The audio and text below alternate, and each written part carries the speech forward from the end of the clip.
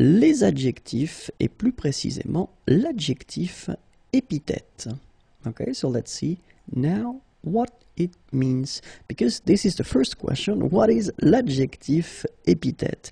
Well, you will see that it's quite simple because it is an adjective, so un adjectif associé à un nom. Okay, so you will associate this adjective to a noun. All right, so we've got the example here, une femme célèbre. Okay, so if you take the time to look, you've got une femme, a woman, and after that you get this célèbre. Okay, so it's an adjective, and you can see that it's directly connected to une femme. So this is what we call an adjectif épithète. Okay, and the translation is here.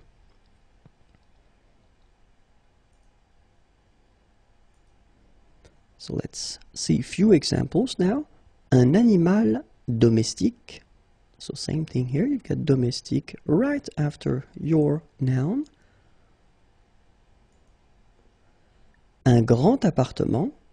So it's quite interesting because you've got here grand, so the adjective before the noun.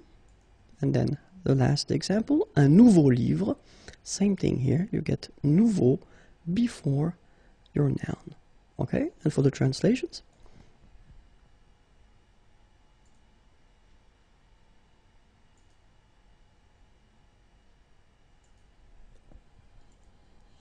So, it's actually quite interesting because we've been noticing that when we talk about l'adjectif épithète, we will have two situations. The first one will be antéposé, so it means that this adjective will come before the noun, okay, avant le nom.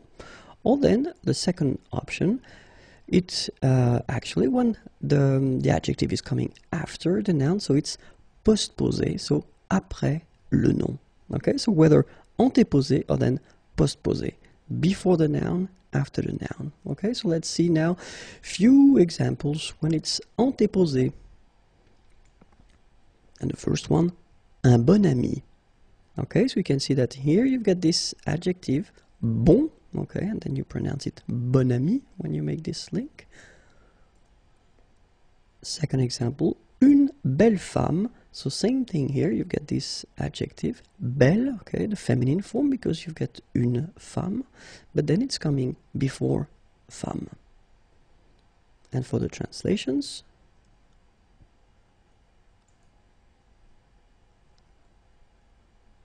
and then we saw that it could come also after, so it will be postposé, okay, and in that case, we've got a simple example here, un travail difficile, okay, so you get difficile, and difficile is coming after travail, okay, but it's directly coming, so you get nothing between the two, and then une expérience enrichissante, same thing here, the adjective is coming right after the noun, and of course you get the feminine form here because une expérience is feminine. And for the translations, l'adjectif attribut. Okay, so we saw in the previous video l'adjectif épithète, and then we'll continue with l'adjectif attribut in this video. Okay, so the question is, what is l'adjectif attribut? Well, l'adjectif attribut, well, clearly it's an adjective, of course, and it will appear, or it will be in or dans un groupe verbal. So it means that you will need to have at least one verb that will somehow introduce this adjective. Okay, so in most of the cases you will see this adjective introduced by être, to be, okay, but then it could be other verbs as well, but then keep in mind that être is quite often used. Okay, so let's see now a few examples. The first one, le canapé est confortable. So you can see that in this structure you get here the subject, le canapé, then you get the verb est, and then you get this adjective. So adjective, this adjective is introduced by être, so est here, so it does mean that it's an adjective attribut. Okay, le canapé est confortable. La vue est magnifique. La vue est magnifique. So exactly the same situation here. You've got la vue, then you've got the verb être, and after that you've got your adjective here. Les enfants sont calmes.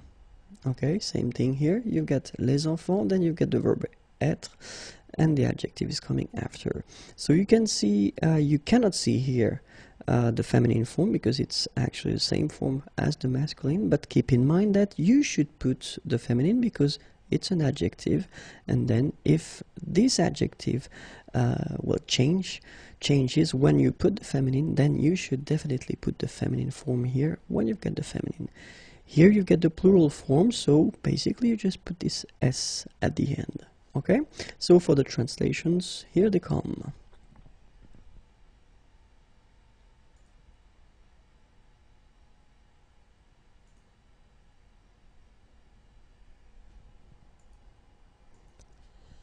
Let's take a few examples again. So, le directeur est autoritaire.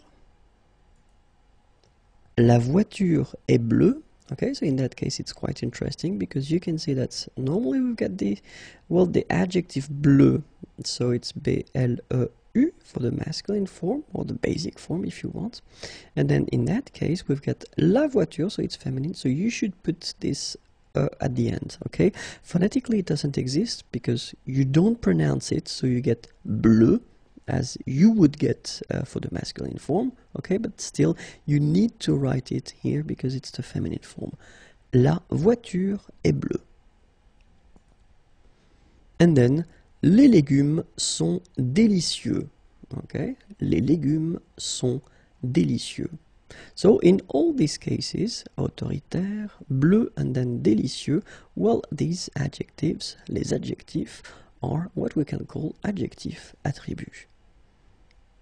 Let's see the translations now.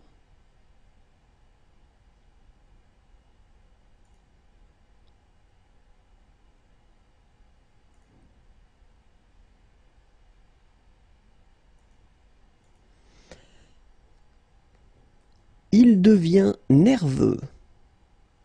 So in that case, it's quite interesting because you can see that I didn't put être, but then I did put this devenir, to become. Okay, il devient nerveux.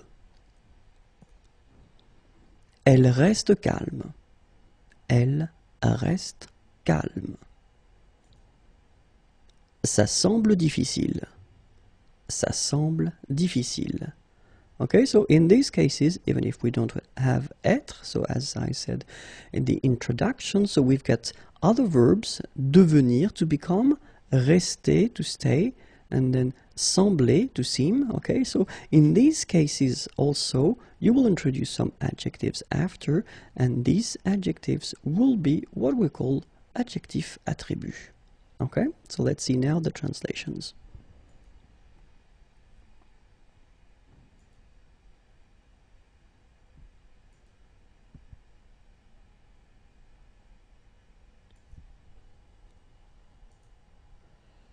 Something that you should remember, so attribut, so this adjectif attribut can be attribut du sujet, like we have been seeing so far, so ce film est bon. Okay, so in that case you've got the subject, ce film, and then you've got the verb, and after that you've got this adjective. Okay, but keep in mind that it's also possible to have this attribut as attribut de l'objet. Okay, so it does mean that, well, still you've got a sentence, you've got a verb, okay, but then the adjective will not be related or connected to the subject, okay, but it will be connected to this object. So when we call the object, it's the grammatical object. Okay, so je trouve ce film bon. Well, in that case, also this bon will be adjectif attribut. Translation, so ce film est bon, and then je trouve ce film bon. L'adjectif apposé ou détaché. Okay, so we continue the series of that cover les adjectifs. So let's start now. So l'adjectif apposé ou détaché. It's actually quite simple because these adjectives will be connected to what we call un groupe nominal. So clearly when we talk about un groupe nominal, we're not only referring to one noun, okay, but it's a noun with something. So it could be an adjective, for instance, and that's what will happen in the examples I will show in this video, okay? And the concept is that you want to actually make a distinction. So you will make, first you will have your noun and then what comes with it, so adjective. And if you want to introduce after that this adjective apposé or then détaché, then you will, so when you speak, you will make une pause, so break, or then you will make une intonation, so you will change your voice, okay, to make it clear that it's something different, something that you will add to what you've been introducing previously, okay? When you write, in a way it's more simple because you only need to put une virgule, a comma, okay? So keep in mind that when you speak, then you will have to make a little break, so une petite pause, or then you will change your voice, okay? And then if you speak, then you will put une virgule, okay? So in that case, well, we will see how it will be when you write. So ce jeune homme, and then here you get your comma, and then you get this habillé en rouge. After that, the comma is coming and the sentence continues, okay? So that's the concept. You first have your first part here, ce jeune homme, this young man, okay? And then you put this comma, and after that, you put this part that we'll call adjectif apposé. Then the comma and the sentence continues, okay? So we are talking about that and nothing else, okay? Let's see another example here. So, cette vieille femme, so same thing here, cette vieille femme, this old lady, cette vieille femme, and then you want to add something more, so agréable et souriante, you put your comma, and the sentence continues. Okay, so this is what we are talking about in this video. It's quite simple. Okay, nothing really special, but still, you know, I thought it might be interesting to make a little video on that because in some cases people maybe tend to forget that you get to make a little, you know, something between the first part and the rest of the sentence. Okay, so let's see now the translation.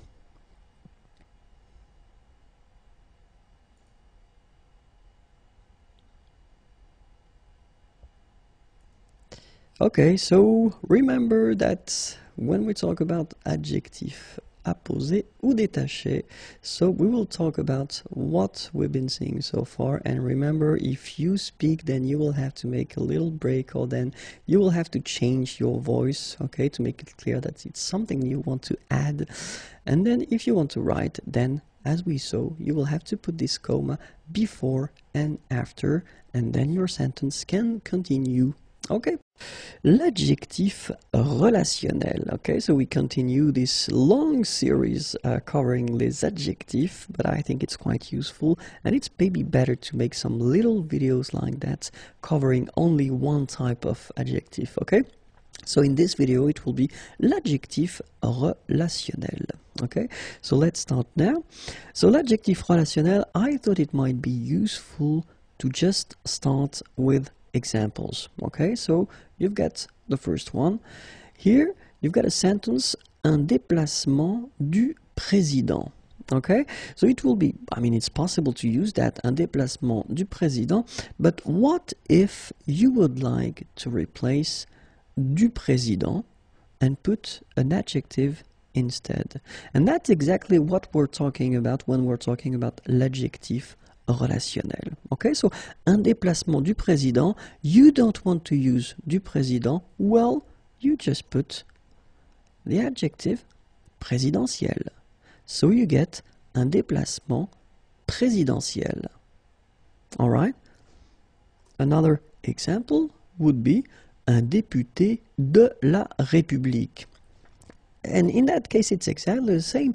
It's possible to use that un député de la République, but then if you want to use, instead of de la République, an adjective, so un adjectif relationnel, it is possible you will get un député and then a républicain, so the adjective.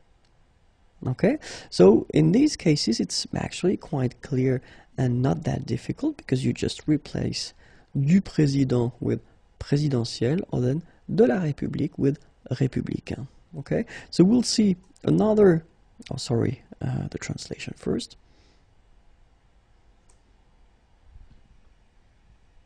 Okay, so we'll see now two other situations where you can replace parts. In that case, un ordinateur qu'on peut porter.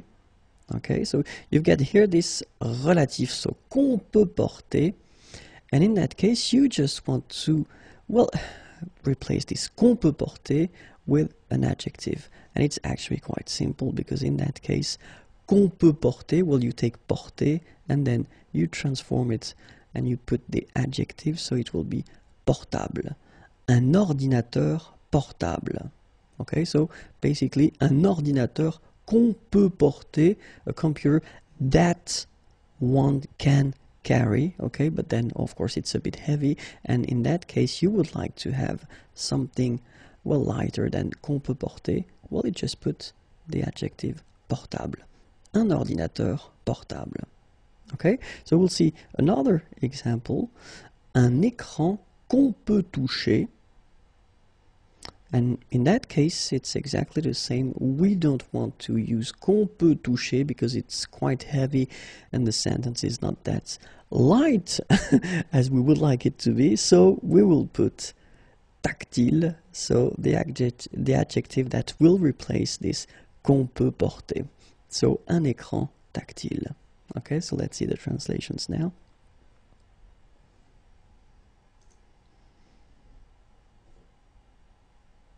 Okay, so keep in mind that as we had previously, or then here, you've got some parts that are possible to keep if you want. Okay, so un ordinateur qu'on peut porter, it's totally correct.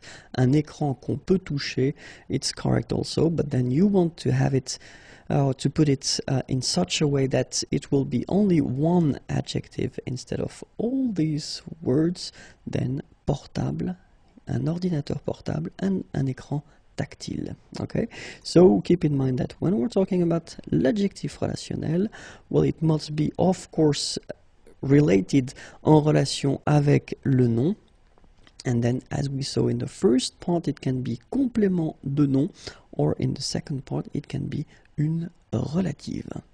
Les adjectifs, and in this video we'll focus on les adjectifs or l'adjectif épithète antéposé.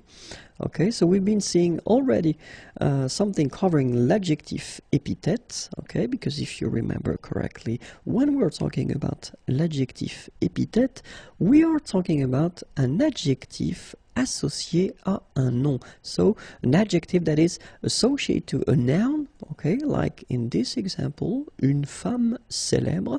So you have your adjective here, okay, directly connected to the noun. You don't have any verb between them, okay, so, and in this case, we are talking about adjectif épithète, okay? So, the second thing is that we're talking now about adjectif épithète antéposé, and then antéposé, means that this adjective will be placed before the noun, okay? So, like in this example, un jeune homme. Un jeune homme. So in that case, you've got your jeune, young, okay, adjective here. And as you can see, it's before your noun. Un jeune homme. And in that case, jeune, we will talk here about adjectif épithète antéposé. So let's see. First, the translations. Une femme célèbre. And then un jeune homme. So you should remember that when we're talking about this category of adjectives, we will talk about adjectives that are so courant, you use them quite often, and they are really, really short adjectives. So not long adjectives, but really short one. Okay, and then caractérisé par des adverbes. So if you introduce these adjectives with adverbs, so before you will, if you want to put si, trop, très, or then tout. So in that case, remember that you will have to put them before the noun. And the last category is actually quite useful because we're talking about adjectif numéro. Okay, so when we talk about the numbers, in that case, well, you will have to put them before the noun as well. Okay, so let's see now few examples. And the first category, so we were talking about really common adjectives that are really, really short. Okay, so the first one, un jeune homme, so as we had previously. Second one, une belle ville. Then, un bon déjeuner. Un mauvais film. Okay, so you can see that in all these cases, jeune, belle, bon, and then mauvais, they are placed before the noun. Homme, ville, déjeuner, and then film. Okay, so let's see the translations now. Un jeune homme, une belle ville, un bon déjeuner, un mauvais film. Okay, so second category, remember, when you introduce them with adverbs like si, trop, très, or then tout. Un tout petit bébé. Okay, so here we've got tout, so it's an adverb, and then we've got petit, so the adjective. And so just because we combine the two, then we will have to put them before the word or the noun, so bébé. Un tout petit bébé. Remember that when we're talking about this category, it's always possible when we speak to put that after as well. Un bébé tout petit. Une très belle maison. Same thing here. You've got the adverb très and then the adjective belle. Okay, so you should put them before the noun maison. But as we saw previously, when we talk, it's always possible to change that and to put that after. Une maison très belle. Okay, so keep in mind that in blue here, un tout petit bébé, une très belle maison. Well, that's what normally you should do and what normally you should write. So they should come before the noun, like here and here. Okay. But when you talk, well, as you know, oral French is a bit more flexible, so it's not that strict, so it is possible to put them after the noun. Un bébé tout petit, une maison très belle. For the translations.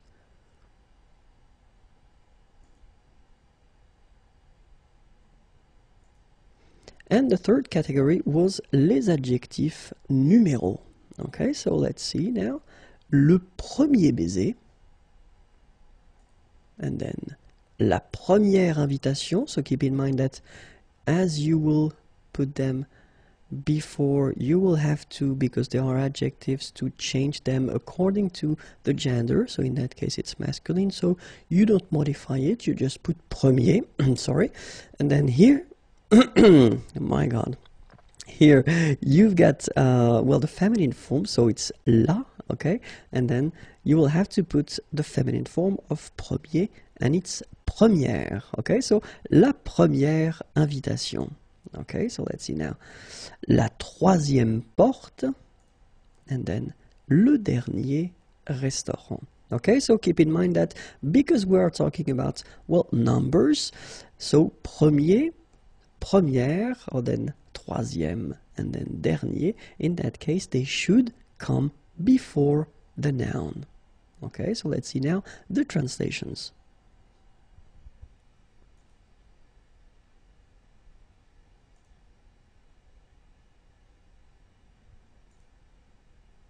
L'adjectif épithète postposé. Okay, so let's start now. So when we talk about l'adjectif épithète postposé, First, well, you should know what an adjective epithet is, and it's actually not that difficult. L'adjective epithet is an adjective that will be associated to a noun. Okay, so let's take this example here. Un homme joyeux. Okay, so you've got a man and then joyeux, joyful. So this adjective is coming right after your noun. Okay, you don't have any verb, you don't have anything between the two of them, so it's what we call an adjective epithet. Okay, and the second thing that we should, well, clarify, it's postposé. And when we talk about postposé, so we will talk about an adjective that will be placed after the noun. Okay, so like in this example here, une chemise bleue. Okay, so bleu here is coming after your noun. Okay, so it's what we call postposé. Translations are here, un homme joyeux, and then une chemise bleue. Okay, so for these adjectives epithet postposé, we will talk about les adjectifs that will express, well, what we call une qualité objective. So if you want to talk about the color, for instance, the appearance, the shape, la forme, or then l'origine, the origin, or the nationality. So in these cases, well, these adjectives will respect this rule, so they will come right after your noun, and they will come, well, clearly right after, so and not before. Okay, so the second category, we are talking about les participes passés. So we've been seeing that previously. Participes passés, so in English it's past participles, and then les participes présents, present participles. So normally, les participes passés, remember, we use them when we construct these compound tenses, okay? But then these participles, sorry, the past and the present, they can be used as well, not all of them, but some of them can be used as well as adjectives. And well, in these cases, you will put them after your noun, okay? After that, we will talk about les adjectifs that will be, or that will have before them an adverb, okay? But we're not talking about trop, très, tout, and si, because we've been seeing that in the previous video that these four adverbs are actually a bit tricky. Okay, but then all the other adverbs that will be placed before your adjectives, well, actually it will be quite simple, but then you will put them after your noun, okay?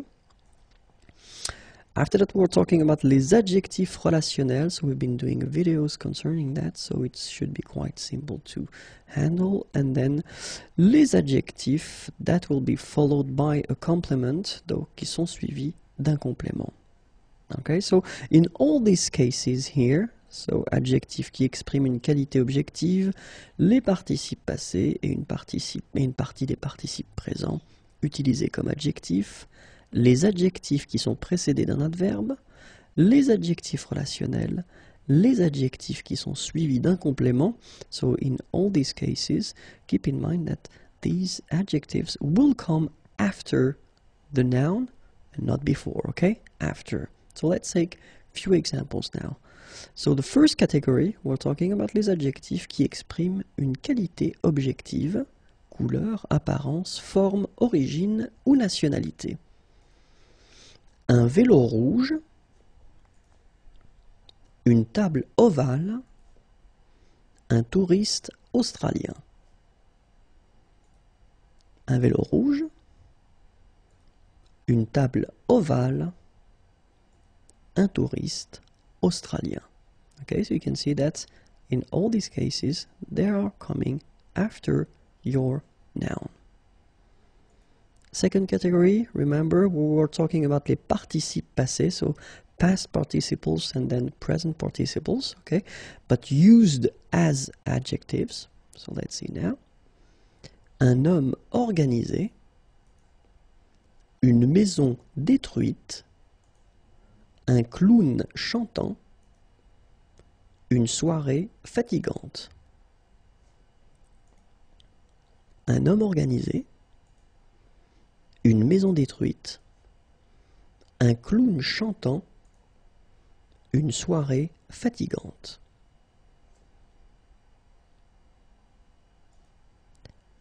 Then, remember les adjectifs précédés d'un adverbe. So, in these cases, you can see that un voyage incroyablement cher. So, cher is the adjective here, okay? But then you've got this incroyablement, so it's an adverb, and it's coming before your adjective. So, you will have to put the two of them after your noun here. Un voyage, and then the rest is coming. Incroyablement cher. Une réceptionniste extrêmement efficace. Des restaurants rarement bons. Okay, so in all these cases, as you can see, we've got here incroyablement, an adverb, extrêmement, another adverb, and then rarement, an adverb as well. And they just go before your adjective. So, translation, un voyage incroyablement cher,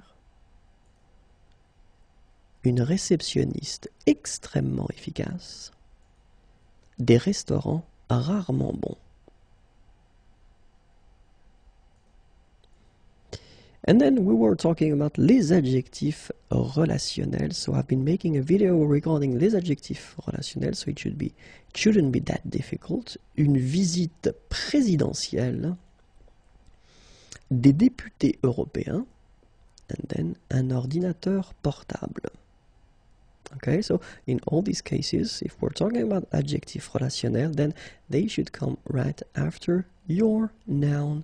Une visite présidentielle, des députés européens, un ordinateur portable.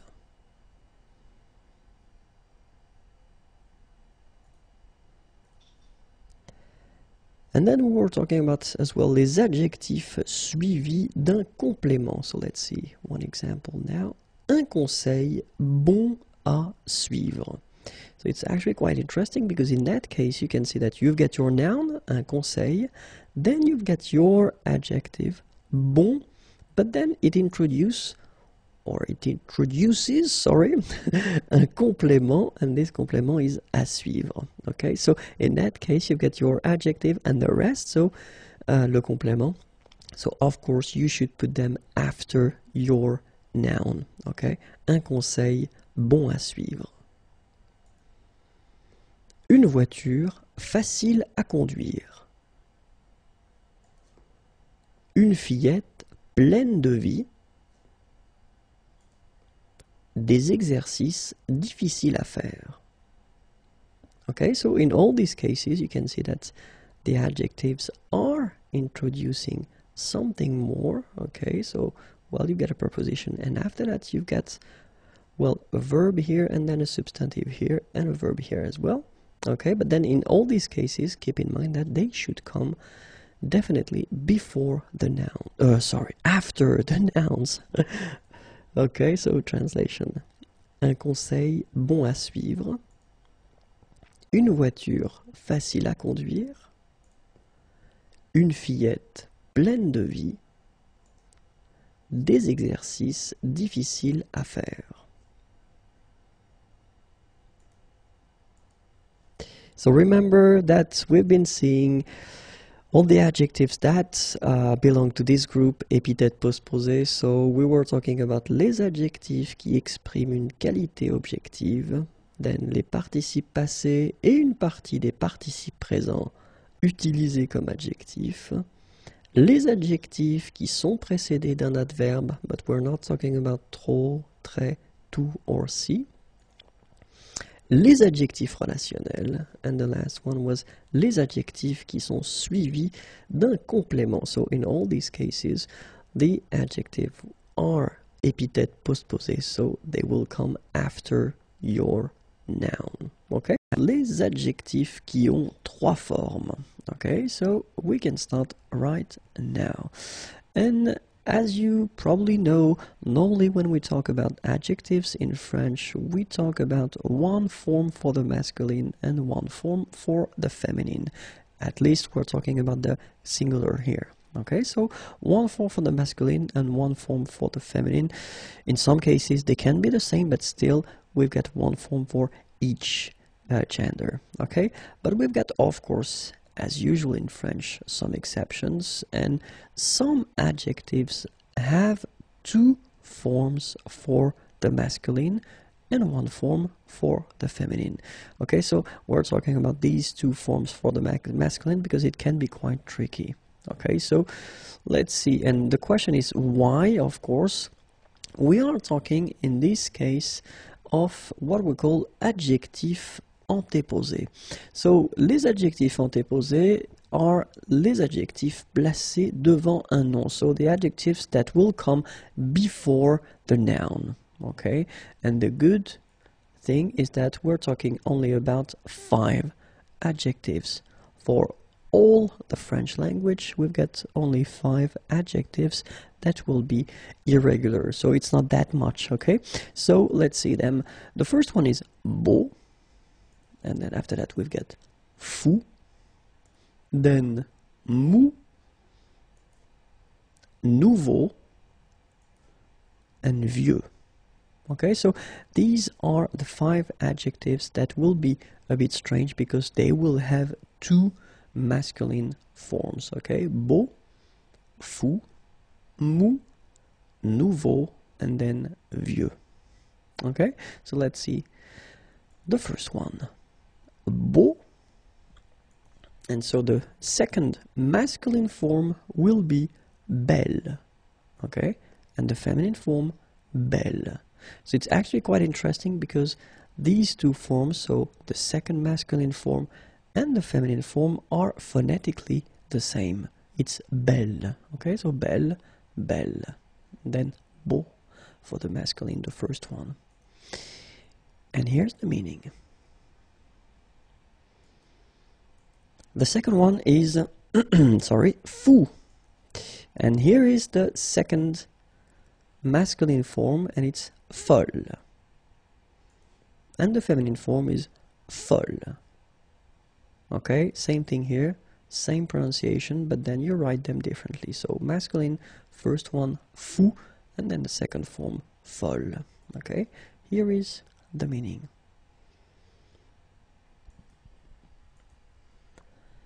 Mou, molle for the second masculine form, and then the feminine form, molle. Here is the meaning. And then nouveau will give us nouvelle for the second masculine form, and then nouvelle for the feminine form. And here is the meaning. And last but not least, vieux will give us vieille, and then the feminine form, vieille. Okay, so phonetically the same, but then look, you write them differently. Okay, and here is the meaning. So the question is, when do we modify or do we use this second masculine form? Well, the first situation is, of course, so they will be coming before the noun, okay, and then it will be according to the first letter of this noun. So as these adjectives will be placed before the noun that will come after will affect the fact that you will choose whether the first form of the masculine or the second form of the masculine. Okay, and then we're talking now about the words that will start with a vowel. Okay, so if your word is starting with the vowel, then no hesitation, you will have to pick and to choose the second form of the masculine. Okay, and then the second group is actually a bit more difficult because we're not talking about all the words starting with ash, okay, but only some of them, okay, but let's say that's a big part of them. And in that case, when you will have some words starting with ash, then you will have to use the second form of the masculine. Okay, so let's start now and see how it will work with beau, for instance. Okay, so if we take an example like that, un beau paysage, well, actually you've got this adjective beau here, just before, and then you've got paysage here. It does start with P, okay, so it does mean that you don't really need to modify it, so you just put it like that. But of course, if you've got a word like homme in that case, so it starts with a H, okay, and then, well, it belongs to this group that will require to modify your adjective, so you will have to use the second form for the masculine, so belle, okay, un bel homme. So, un beau paysage, and then un bel homme. Okay, so let's see now for fou. Un projet fou. So actually this one is quite interesting because you will put it after, but in this case here, you will put it before, and as it comes before, and then the word or the noun that it is related to is starting with a vowel, a, in that case you will have to use the second form of the masculine, un fol avenir. Okay, so un projet fou, un fol avenir. Then mou, un pain mou, exactly the same situation. You've got your mou coming here, but when you put this form here, and oreiller is starting with a vowel, O here, then you will have to modify it. So, un mol oreiller. Okay, so, un pain mou, un mol oreiller. Nouveau, un nouveau film. Okay, so first letter is F, so you don't change, you just put nouveau here. But then, un nouvel appartement. Appartement starts with a vowel A, so nouvelle, the second form of the masculine. Un nouveau film, un nouvel appartement. Vieux, un vieux bateau, and then un vieil homme. Un vieux bateau, un vieil homme. So remember these 5 adjectives, les 5 adjectifs, and beau, belle, fou, folle, mou, molle, nouveau, nouvelle, vieux, and vieille. L'adjectif comme adverbe. Okay, so let's start right now. And it's actually quite interesting because normally we tend to think that, well, we will use adjectives like adjectives and only like adjectives, but in some cases actually it's possible to use these adjectives as adverbs. Okay, and so that's exactly what we will see in this video. So keep in mind that to construct this adverb based on this adjective, you will have to, well, take this adjective and then you take la forme masculine and it will give you this neutral form, okay? So it means, and this is really important, that le féminin et le pluriel, actually they won't exist. As you will use this adjective as an adverb, it does mean that you don't do anything, you don't put anything at the end for the feminine or for the plural, you just keep it like that. Okay? So let's see a few examples now. The first one, les oiseaux volent haut. Okay, so you can see that here you've got haut, and it's an adjective, but as we connect it directly to the verb, voler, okay, so it is an adverb. All right, so it's an adjective that has been changed into an adverb. Okay, so les oiseaux volent haut. La rose sent bon. Okay, so exactly the same thing here.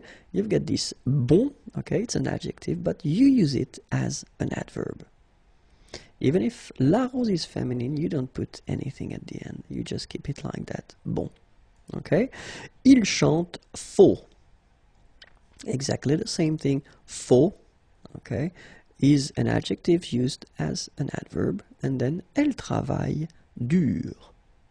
Okay, so, les oiseaux volent haut. La rose sent bon. Il chante faux. Elle travaille dur. Okay, so remember, haut, bon, faux, and dur are adjectives that are used as adverbs. So remember, the way to construct or to make it is you take your adjective, vous prenez l'adjectif, la forme masculine, and then you will get this adverb, so la forme neutre de l'adverbe, and keep in mind that you will never put the feminine at the end or the plural.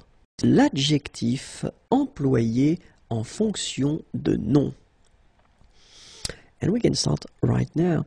So it's quite interesting because we've been seeing in the previous video the situation when you can use an adjective as an adverb, and basically it's quite interesting because in this video we will discover that it's possible as well to make some nouns based on the adjectives. Okay, so it's actually quite simple. You will just take your adjective, okay, and then if it's possible, because it's not possible in all the situations, we will see that, but then if it's possible, you will get, well, whether une forme masculine or then une forme féminine, or in some situations you will get both. Okay, so basically you just put the masculine form of your adjective and you put an article before that, un, or then la forme féminine, and you put an article before that, une, okay, or it could be le and la, and you will get your noun. Okay, so it's quite simple. So let's see now.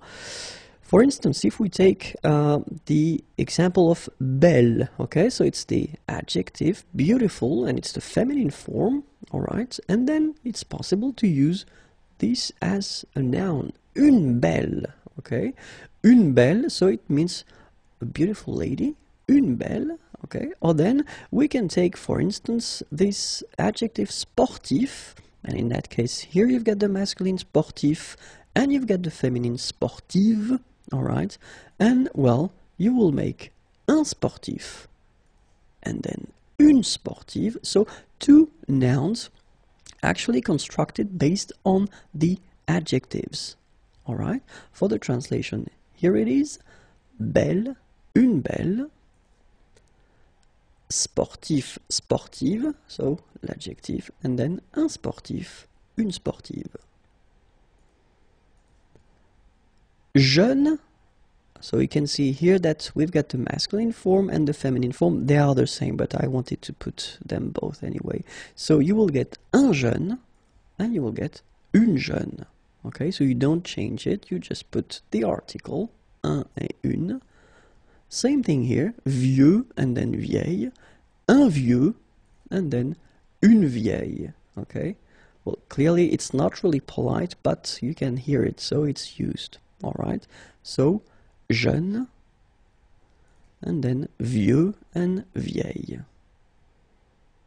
Okay, so let's hear now, or let's look at other adjectives that will make nouns. So this one is quite interesting because rouge, so we're talking about the colors, okay, so rouge, so it could be green, it could be anything else, but then rouge, and in that case, well, of course you've got only one possibility because you don't have the masculine and the feminine, so it will be masculine, un rouge.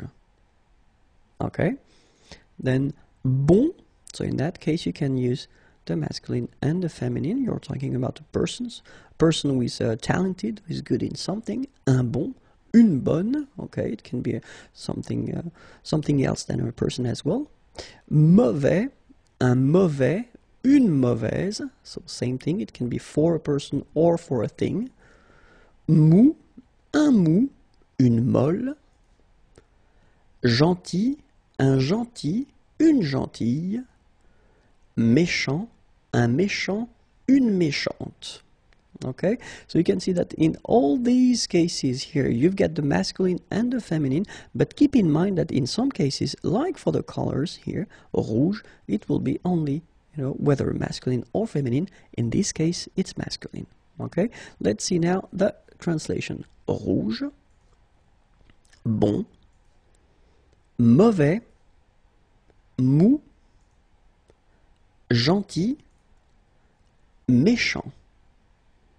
L'adjectif avec une préposition et un nom ou un infinitif. Okay, so let's see now.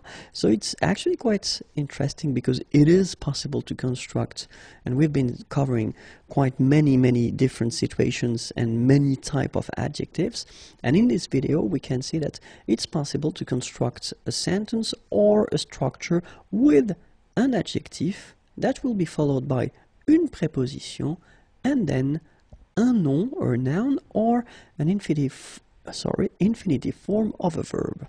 Okay, so adjectif, préposition, and then nom ou infinitif. Okay, so when we talk about les prépositions, so we think about a, de, or then en, but then keep in mind that in most of the cases it will be de.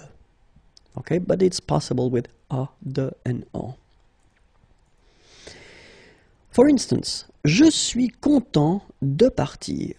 Okay, so in that case, you can see that you've got this content, okay, and then it's followed by this de préposition and the verb partir. Je suis content de partir. Or then it could be, elle est fière de moi. Okay, so you've got this adjective here, fier, and then de, and in that case, you got moi, so le pronom personnel tonique. Or then it could be, c'est plein de vitamines. Plein, adjectif, de, and then vitamine, substantive, or noun. Or then, c'est facile à dire. Okay, so in that case, you've got your preposition à, and then the verb dire. So it's the infinitive form. Okay, so, je suis content de partir. Elle est fière de moi. C'est plein de vitamines.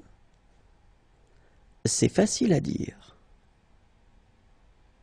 Okay, so remember, adjectif, préposition, verbe, adjectif, préposition, pronom personnel tonique, adjectif, préposition, substantif ou nom, adjectif, préposition, verbe à l'infinitif.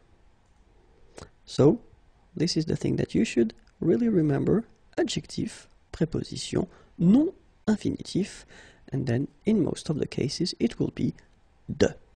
L'adjectif avec que est une proposition complétive.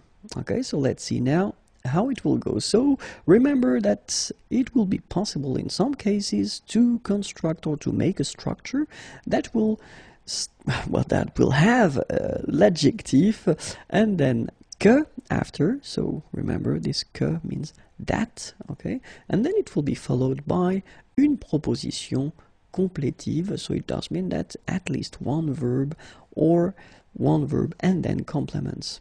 Okay, so subject, verb, and complements. So adjective and then que, that, and followed by une proposition complétive. Okay. The important thing is that most of the adjectives won't match these requirements, so it won't be possible to make this structure with most of them, but we're talking in that case about les adjectifs qui expriment un sentiment, so the adjectives that will express feelings, okay? Un sentiment, a feeling. All right, so we will see a few examples. And the first one is être content que. Okay, so you can see that you've got the verb to be, and then here you've got your adjective, and it's followed by que, okay, and the rest should come. Être désolé que, exactly the same thing. You've got désolé and then que. Être bouleversé, que. Être choqué, que. Être indigné, que. Okay, so être content, que. Être désolé, que. Être bouleversé, que. Être choqué, que. Être indigné, que.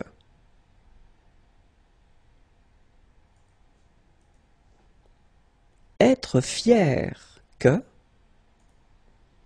Être embêté, que. Être ennuyé, que. Être gêné, que. Être embarrassé, que. Alright, so exactly the same structures. You've got your adjectives. They are followed by que, okay, and then the rest should come. Être fier, que. Être embêté, que. Être ennuyé, que. Être gêné, que. Être embarrassé, que. Être furieux, que. Être ravi, que. Être confus, que. Être déçu, que. Être mécontent, que. Être furieux, que. Être ravi, que. Être confus, que. Être déçu, que. Être mécontent, que.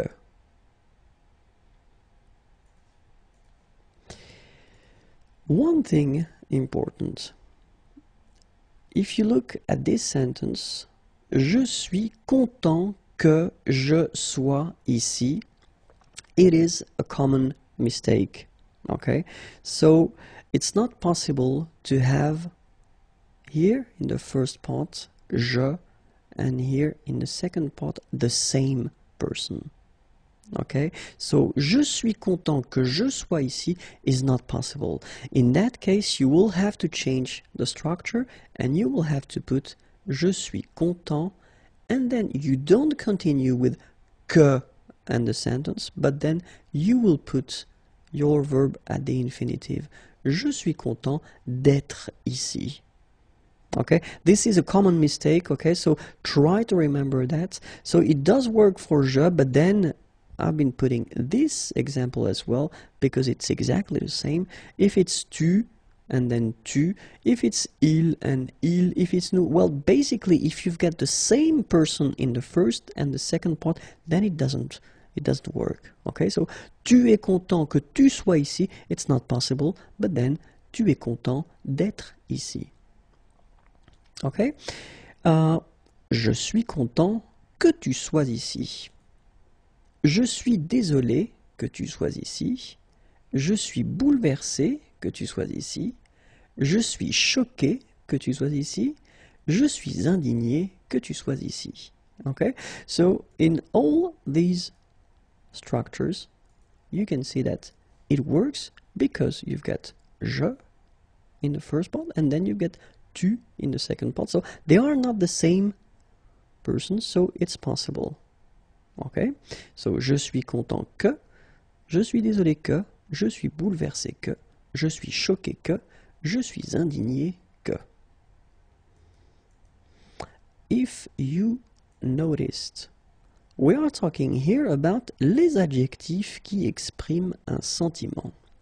And maybe it rings a bell because unfortunately for you, when we're talking about this structure, que, and then you express a feeling, un sentiment, then you will have to put le subjonctif right after, okay? And that's probably what you noticed, but then now you can see it more clearly that in all the structures or the sentences I've been putting previously, here, here, and here, we've got le subjonctif.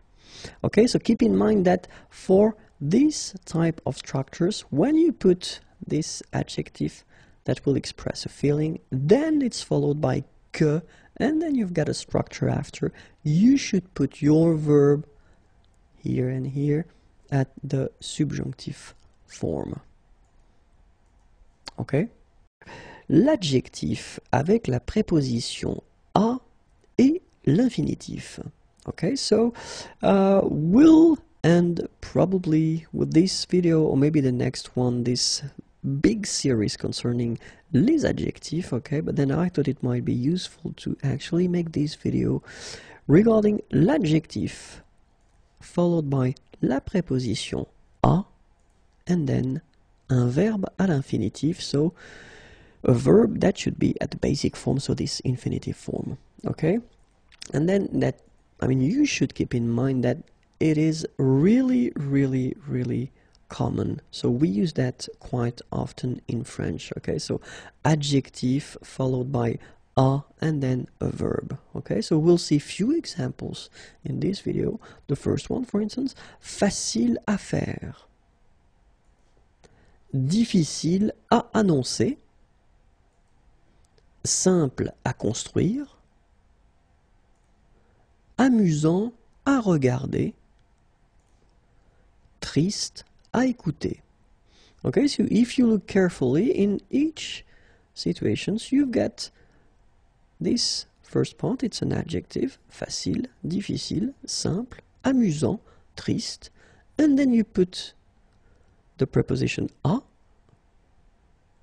and then you put your verb at the infinitive form, faire, annoncer, construire, regarder, écouter. Okay, so facile à faire, difficile à annoncer,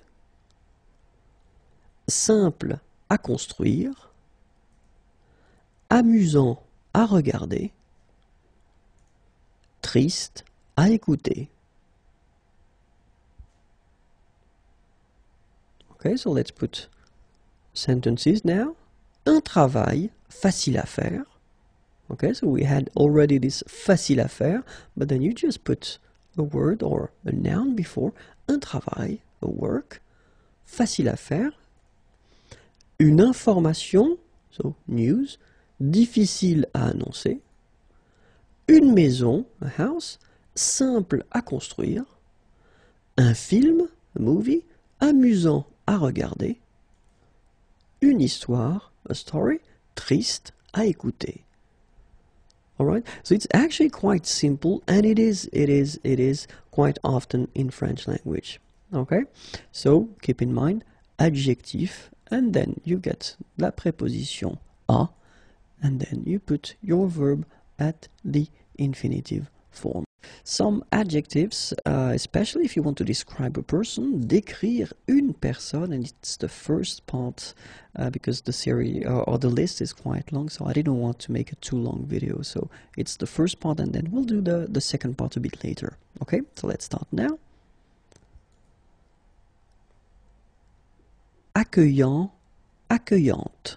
Okay, so I will pronounce first the masculine form, then the feminine form. So masculine, accueillant, accueillante. Actif, active. Affectueux, affectueuse. Agile, and then it's the same form for the feminine form. Agréable, same thing here. So, accueillant, accueillante. Actif, active. Affectueux, affectueuse. Agile, agréable. Agressif, agressive. Aimable, ambitieux, ambitieuse. Amusant, amusante. Antipathique. Agressif, agressive. Aimable, ambitieux, ambitieuse, amusant, amusante, antipathique. arrogant, arrogante. Astucieux, astucieuse. Aventureux, aventureuse. Beau, belle. Bête. Arrogant, arrogante. Astucieux, astucieuse. Aventureux, aventureuse. Beau, belle. Bête. Câlin, câline. Calme. Charmant, charmante. Compétitif, compétitive. Complexé, complexé. So you just add this final but then for the feminine form, it's phonetically it's the same as the masculine form. Okay? So, câlin, câline, calme, charmant, charmante, compétitif, compétitive. Whoops, sorry, it was complexé. I'm going too fast. Courageux, courageuse. Créatif, créative. Curieux, curieuse. Débrouillard, débrouillarde. Décidé. And then décidé, feminine form, but then you don't hear the final okay? Courageux, courageuse. Créatif, créative. Curieux, curieuse. Débrouillard, débrouillarde. Décidé, décidé. Désagréable. Discipliné, discipliné. Drôle. Dynamique. Égoïste. Désagréable. Discipliné, discipliné. Okay, so you add this final you don't pronounce it. Drôle. Dynamique. Égoïste. Élégant, élégante. Embarrassé, embarrassé.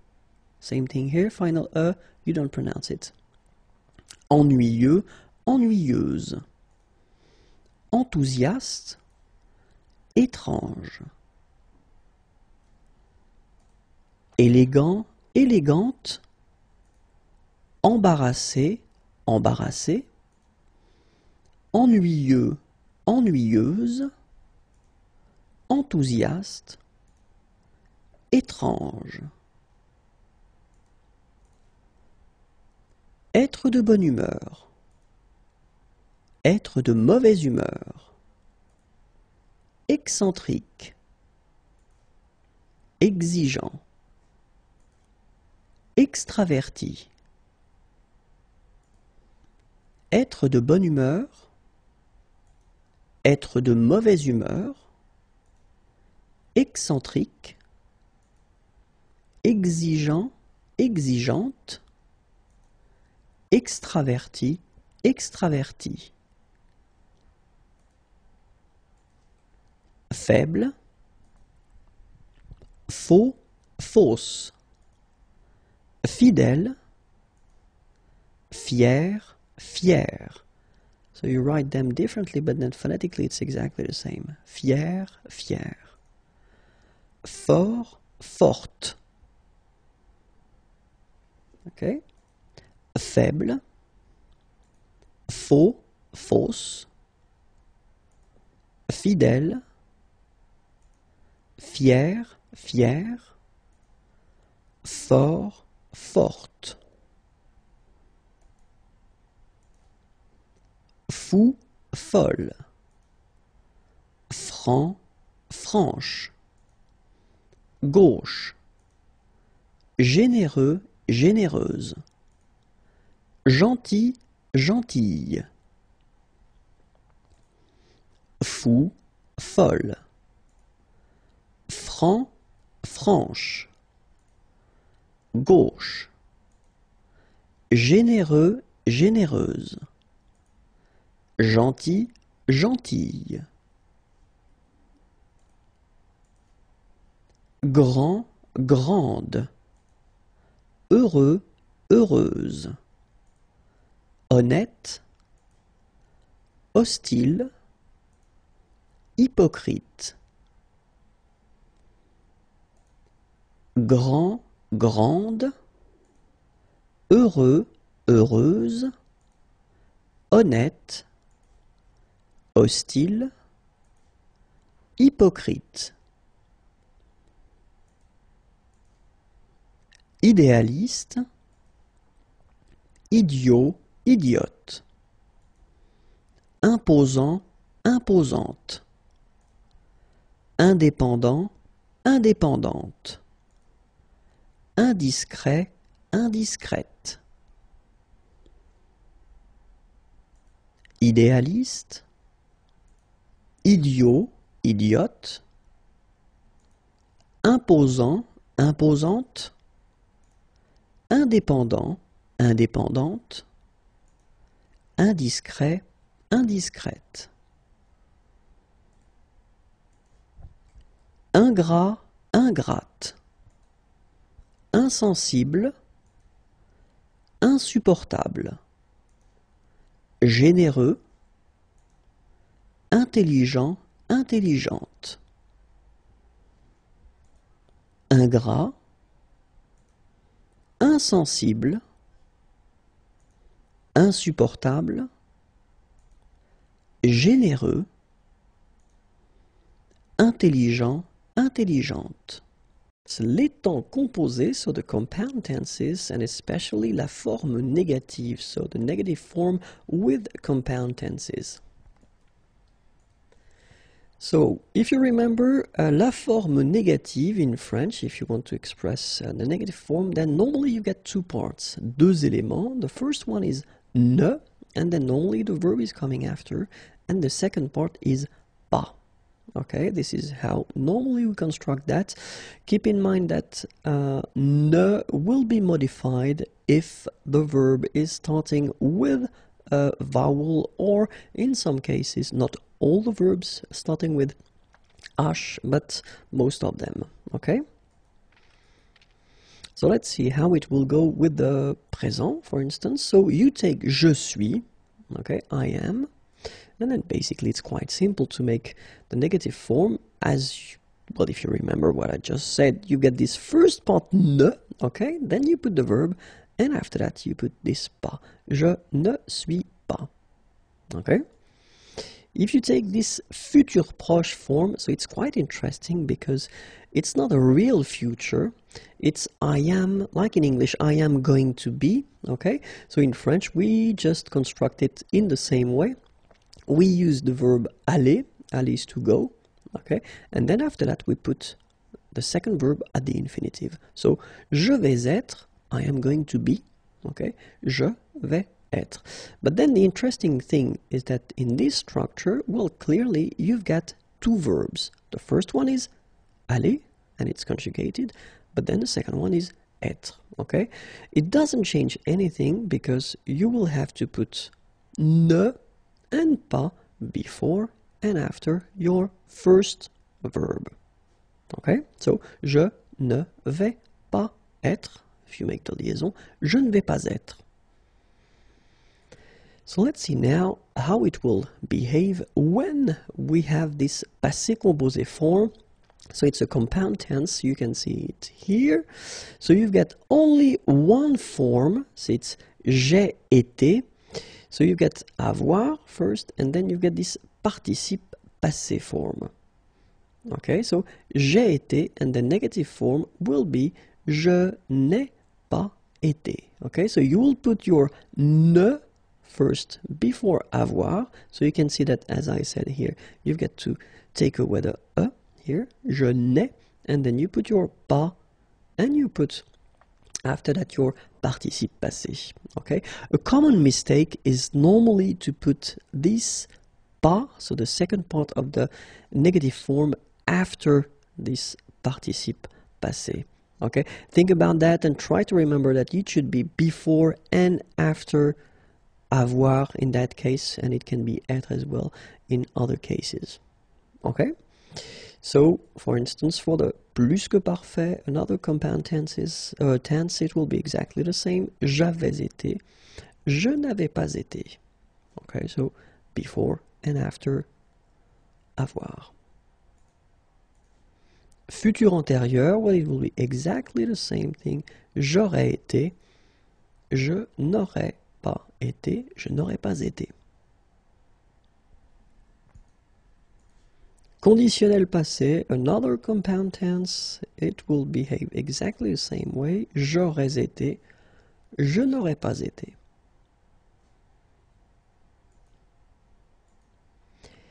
Something quite important, and it's oral French. So I'm not talking about this formal oral, but I'm talking about, well, this French that you can hear when you are walking in the street and then people are speaking in an informal way.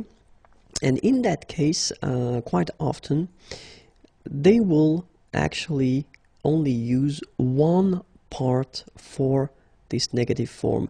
And this part that they will use will be the pas. Okay, so they will take away the ne and they will only keep this pas. Keep in mind that it is informal French. So it's spoken French, it's not in formal situation because, of course, in formal situation, you will have to keep the two parts, okay? But then, if you are listening to, well, youngsters, they won't use the first ne part, okay? So, let's see how it will look like. Je suis, okay, will become je suis pas. Futur proche, je vais être, will become, sorry, je vais pas être. Passé composé, j'ai été, will become j'ai pas été. Plus que parfait, j'avais été, will become j'avais pas été. Futur antérieur, j'aurais été, will become j'aurais pas été. Conditionnel passé, j'aurais été, will become j'aurais pas été. So remember, la forme négative, normally two parts. When we are talking about this informal oral French, then one part, okay? When you get the two parts, it's ne and then your verb and pas. And if it's informal, then it's only pas, okay? Les verbes pronominaux, and more precisely, la forme négative avec les verbes pronominaux. Okay, so let's start now. La forme négative, so if you remember it, we've got two parts that normally we need to use if we want to put this negative form. The first one is ne, and then you've got pas. Okay, between the two, you should have your verb. Okay, so let's take an example now. We will take the verb se lever. Okay, so it's un verbe pronominal, se lever, okay? And then at the present form, so je me lève. Se lever is to get up, okay? Je me lève. All right? And the question is, where do we need to put ne and pas? Well, look, and it's quite interesting.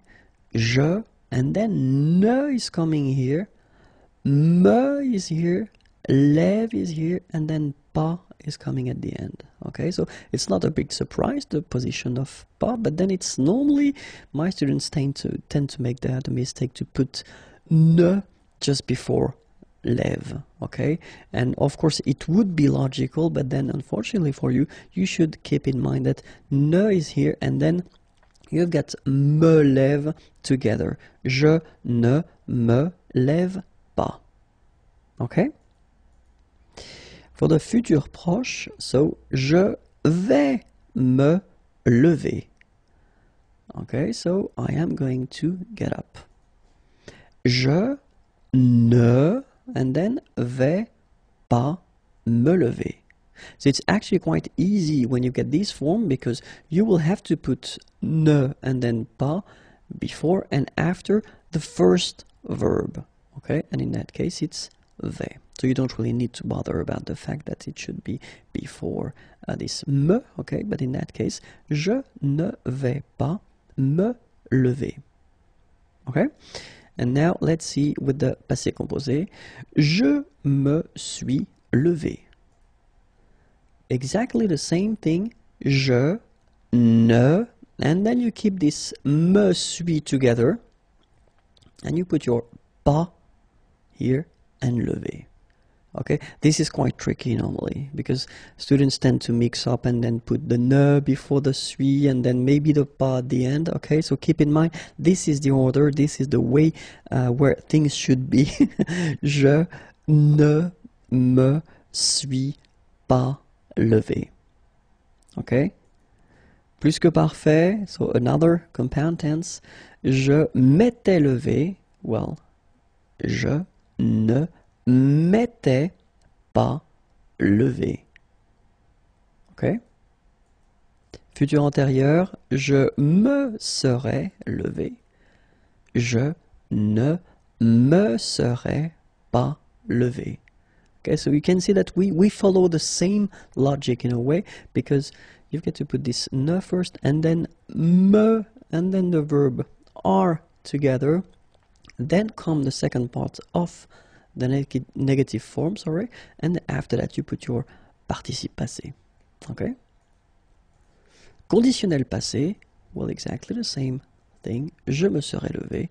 Je ne me serais pas levé. Okay? Keep in mind that actually, as you know, spoken French and written French can be different. And for this section, I will actually present to you this informal way that French people, or not all the French people, but then some French people have to construct the negative form, okay? Because if we're talking about youngsters, for instance, and then, well, the French that you can hear in the streets, normally when we talk about the negative parts, they will take the first part away. And then you get je me lève. If you want to put the negative form, then you will only put this pas at the end. Okay? This is informal. It's not formal French. It does mean that if you want to write, if you want to communicate with officials or in some serious situations, you should definitely use the two parts of the negative form. Okay, the important thing is to, well, listen. If you hear that the persons that you are talking to or you are talking with are not using this first part, then, well, why not? You know, just follow them and you can drop, if you want, the first part. Okay, je me lève pas.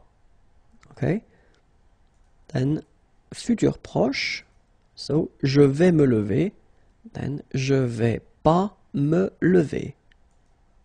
Okay, passé composé, je me suis levé, je me suis pas levé. Plus que parfait, je m'étais levé will become je m'étais pas levé. Futur antérieur, je me serais levé, je me serais pas levé. Conditionnel passé, je me serais levé, je me serais pas levé. Okay? So remember, la forme négative, you should have two parts, or then it's possible to see one part. Okay, when you've got two parts, it's ne and then pas. Okay, or then only pas, but then we are here dealing with informal French, so be careful, don't use that in all the situations. L'infinitif and then les modifications, and more precisely we will talk about reflexive verbs, okay, so infinitive. So let's start right now. And I've been thinking that it would be interesting to pick two verbs and maybe to take, well, actually regarder first and then se regarder. Okay, so regarder means to look, and then se regarder, so it's the reflexive verb, so to look at yourself. Okay, so let's see now, because the idea is that when you've got two verbs, actually we take the futur proche as an example. So the futur proche, remember, it's this fake future in a way when you use this I am going to and something is coming after. So we do the same in French. We use aller, to go, and then you put the second verb at the infinitive. So it's normally quite simple if you've got a normal verb in a way, but then when we start to construct that with the reflexive verbs, it can be a bit tricky, or it can be a bit strange at the beginning. So that's the reason why we'll see that together. So first person, je, and then, well, actually, if you want to use this futur proche form, I am going to look, it's quite simple, because you just put your subject, you put your verb here, to go, conjugated at the present form, je vais, and then you put the infinitive form, regarder. Okay, so in this situation, it is quite simple. But then the question is, how would you put that if you would use this reflexive verb, se regarder?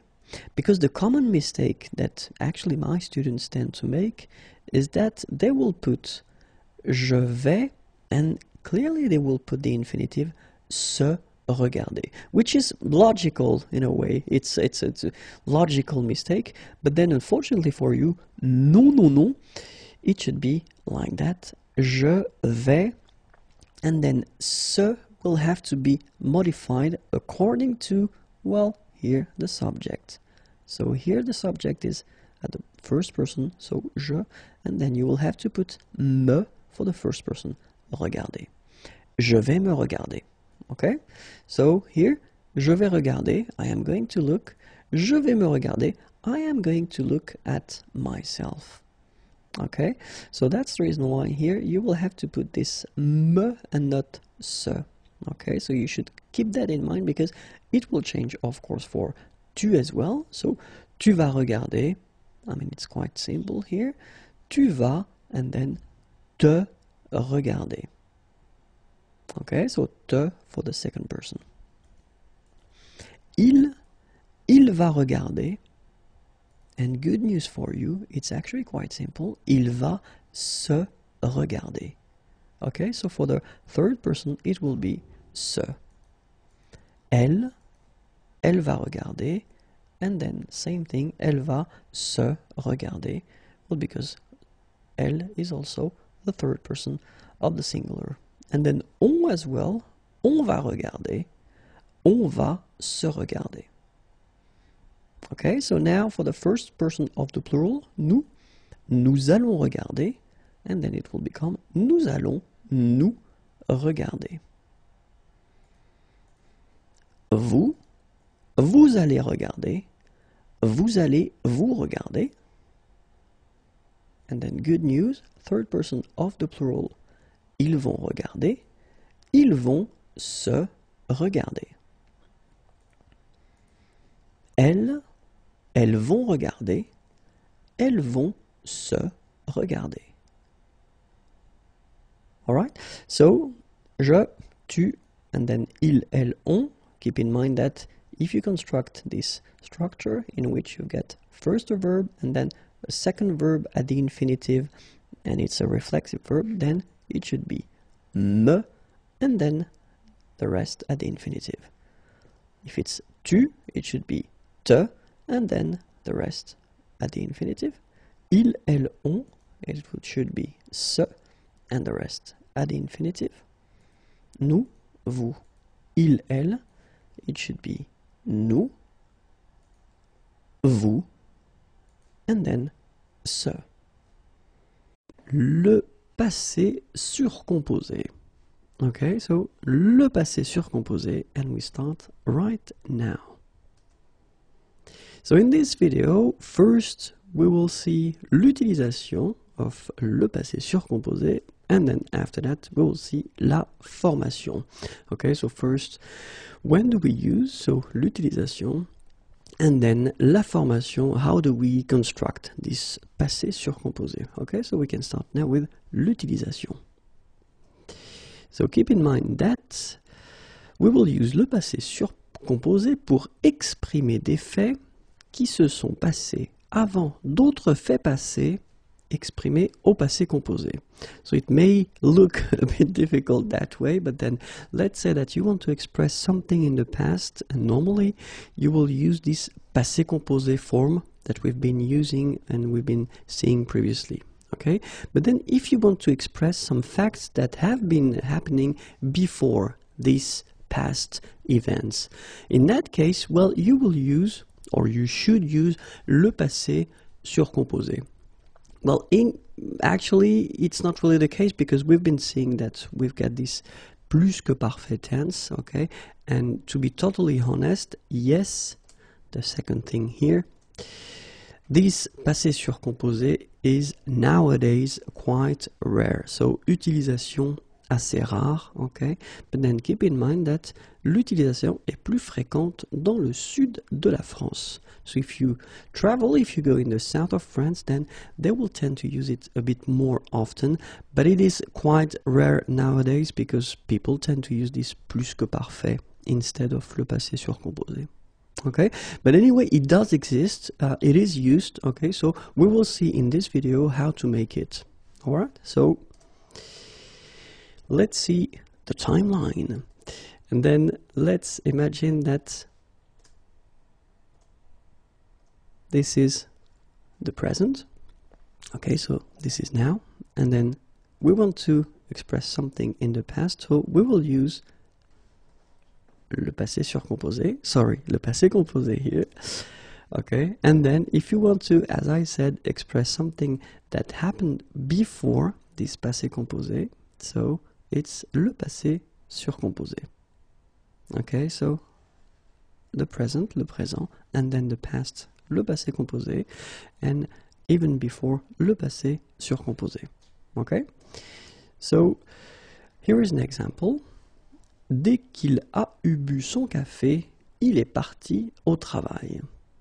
Okay, so it's a strange sentence maybe, but then let's have a look at it. And the first thing that we should spot here is this a eu bu. And then the second thing is est parti. Okay, so the first thing that we can see here, this a eu bu, okay, it's actually this passé surcomposé form. And then the second form here is the passé composé. Okay, so dès qu'il a eu bu son café, so this thing has been happening before, so he has been drinking his coffee. Then, okay, something that happens after, but it's still in the past, okay? Il est parti au travail. Okay, so the first event, okay, au passé surcomposé, and the second event here, au passé composé. So let's see how to make this passé surcomposé. Few examples first. So, first sentence, j'ai mangé au restaurant, it's le passé composé, okay, as we saw, you use whether avoir or être, okay, in most of the cases, you will use avoir, you put that at the present form, and then after that you put this form that we call participe passé, okay, so this is here, le passé composé, okay, so if you want to make le passé surcomposé, so it's an example here, j'ai eu mangé au restaurant. So you can see that the difference between the two, actually this manger form, so the participe passé, this past participle, doesn't change. So no changes here, okay? But this is this first part that will change. So if you can notice, in that case here, you get avoir, and it's at the present form. And if you look carefully here, you've got avoir at the passé composé form. Okay, let's take a second example here. Tu as regardé la télévision. Okay, so exactly the same concept. The first sentence here is at the passé composé. So you've got this avoir at the present tense, and then you get here the participe passé. Tu as regardé la télévision. I've got some problems with my mouse, sorry. And then the second sentence, tu as eu regardé la télévision. Okay, so we can see that it's exactly the same situation. We've got this regarder form and it's exactly the same, so you don't really need to bother about that.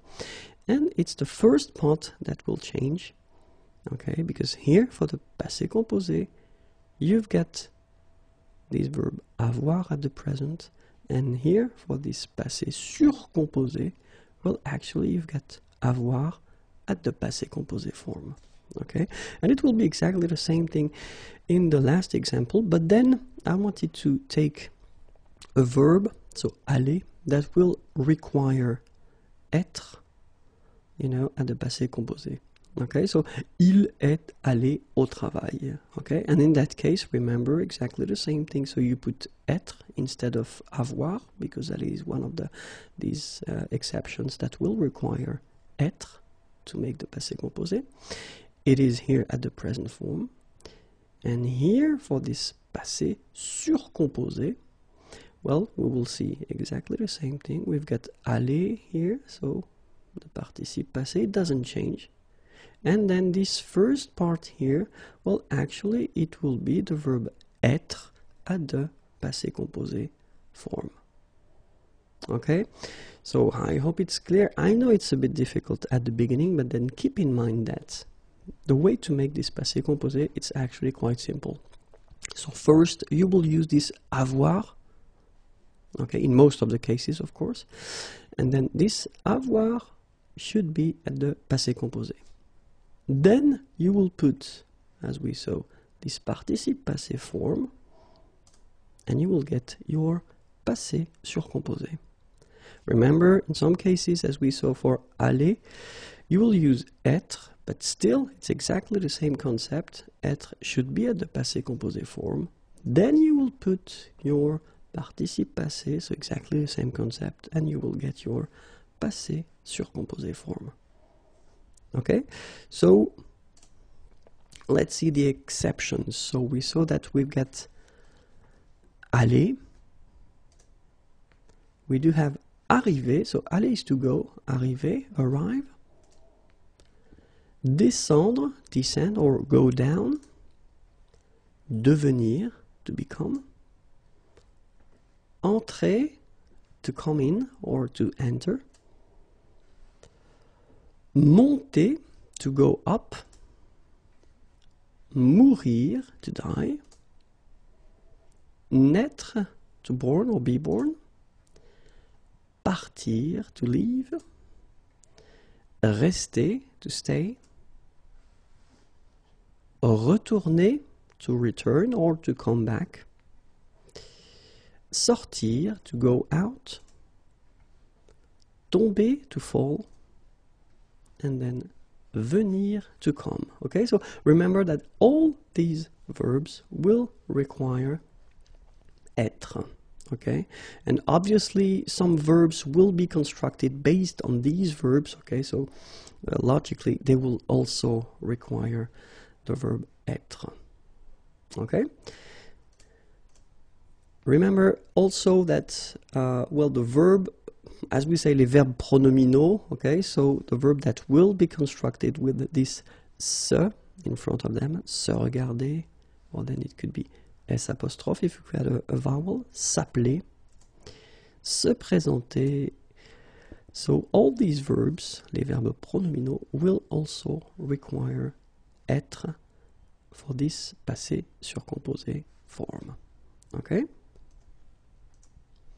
So let's see now, and let's try to refresh a little bit avoir and être at the passé composé, because that's the part that we'll need to use when we construct this passé surcomposé. So avoir at the passé composé goes like that. J'ai eu, tu as eu, il, and then elle, or on even, a eu, nous avons eu, vous avez eu, ils ont eu, elles ont eu. Okay, so it will be our first part of this passé composé, passé surcomposé. And then the second part will be être, so in some cases, as we saw previously. And être goes like that. J'ai été, tu as été, il, elle, or then on a été, nous avons été, vous avez été, ils ont été, elles ont été. Okay, so same thing here. So it will be our first part for the exceptions that we saw previously. Remember that the second part, so we talked about this participe passé form. Well, actually, it will be quite simple for the regular verbs. So the first group of regular verb is the group that will include all the verbs ending with er. Exception is aller, as we saw. But then it's actually quite simple. Have a look at that. You've got the infinitive form here ending with er. Okay, so this is the basic form of the verb. Okay, you just take this er away and you will replace it with accent aigu. And here you get this participe passé form. So parler will become parler. Phonetically it's the same, but then you write it differently. Regarder will become regarder. Okay, same rule. And then aller will become aller. So even if aller doesn't belong to this first group of regular verbs, actually when we talk about the construction of this participe passé form, well, it's quite regular as well. So nothing tricky there. The second group, okay, remember the verbs ending with er, okay, but not all of them, because it's a common mistake. Not all of them are following these rules, because we've got another group of er verbs that will belong to the third group, so irregular verbs. But I mean, this actually we're talking in that case about the regular verbs ending with er, okay? And it will be quite simple as well, because have a look, you've got the basic form here, choisir, er, okay? And then you just take it away and you replace it with I. So you will get, so choisir will become choisi. Then finir will become fini. Unir will become uni. Alright, so it's not really difficult. So if we're talking about the regular verbs from the first group here and the second group here, they are quite easy to make if we talk about this participe passé form. Okay, so let's see now the third group, few exceptions, few categories and subcategories. So, but then connaître will become connu. Okay, voir will become vu. Partir, even if it belongs to the third group, well, it's actually quite simple. It will become parti. Rire will become ri. Écrire will become écrit. Dire will become dit. Mettre will become mis. Prendre will become pris. Okay? So let's see few examples, or we'll take the verb parler, so quite regular verb, and we'll put that at the passé surcomposé. Okay, so remember we had the first part here, so avoir at the passé composé, so we've been saying that, and then the second part, this participe passé, you just put it here. J'ai eu parlé. Tu as eu parlé. Il, elle, on a eu parlé. Nous avons eu parlé. Vous avez eu parlé. Ils ont eu parlé. Elles ont eu parlé. Okay? And you can see that as we are constructing this passé surcomposé form with avoir, in all the cases, we will keep this accent aigu here, so we don't put any mark for the feminine or for the plural here. Okay, so it will be all the time a here.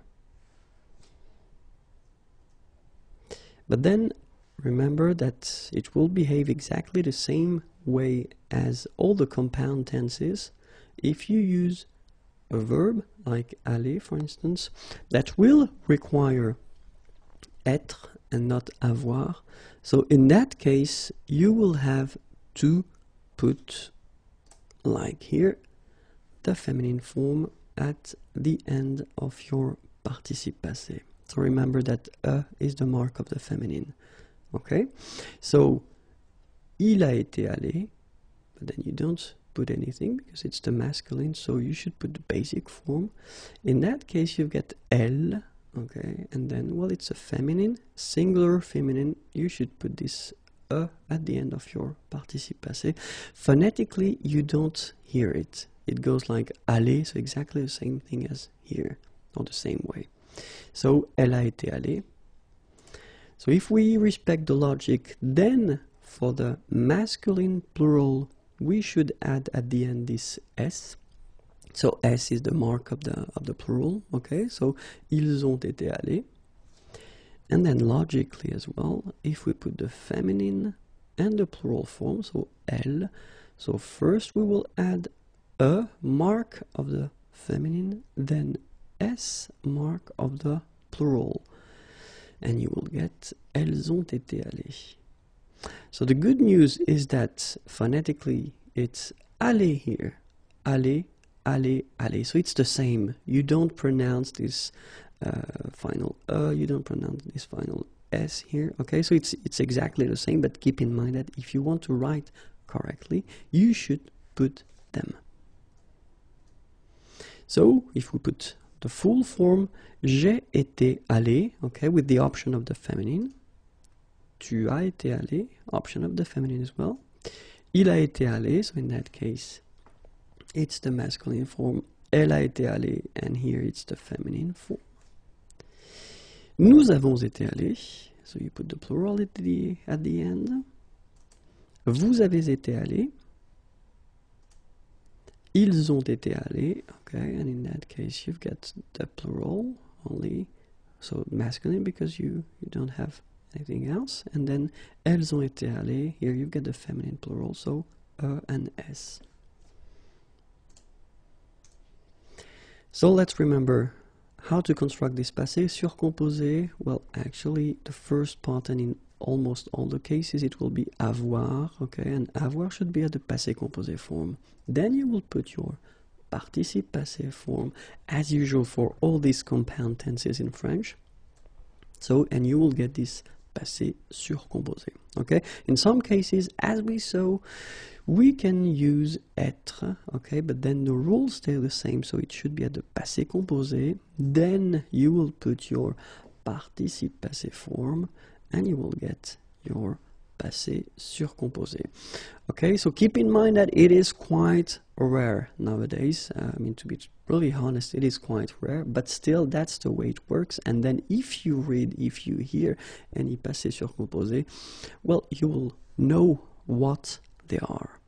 Okay, les participes passés irréguliers, because they are quite important, especially if you want to make some compound tenses, or if you want to use some compound tenses, you will have to use les participes passés, and in many cases you will use irregular verbs, so we'll need to cover them right now.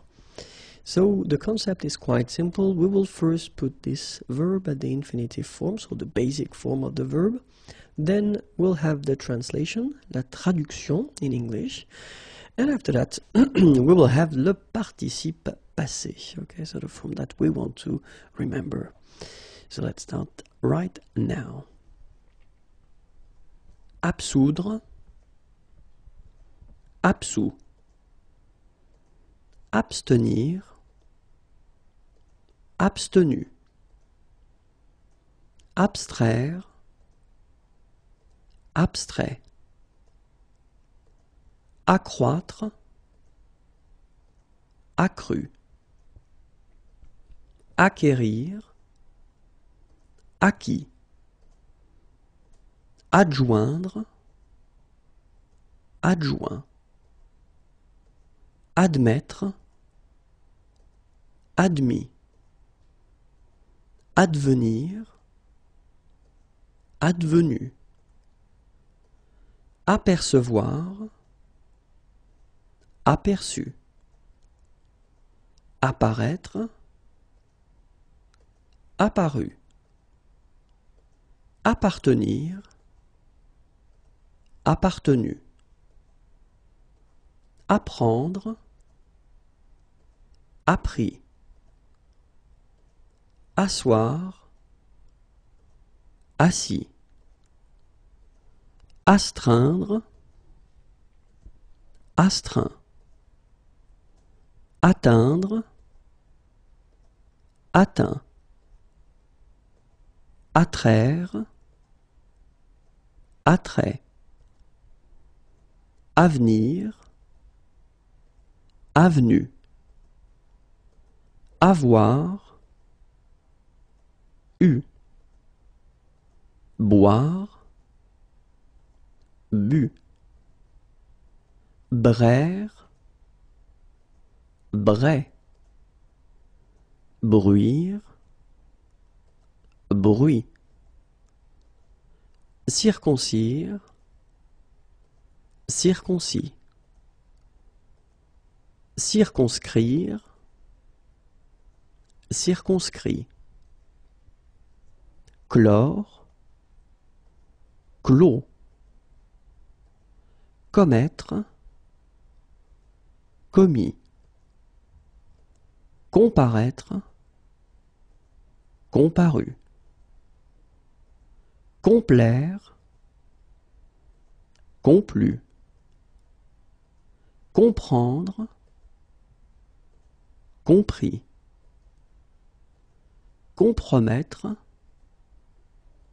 compromis, concevoir, conçu, conclure, conclu, confire, confie, conjoindre, conjoint, connaître, connu, conquérir, conquis, contenir, contenu, contraindre, contraint,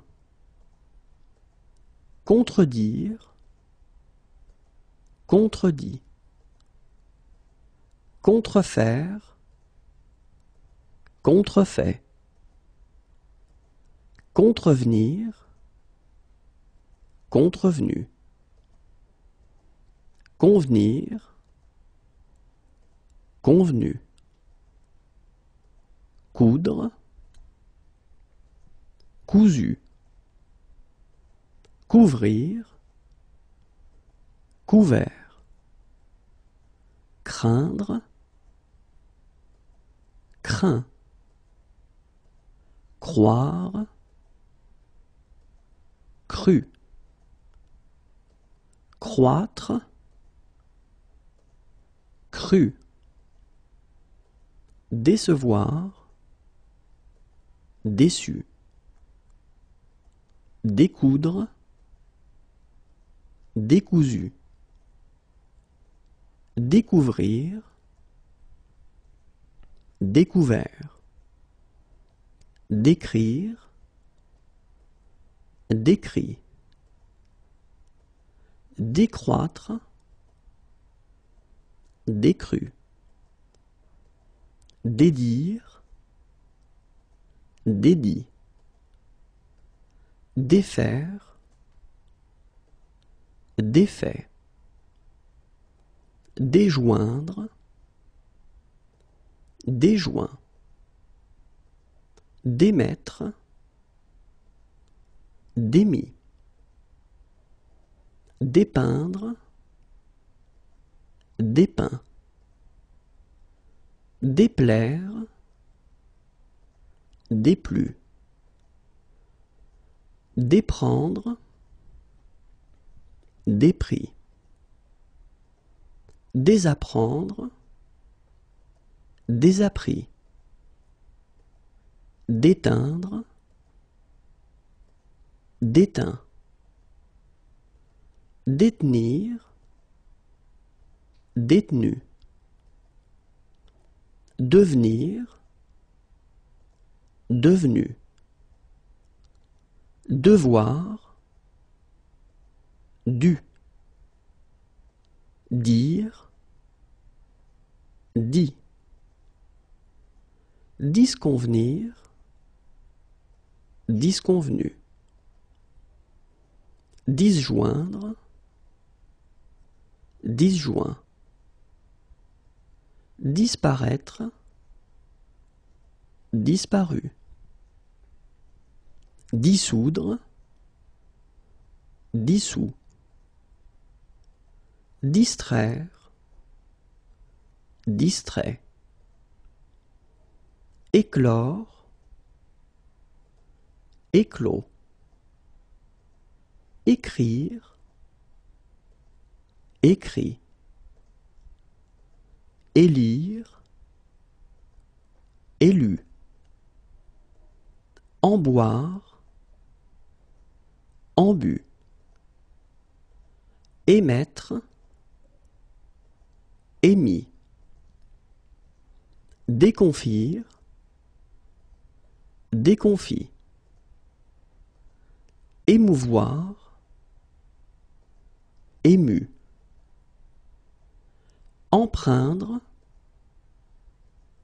emprunt, enceindre, enceint, enclore, enclos, enfreindre, enfreint, enjoindre, enjoint, enquérir, enquis, entreapercevoir, entreaperçu, entreapercevoir, entreaperçu, entrenuire, entrenuit, entremettre, entremis, entreprendre, entrepris, entretenir, entretenu, entr'ouvrir, entr'ouvert, éprendre, épris, éteindre, éteint, étreindre, étreint,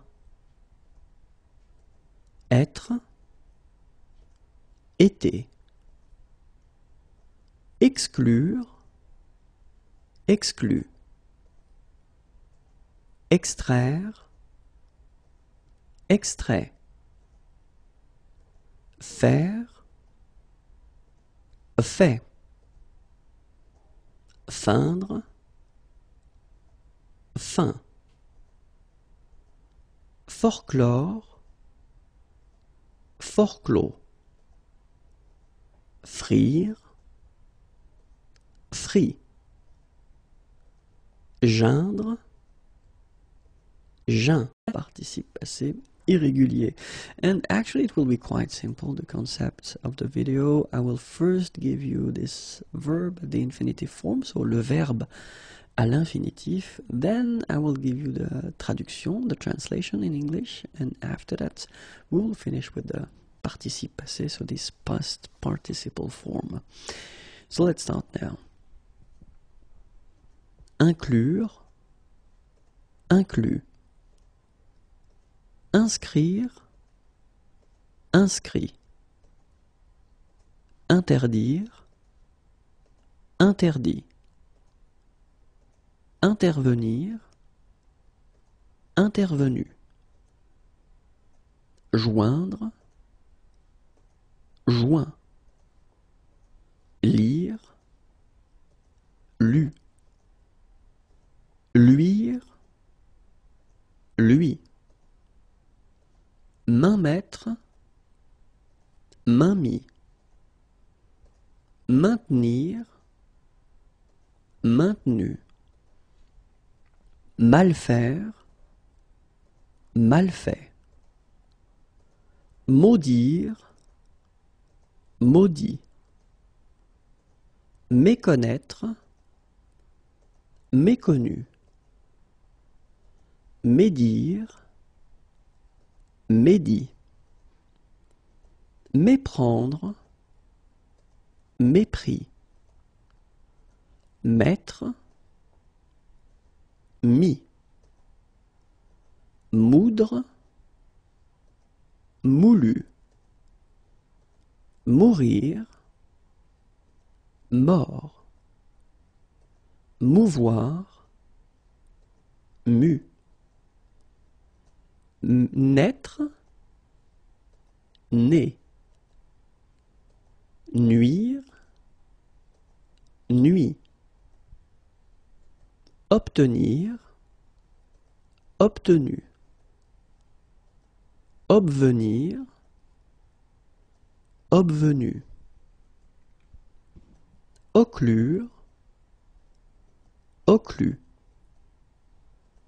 offrir, offert, oindre, oint, omettre, omis, ouvrir, ouvert, paraître, paru, parfaire, parfait, parvenir, parvenu, peindre, peint, percevoir, perçu,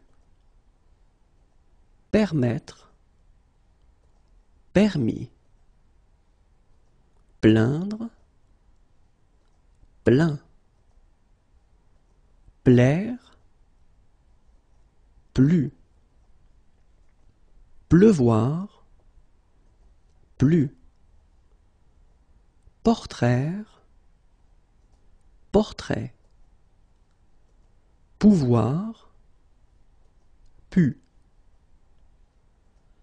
précontraindre, précontraint, prédire, prédit, prendre, pris, prescrire, prescrit, prévenir, prévenu, promettre, promis, promouvoir, promu, proscrire, proscrit, provenir, provenu, rasseoir, rassis, réacquérir, réacquis, réadmettre, réadmis,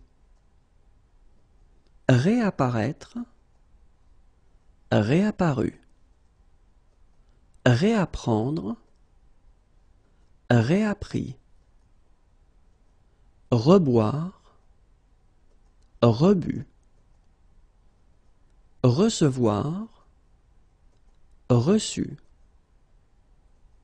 recomparaître, recomparu, reconnaître, reconnu, reconquérir, reconquis, recoudre, recousu, recouvrir, recouvert, réécrire, réécrit, recroître, recru, redevenir, redevenu, redire, redit, redécouvrir, redécouvert, réécrire, réécrit, réélire, réélu, réémettre, réémis, refaire, refait, réinscrire, réinscrit, rejoindre, rejoint, relire, relu, reluire, reluit, remettre, remis, renaître, renaît, réouvrir, réouvert, reparaître, reparu, repaître, repu, repeindre, repeint, repleuvoir, replu, reprendre, repris, requérir, requis, ressouvenir, ressouvenu, restreindre, restreint, reteindre, retint, retenir, retenu, retraire, retrait, retranscrire, retranscrit, retransmettre, retransmis, retreindre, retreint, résoudre, résolu, rétreindre, rétreint, revenir, revenu, revivre, revécu, rire, rit, rouvrir, rouvert, satisfaire, satisfait, savoir, su, souffrir, souffert, soumettre, soumis, sourire, souris, souscrire, souscrit, soustraire, soustrait, soutenir, soutenu, souvenir, souvenu, stupéfaire, stupéfait, subvenir, subvenu, suffire, suffit, surfaire, surfait, suroffrir, suroffert, surprendre, surpris, sursoir, sursis, survenir, survenu, survivre, survécu, suscrire, suscrit, taire, tu, teindre, teint, tenir, tenu, traire, trait. Transcrire, transcrit. Transmettre, transmis. Transparaître, transparu. Venir, venu. Vermouler, vermoulu. Vivre, vécu. One part of les pronoms relatifs composés. Okay, so it's quite important, and it can be a bit tricky. So if you didn't really already watch les pronoms relatifs, well, I invite you to do so, because it could be tricky if you didn't, or if you have no clue about les pronoms relatifs. All right, so let's start right now with les pronoms relatifs composé, okay? And well, actually in this video we'll focus on 4 things. The first one will be lequel, then the feminine form laquelle, then lesquels, masculine plural, and lesquels, the feminine plural. So lequel, laquelle, lesquels, and then the feminine plural lesquels, okay? And well, basically if you want to translate that, I mean, these basic pronouns directly to English, you could use this which, okay? So normally if you want to use these pronouns, you can combine them with prepositions, so it's not a problem, okay? So basically you will put your preposition, and after that you will put lequel, then you will put laquelle, then you will put the plural form lesquels, and the feminine plural form lesquels. Okay, so it's quite simple. You just put your preposition, and after that you put your pronouns. But of course, as usual in French, when it can be simple, well, we've got some exceptions. And we have 2 exceptions for this pronom relatif composé. And we're talking about the preposition, of course. The first one will be a, okay? And the second one will be de, okay? For these 2 prepositions, then it will be a bit tricky in a way. So we will start, if it's okay with you, with a, okay? So let's see now, and if you combine the preposition a and your pronoun lequel, then you will get auquel, okay? If you combine your preposition a and then the feminine form laquelle, then the good news is that it doesn't change, and it's a laquelle, okay? If you combine your preposition a and the masculine plural form lesquels, then you will get auquel, and if you combine your preposition a and the feminine plural lesquels, you will get auquel. Phonetically it's the same as the masculine, okay, but well, you write it differently here. So one example here.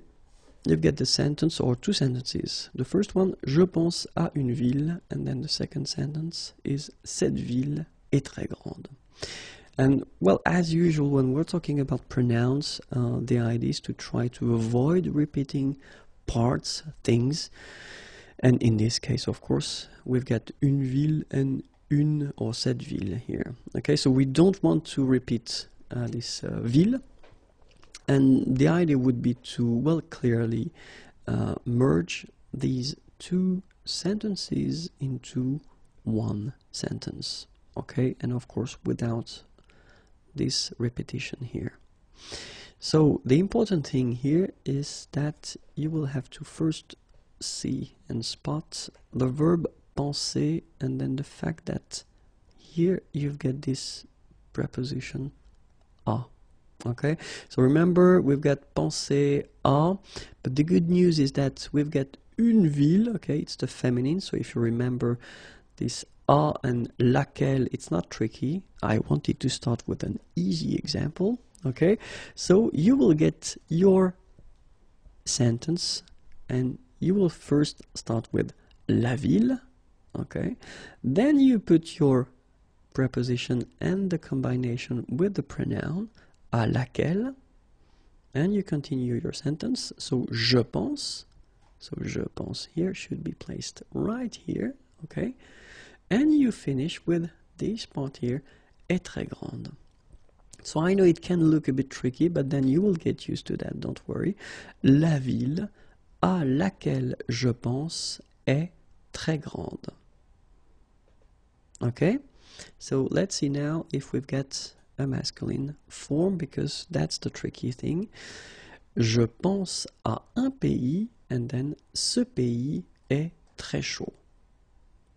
Okay, so of course we have exactly the same situation here. We've got two sentences, we want only one, and then we want to avoid repeating un pays or then ce pays. Okay, so, and it's exactly the same situation. We've got penser constructed with a here. Okay, so it means that we will have to combine a and then lequel, and this is the scenario when it changes a little bit. So we first put le pays, first place le pays, then remember a combined with lequel is becoming auquel. Okay, so you put auquel here, then as we had previously, you just continue your sentence, so you put back your je pense, and finally you put this part here to end est très chaud. And you get your sentence, le pays auquel je pense est très chaud. Okay? So, if we've got the singular feminine, we've got la ville à laquelle je pense est très grande. Then, masculine singular, le pays auquel je pense est très chaud. Then, feminine again, and then the plural form, les villes auxquelles je pense, and keep in mind that here, if you look carefully, because this verb, and it's here, it's être, is directly connected with the subject here. Okay, so it's les villes, the subject. So as you've got the plural form, then your verb here should be put at the plural form. Sont en Espagne. Okay, les villes auxquelles je pense sont en Espagne. And last but not least, les pays auxquels, so in that case you've got the masculine plural form, je pense, exactly the same thing, so you should put your verb here according to the subject, and the subject here is plural, so les pays, so it should be the plural, sont en Europe. Let's see now how it will go with the preposition, la préposition de. Okay, so, and as we had previously, so for the masculine singular form, de plus lequel, it will be tricky because it will become duquel. Okay, for the feminine form, good news, as we had previously, it doesn't change, so de laquelle. Okay, but then of course for the plural, then it will become desquelles, and same thing for the plural and the feminine form, it will become desquelles, so exactly the same situation. Phonetically it's the same as the masculine plural, but then you write it differently, because look here, you get this double L-E-S. Okay, and so an example here, so same situation, we've got two sentences. The first one, j'habite à côté d'une plage, okay, and the second one, cette plage est très belle. And then, well, as we had previously, we want to make only one sentence. We don't want to repeat this plage thing, une plage or cette plage, okay? And then we can see that it's quite interesting because we've got à côté, but then it's de. Okay, so it's right here, à côté de. So it means that you will have to combine this de and then laquelle, because it's here the feminine form. So you put your first part, la plage, okay, then à côté de laquelle, same thing as we had previously, the verb j'habiter should come back here, j'habite, and the second part, est très belle, should come at the end, est très belle. So you get this sentence, la plage à côté de laquelle j'habite est très belle. So if we have now the same situation but with the masculine singular form, so j'habite à côté d'un quartier, and then ce quartier est très cher. So same situation, two sentences, we want only one, we don't want to repeat quartier, and then we notice that we've got here this à côté de, okay, so we've got the preposition de, and in that case, of course, it will change because we've got this masculine singular form. So, le quartier, first position, then à côté duquel, okay, so we keep this à côté de, and then we combine it with lequel, so it will become duquel. Then we put back our verb from the first sentence, j'habite, and then we put the rest of the second sentence here at the end, est très cher. And we get this beautiful sentence, le quartier à côté duquel j'habite est très cher. So, la plage à côté de laquelle j'habite est très belle. Okay, so in that case you've got the feminine singular. Then, le quartier à côté duquel j'habite est très cher. It's the masculine singular. Then, les plages à côté desquelles j'habite sont très belles. So same thing as we had previously. Keep in mind that here at the end you've got your verb that is directly connected to your subject here. So it's the plural now. So your verb should be at the plural. Les plages à côté desquelles j'habite sont très belles. And then les quartiers à côté desquels j'habite sont très chers. Okay, and same thing here, keep in mind that we've got here an adjective and it's the same here, so the adjective should be of course directly connected to your noun. Here the noun is les plages, feminine, plural, so your adjective here should be at the feminine plural form. Same thing here, we've got cher connected to les quartiers, masculine plural, so your adjective cher should be at the masculine plural form. Okay? Keep in mind that if this pronom relatif composé will remplace une ou plusieurs personnes, on utilisera le pronom qui. So it's a good news because basically, if you want to use this pronom relatif composé, okay, so instead of a person, in that case, you won't use lequel or laquelle, but you will use qui, okay, and then you will combine this qui with a preposition, okay. For instance, c'est une personne à qui tu peux te confier. C'est un ami sur qui je peux compter. La personne à côté de qui je suis assis est très sympa. Okay? And that's actually quite simple and it's a good news. So if this pronoun composé, ce pronom relatif composé, replaces a person, then in that case, don't use lequel or laquelle, but then use à qui. Okay? Or sorry, qui, and well, with the preposition, so à qui, and then sur qui here, and then à côté de qui, okay? Les prépositions, so we've been covering, of course, les prépositions quite many times in different videos, but then this video will only focus on les prépositions, okay? So we can start right now. À, and then you get the translation each time. À cause de, à côté de,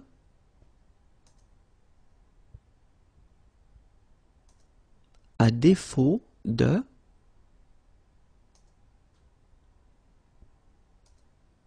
à force de,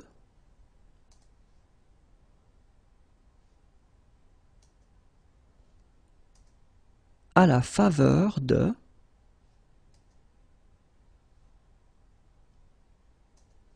à à la merci de,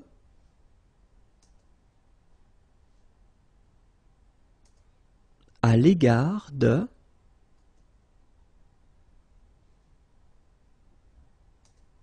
à l'encontre de,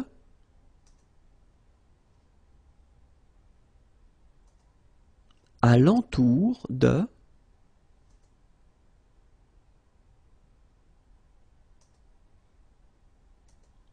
à l'exception de, à l'instar de,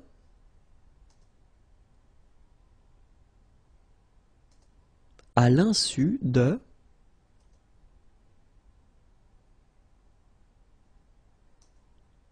à même, à moins de,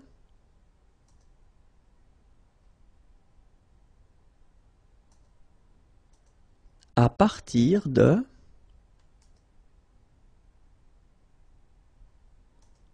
à raison de, à seule fin de,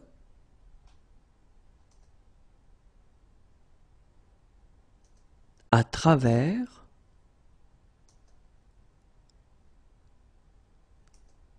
afin de,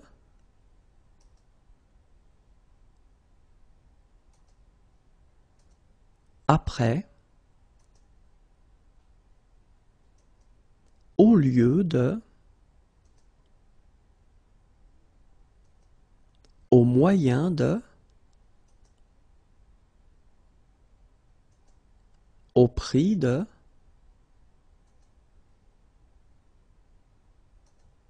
au vu de,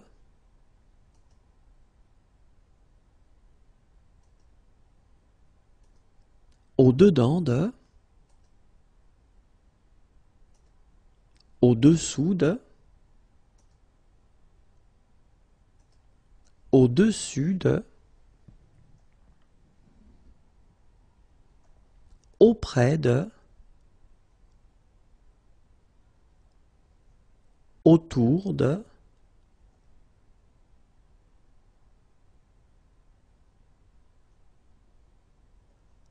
aux alentours de, aux environs de,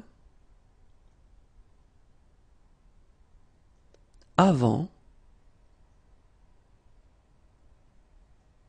avec, chez,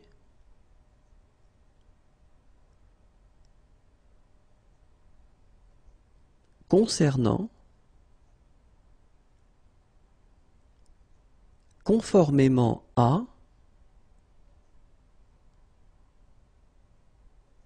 contre, dans, d'après,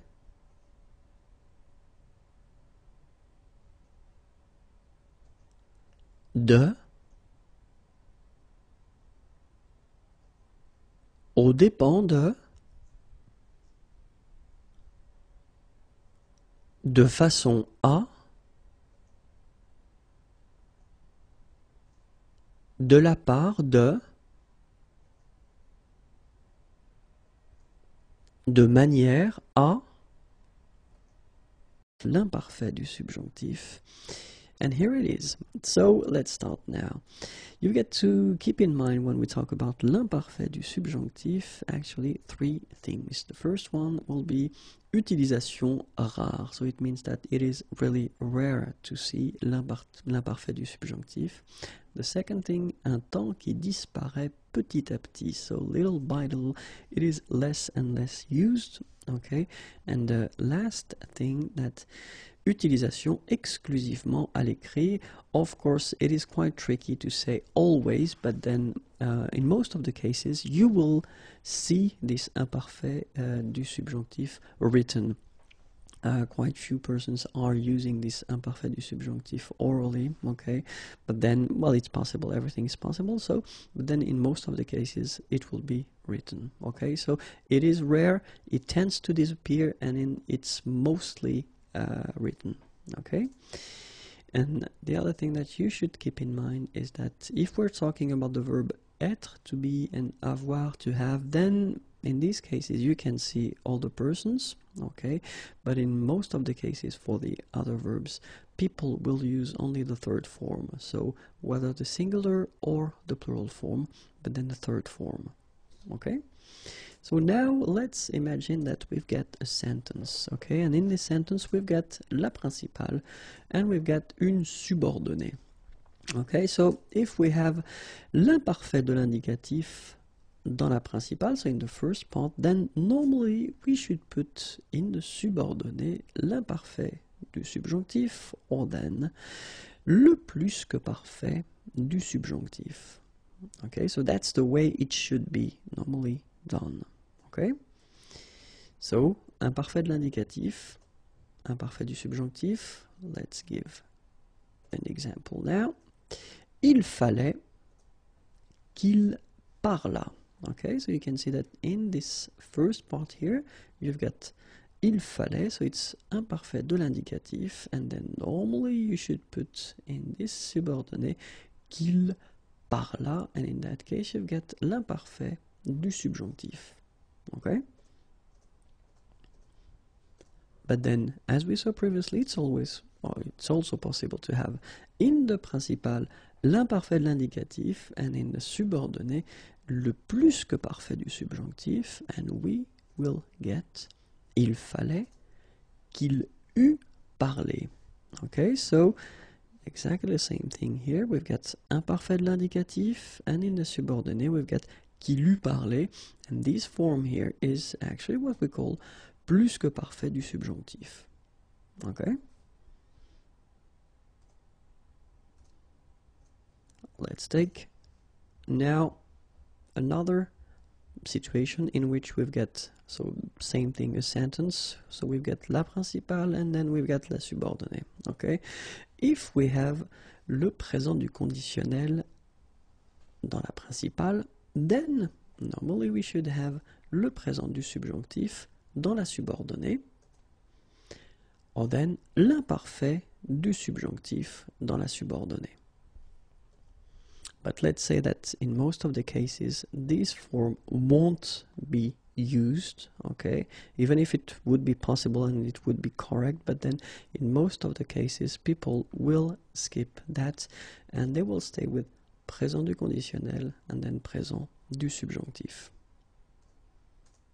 So let's have it here right now. Présent du conditionnel in the first part dans la principale, il faudrait, and then you will have qu'il parle, okay, so you can see that here it's the subjonctif présent.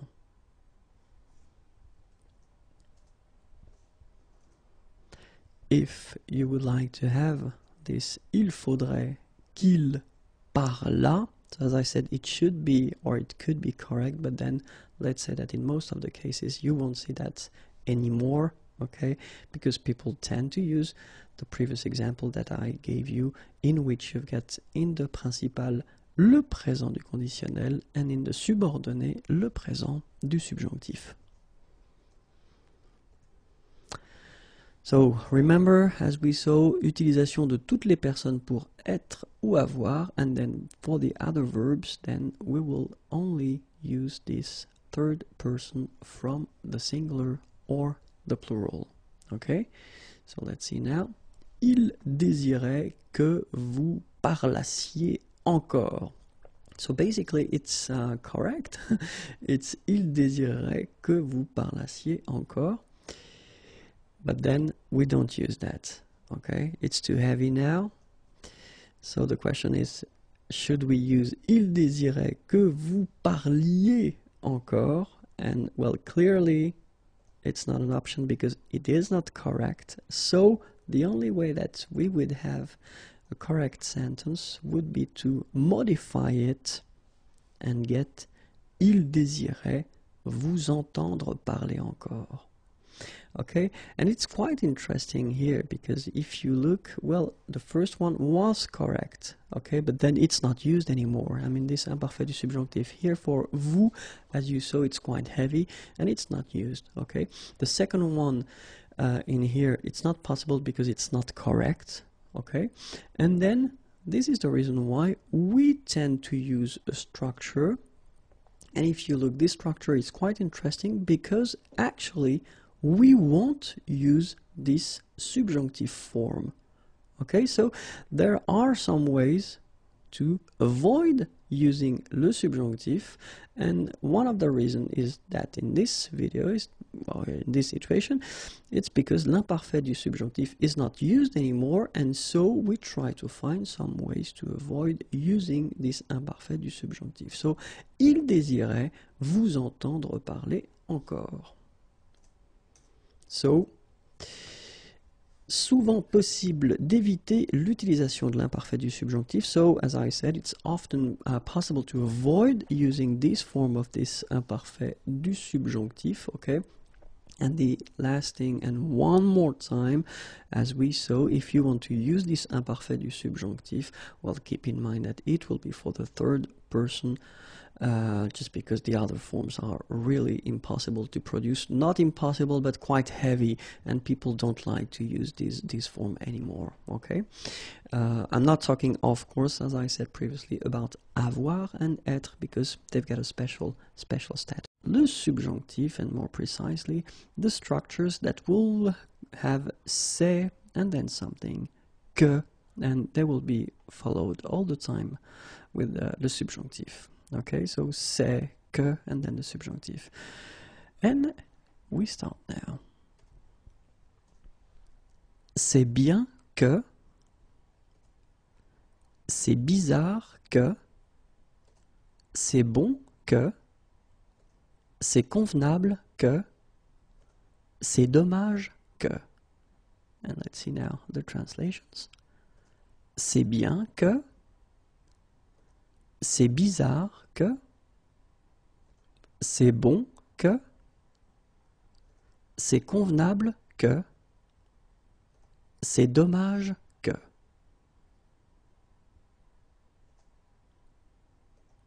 C'est essentiel que, c'est étonnant que,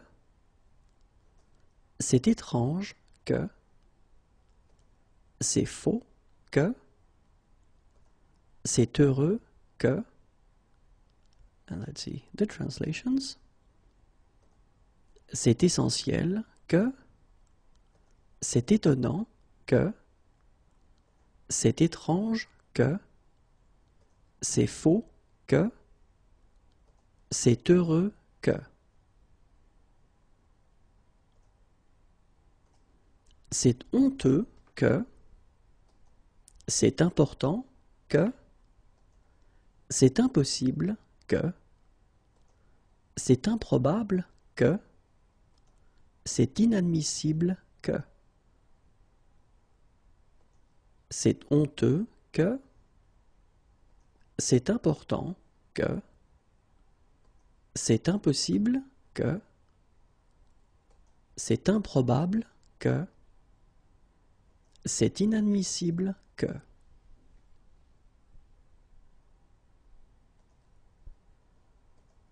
C'est incroyable que, c'est indispensable que, c'est injuste que, c'est inutile que, c'est invraisemblable que,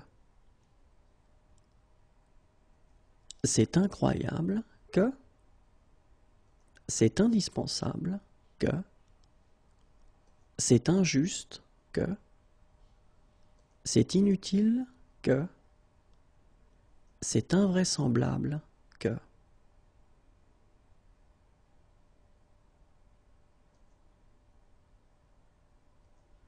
C'est juste que, c'est naturel que, c'est nécessaire que, c'est normal que, c'est obligatoire que. C'est juste que, and in that case I just want to, well, say that this just could be translated also as fair, okay? C'est naturel que, c'est nécessaire que, c'est normal que, c'est obligatoire que.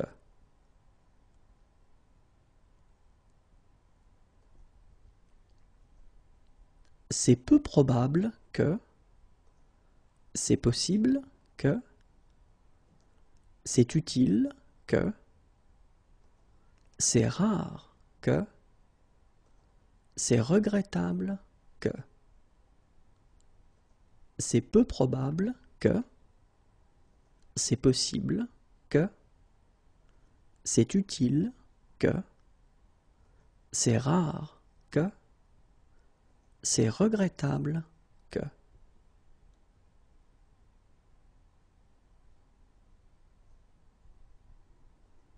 C'est ridicule que, c'est surprenant que, c'est temps que, c'est urgent que, and that's it. C'est ridicule que, c'est surprenant que, c'est temps que, c'est urgent que. A subjunctive, and more precisely in this video we'll see the structures that will use il est and then something que, and they will be followed by le subjonctif. Okay, so il est, que, and then le subjonctif. Okay, so let's start now. The first thing that you should keep in mind when we use these structures that will use il, okay, and especially these structures il est, que, and then the subjunctive, well, basically, of course, the first reflex that you would have, you would like to translate this il with he in English, okay, but then keep in mind that unfortunately it won't be the case. You should translate this il with it, okay. It's like an impersonal, it's not personal, so in personal form, okay. So let's see now how it will go. Il est bon que. Il est convenable que, il est dommage que, il est essentiel que, il est étonnant que. And let's see now the translations. Il est bon que, il est convenable que, il est dommage que, il est essentiel que, il est étonnant que. So let's continue now. Il est étrange que, il est faux que, il est heureux que, il est honteux que, il est important que. And the translations. Il est étrange que, il est faux que, il est heureux que, il est honteux que, il est important que.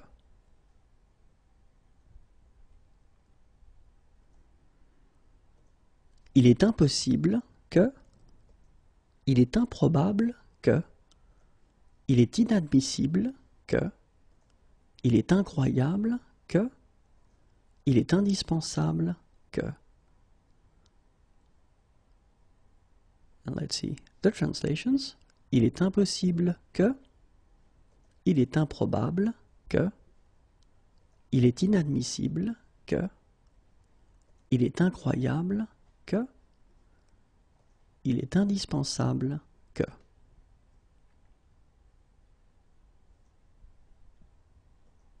Il est injuste que, il est inutile que, il est invraisemblable que, il est juste que, il est naturel que. Let's see the translations. Il est injuste que, il est inutile que, il est invraisemblable que, il est juste que, il est naturel que.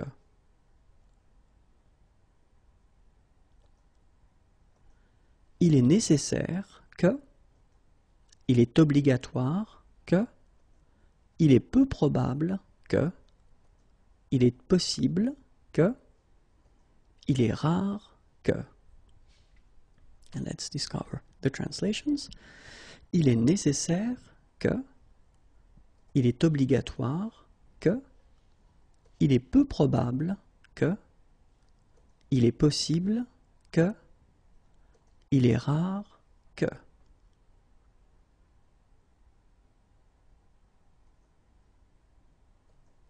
Il est regrettable que, il est ridicule que, il est surprenant que, il est temps que, il est urgent que.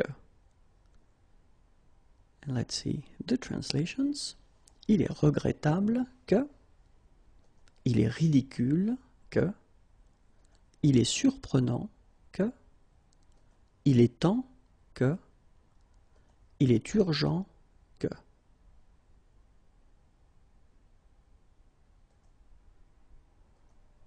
Il est utile que, il faudrait que, il faut que, il importe que, il se peut que. So as you can see, you've got little bonuses here, because I thought that, well, I could put them in the same video as this il est, okay? So of course they don't follow the same structure because you don't have the verb être, okay? But then they will require anyway this subjunctive after them, okay? So let's see now the translations.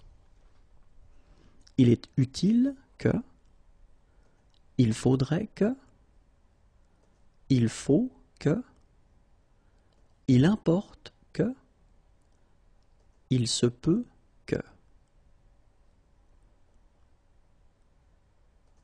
And we can continue a little bit. Il suffit que, il vaut mieux que, il y a des chances que, il y a peu de chances que, and that's it.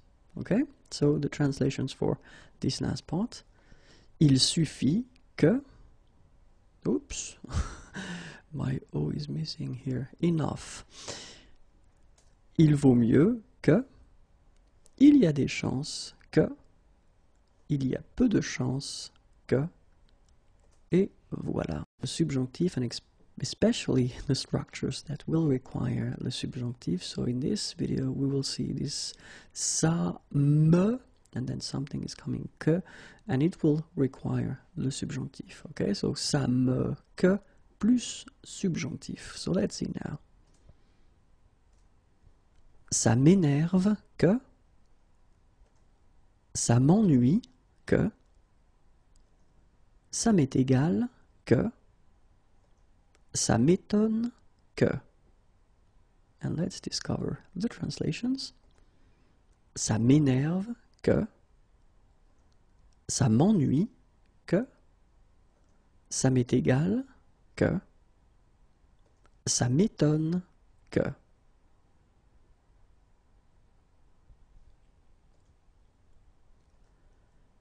Ça me dérange que, ça me plaît que, ça me surprend que. Let's discover the translations. Ça me dérange que, ça me plaît que, ça me surprend que. The verbs that will be constructed with que, les verbes avec que, and the question is, shall we put indicatif or subjunctif after? Okay, so it's the first part. It means that we've got two parts for these verbs. Okay, so let's start right now.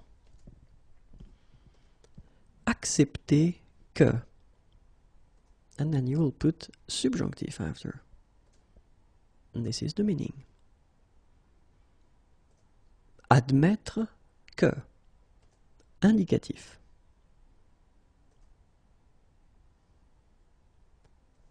Affirmer que, indicatif. Aimer que, subjonctif.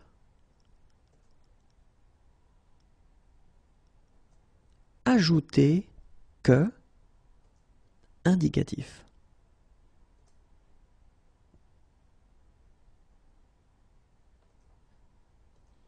annoncer que, indicatif.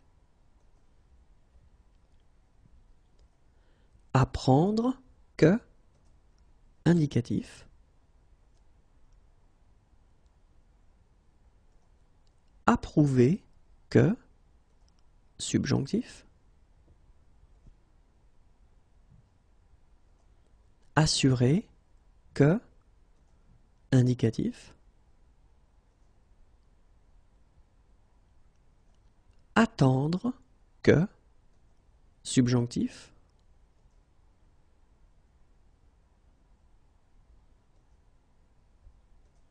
Avertir que, indicatif. Avouer que, indicatif. Cacher que, indicatif. Comprendre que, indicatif. Confirmer que, indicatif.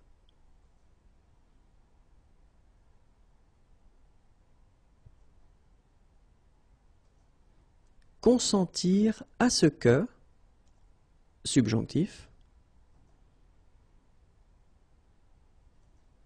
Convaincre que, indicatif.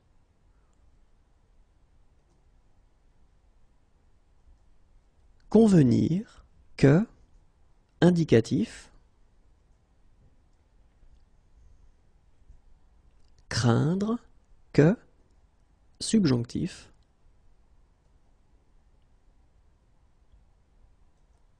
Croire que, indicatif.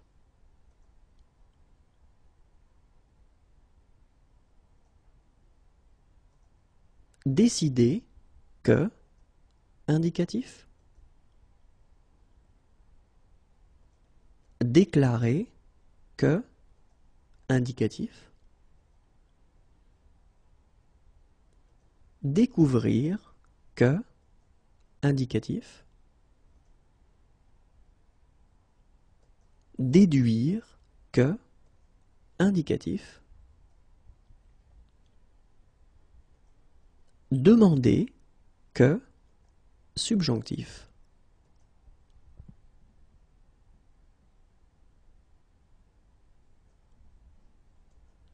Déplorer que, subjonctif. Désirer que, subjonctif.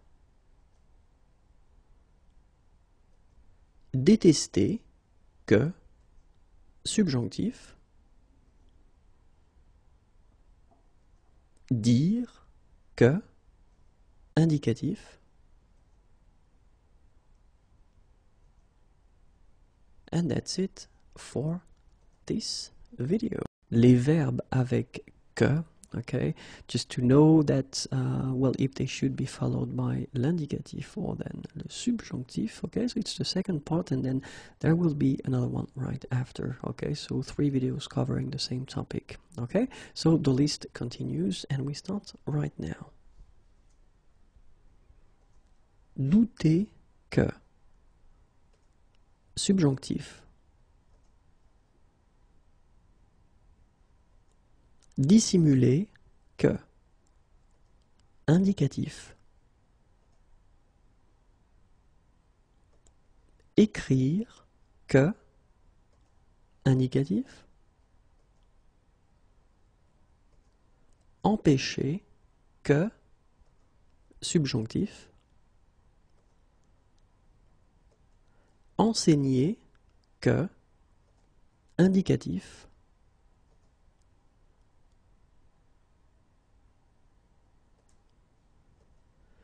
Entendre dire que, indicatif. Entendre que, indicatif. Entendre que, subjonctif. And you can see that, of course, it's the same verb, it's entendre que, but then clearly the meaning is different. So that's when you will know whether you should put indicatif or subjonctif after your verb. So according to the meaning. Okay? Espérer que indicatif, estimer que indicatif,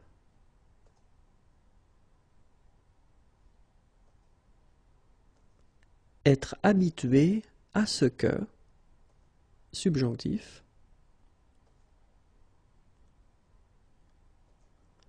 éviter que subjonctif, exiger que subjonctif, expliquer que indicatif, garantir que indicatif,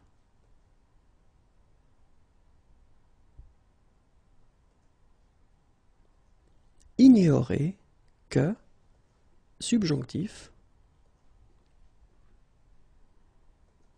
imaginer que indicatif, indiquer que indicatif, informer que indicatif, interdire que subjonctif,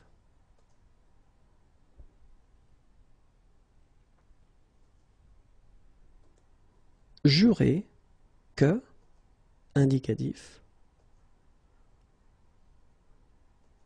lire que indicatif,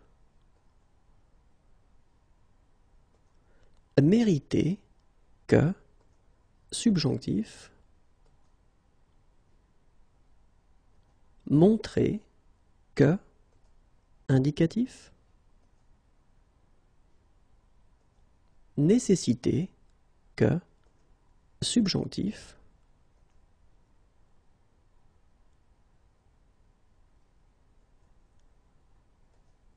noter que indicatif,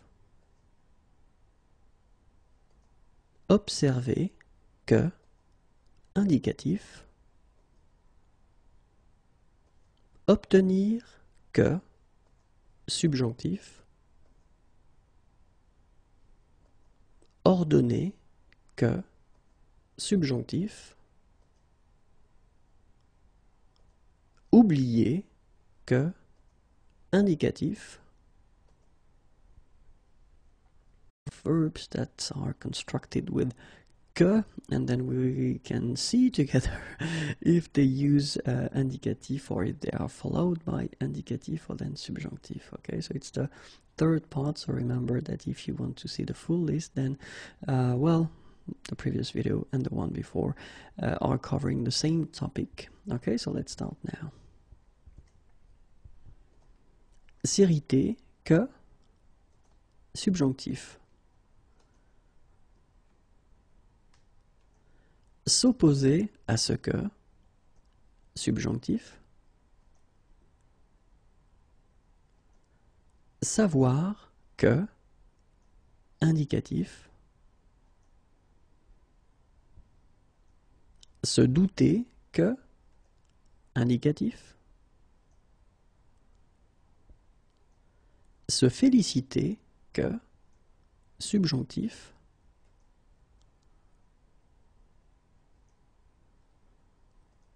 Se ficher que subjonctif. Se froisser que subjonctif. Se méfier que subjonctif. Se moquer que subjonctif. Se plaindre que indicatif.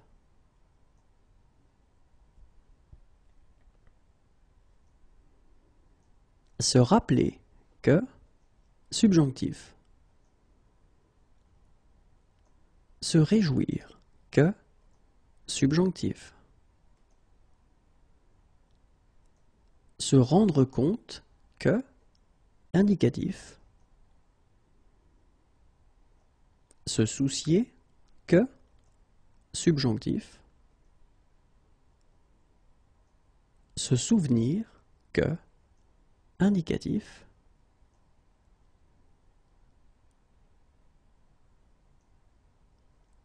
Sentir que, indicatif. Signaler que, indicatif. Souhaiter que, subjonctif. Souligner que, indicatif. Soutenir que, indicatif. Supposer que, indicatif. Tenir à ce que, subjonctif. Tolérer que, subjonctif. Trouver que, indicatif. Veiller à ce que, subjonctif.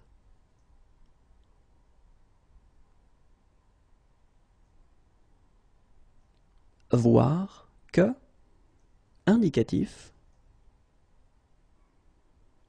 Vouloir que, subjonctif. And that's it.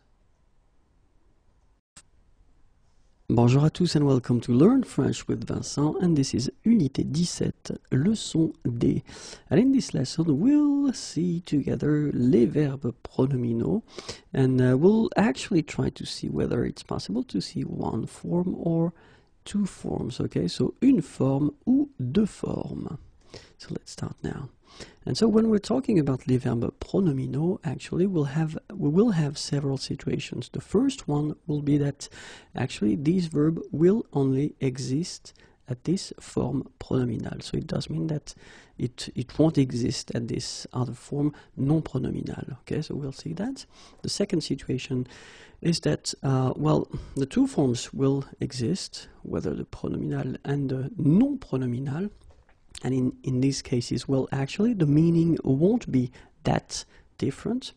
And the last situation, you will have the two forms existing, so pronominal and non-pronominal, but then the meanings will be quite different. Okay, so we'll start first with this situation when we've got only one form, la forme pronominale. Okay, so for example, we take this verb, se souvenir de, and it's quite interesting because, well, many students tend to make the mistake in a way when they want to use souvenir, well, they use souvenir without using this se. So actually they would like it to be non-pronominal, and unfortunately for you it doesn't exist. So actually souvenir like that doesn't exist, and if you want to use this verb, you've got to use it with se, so it will be la forme pronominale. Okay? Few examples like s'absenter, s'écrouler, s'effondrer, se moquer, se méfier, s'enfuir, s'en aller. Okay? So in all these cases, actually these verbs exist only with se before them, so pour la forme pronominale. Okay, so let's see now the meanings. S'absenter, s'écrouler, s'effondrer, se moquer, se méfier, s'enfuir, s'en aller. Okay, so you've got here the translations, and keep in mind that if you want to use them, you will have to use them with se, and then of course it will modify the way that you conjugate them. We've been seeing that previously, so you can check the previous videos about that, okay? S'abstenir, s'efforcer de, s'envoler, se soucier, se souvenir, and that's it, okay? So, s'abstenir, s'efforcer de, s'envoler, se soucier, se souvenir. Okay, so it will be exactly the same situation. These verbs only exist, or they are only used as verb pronominaux, so with this se before them, and they don't exist without it. Okay, so let's see now the second situation. So deux formes, so they exist with or without se, so pronominal et non pronominal, and then the meaning is not really different. Let's take this example. So the verb attendre, okay, and then the verb s'attendre à. So s'attendre à means to expect, yes, and then attendre is to wait. So clearly you can see that the meaning doesn't change that much. Le sens change peu. And then la préposition peut changer, because you can see here that, of course, we've got the preposition à, okay, and we don't really have it right here. Okay? S'attendre à, an example. Je m'attends à recevoir un appel. So it's actually, and then j'attends le train de 15 heures. Okay, so in that case, well, it will mean to expect, and then in that case, it will mean to wait. Okay, je m'attends à recevoir un appel, so I expect to receive a call. And then j'attends le train de 15 heures. Well, I expect the train that will arrive at 15 heures. Okay, so let's check now. S'attendre à, and then attendre, another one. Je m'attends à une belle surprise. Or then it would be possible also to use attendre like that. J'attends d'avoir une belle surprise. So it would be possible to express almost the same idea without using this form pronominal. Okay? That's it. So now, if you want to use, well, some verbs will have two forms, as I said, so the two forms will exist, but then strangely the meaning will change, and actually these two verbs will look alike, but then the meaning will be really, really different. Well, an example like s'apercevoir and apercevoir here, okay? So s'apercevoir will mean to notice, and then apercevoir, to catch sight of. Okay, so le sens change totalement, so the meaning changes quite much. Okay, and then la préposition peut changer, not in that case, but then, well, preposition might change when you put that whether at the form pronominal or non pronominal. Okay, so we'll see few verbs now. Agir, s'agir de. Aller, s'en aller, apercevoir, s'apercevoir de, attendre, s'attendre à, douter, se douter de, ennuyer, s'ennuyer, entendre, s'entendre avec. Okay, so let's see now the translations. Agir, s'agir de. Okay, so I will respect exactly the same order for the translations. Okay, so it will be agir, it's to act, and then s'agir de, to be about. Okay, so it will be exactly the same for the other verbs. Aller, s'en aller, apercevoir, s'apercevoir de, attendre, s'attendre à, douter, se douter de, ennuyer, s'ennuyer, entendre, s'entendre avec.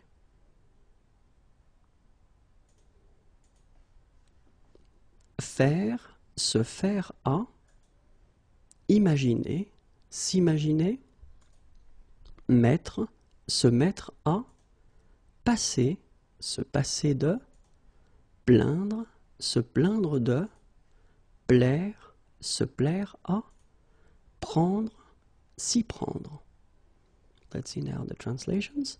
Faire, se faire à, imaginer, s'imaginer, mettre, se mettre à, passer, se passer de, plaindre, se plaindre de, plaire, se plaire à, prendre, s'y prendre. Servir, se servir, tromper, se tromper, trouver, se trouver, and that's it. Servir, se servir, tromper, se tromper, trouver, se trouver. Okay, so remember that, well, we can have an example here now. S'apercevoir de, and then apercevoir. Je m'aperçois de mon erreur, and then j'aperçois un bateau sur la mer. Okay, so in these two cases, actually, the first one, s'apercevoir, will actually be translated by to notice, okay, and then here, j'aperçois un bateau sur la mer, to catch sight of. Okay, so as you can see, well, of course, they look the same because you get apercevoir and s'apercevoir, but then the meaning is really, really different. Okay?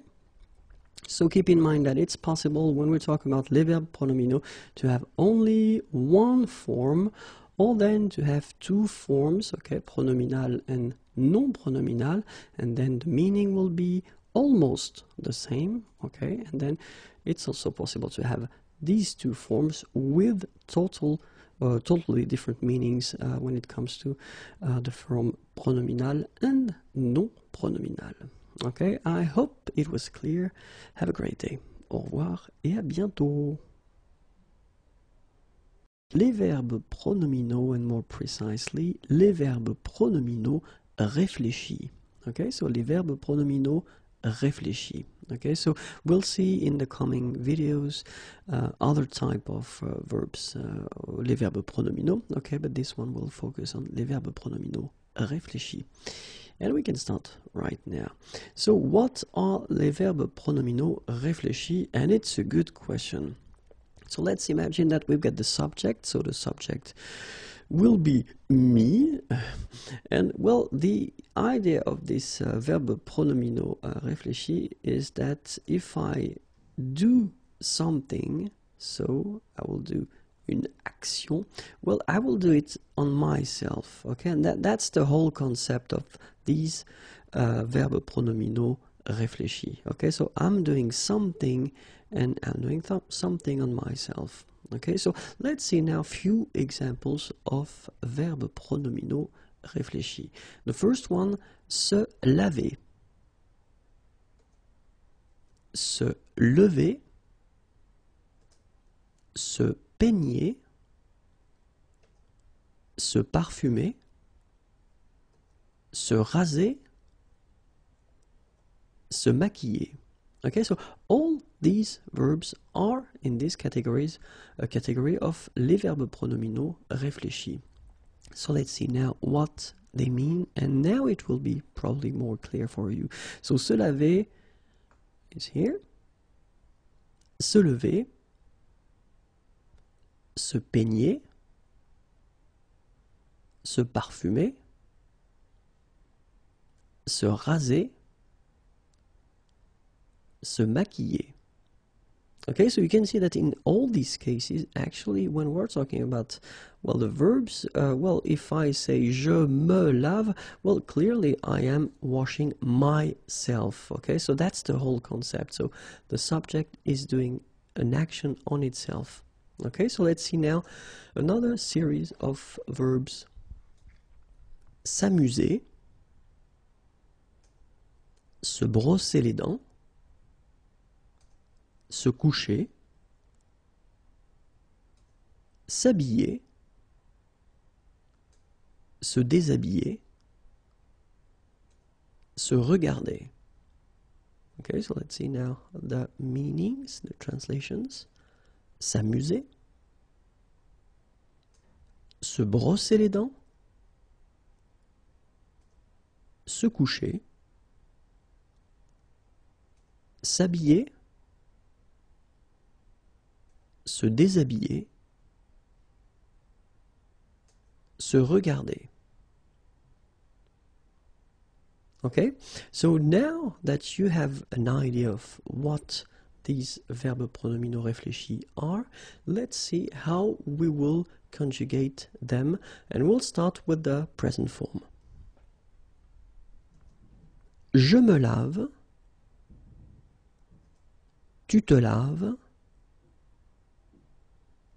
il, elle se lave,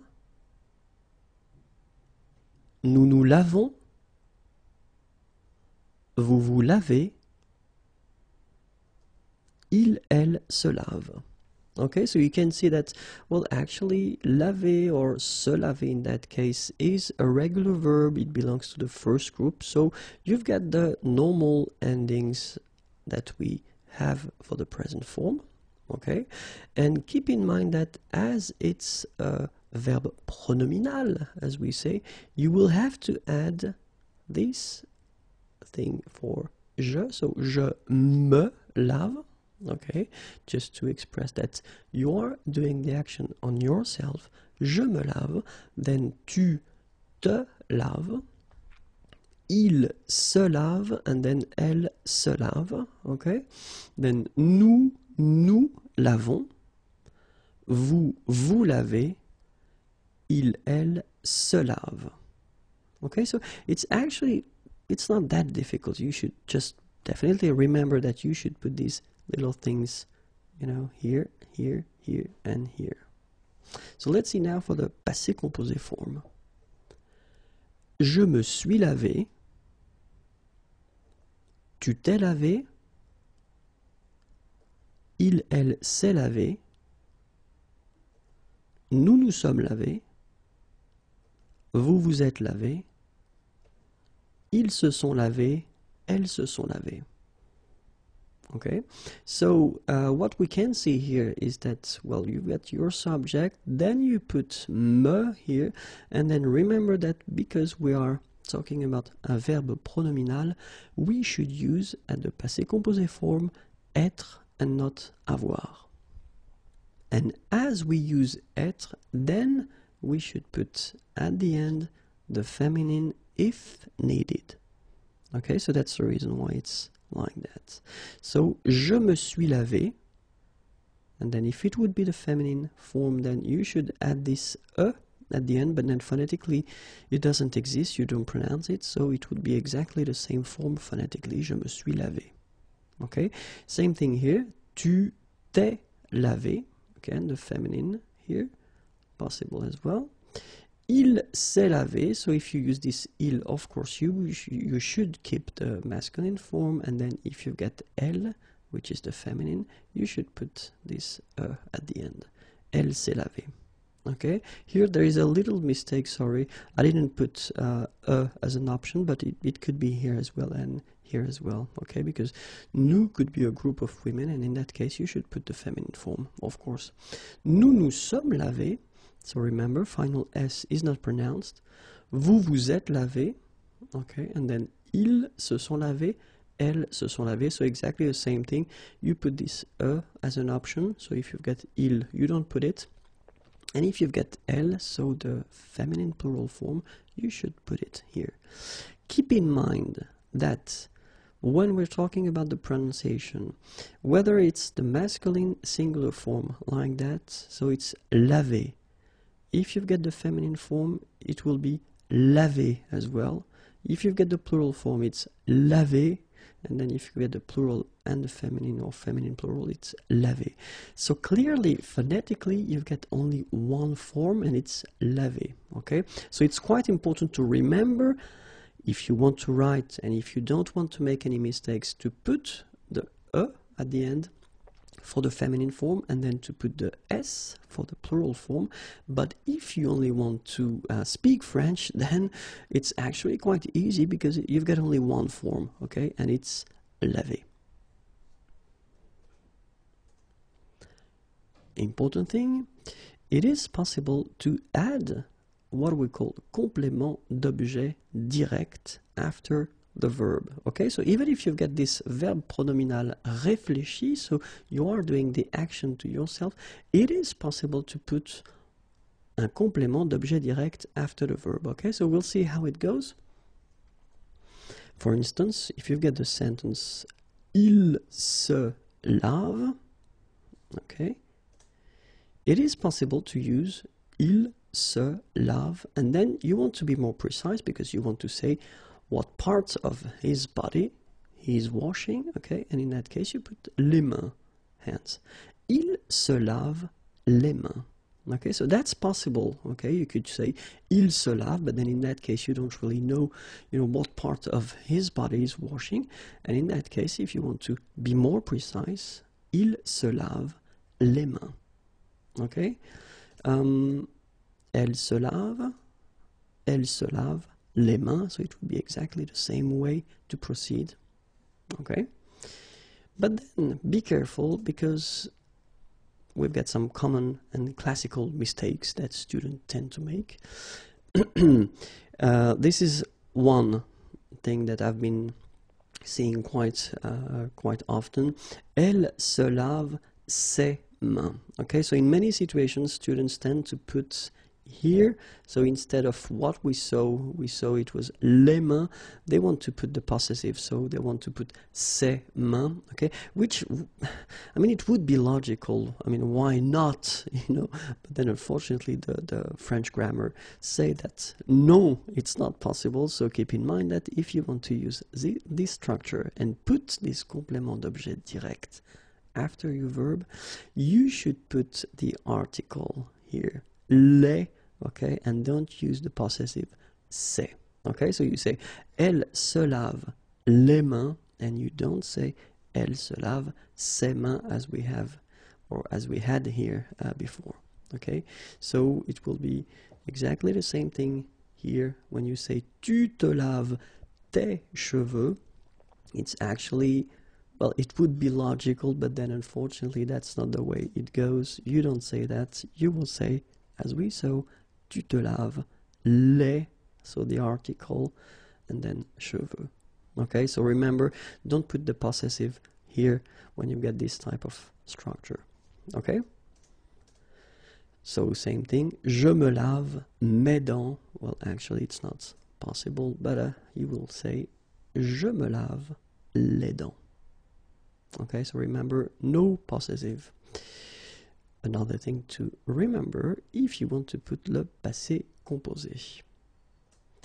Il s'est lavé, and then il s'est lavé les mains. Okay, so you will keep this structure. It's actually quite simple. Il s'est lavé, and then you put your complément d'objet direct after les mains. Elle s'est lavé, so in that case, if you look carefully, as we saw previously, you should put the feminine form here at the end, okay, because you are using être in that case. But then look, and that's the reason why you should be careful, elle s'est lavée, and then you don't put anything here, okay, so you take away your feminine form, and you've got your complément d'objet direct after, so elle s'est lavé les mains. This is quite tricky. Many persons tend to make the mistake and to put this feminine form here, or it could be the plural as well, but then in that case it's the feminine, so take it away, don't put anything, and keep your structure like that. Elle s'est lavé les mains. So for instance, in that case, you've got elles se sont lavées, so remember that, well, it's logical, we use être, and then we put the feminine form because it's the feminine, and we put the plural form because it's the plural. But remember this strange rule, but still it's a rule, so you need to follow it. It will go like that as well. So elles se sont lavées, and then you drop the feminine, you drop the plural form, you just put your participe passé like that, okay? And you continue your sentence with your complément d'objet direct, les mains. Okay, so elles se sont lavé les mains. As I said, phonetically, if you speak, it's not a problem because laver, you pronounce it like that, and laver, same pronunciation. So we don't hear that. If you pronounce this form instead of this form, it's not a problem because we don't hear it. Okay, if you want to write correctly, keep in mind that you should drop the feminine and the plural in this type of structure when you've got le verbe pronominal réfléchi and le complément d'objet direct after. Les verbes pronominaux, and more precisely, les verbes pronominaux réciproques. Okay, so we saw previously, or in the previous video, les verbes pronominaux réfléchis, and in this video, we'll see les verbes pronominaux réciproques. Okay, so let's start now. And well, the good question that we could ask is, what are les verbes pronominaux réciproques? So let's see. And the first thing that you should keep in mind is that you will need two persons. So la personne numéro 1 and then la personne numéro 2. Okay, and the concept is that la personne numéro 1 will do something that will affect la personne numéro 2, and la personne numéro 2 will do something that will affect la personne numéro 1. Okay, and this is what we call les verbes pronominaux réciproques. Let's see an example, and one good example will be se parler. Okay, so when you've got the sentence or the subject and here the verbs ils se parlent, okay, in that case it's quite clear. They speak to each other. If you want to translate that directly, this is the concept. So they speak or they talk to each other. And this is exactly the main concept of les verbes pronominaux réciproques. So, la personne numéro 1 parle à la personne numéro 2. La personne numéro 2 parle à la personne numéro 1. So, this cycle, okay, will actually symbolize in a way this concept of les verbes pronominaux réciproques. Okay?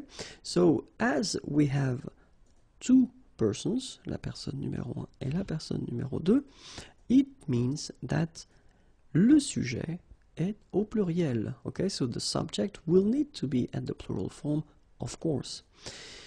Like we have here, ils se parlent. If you look, the subject is il and it's the plural form.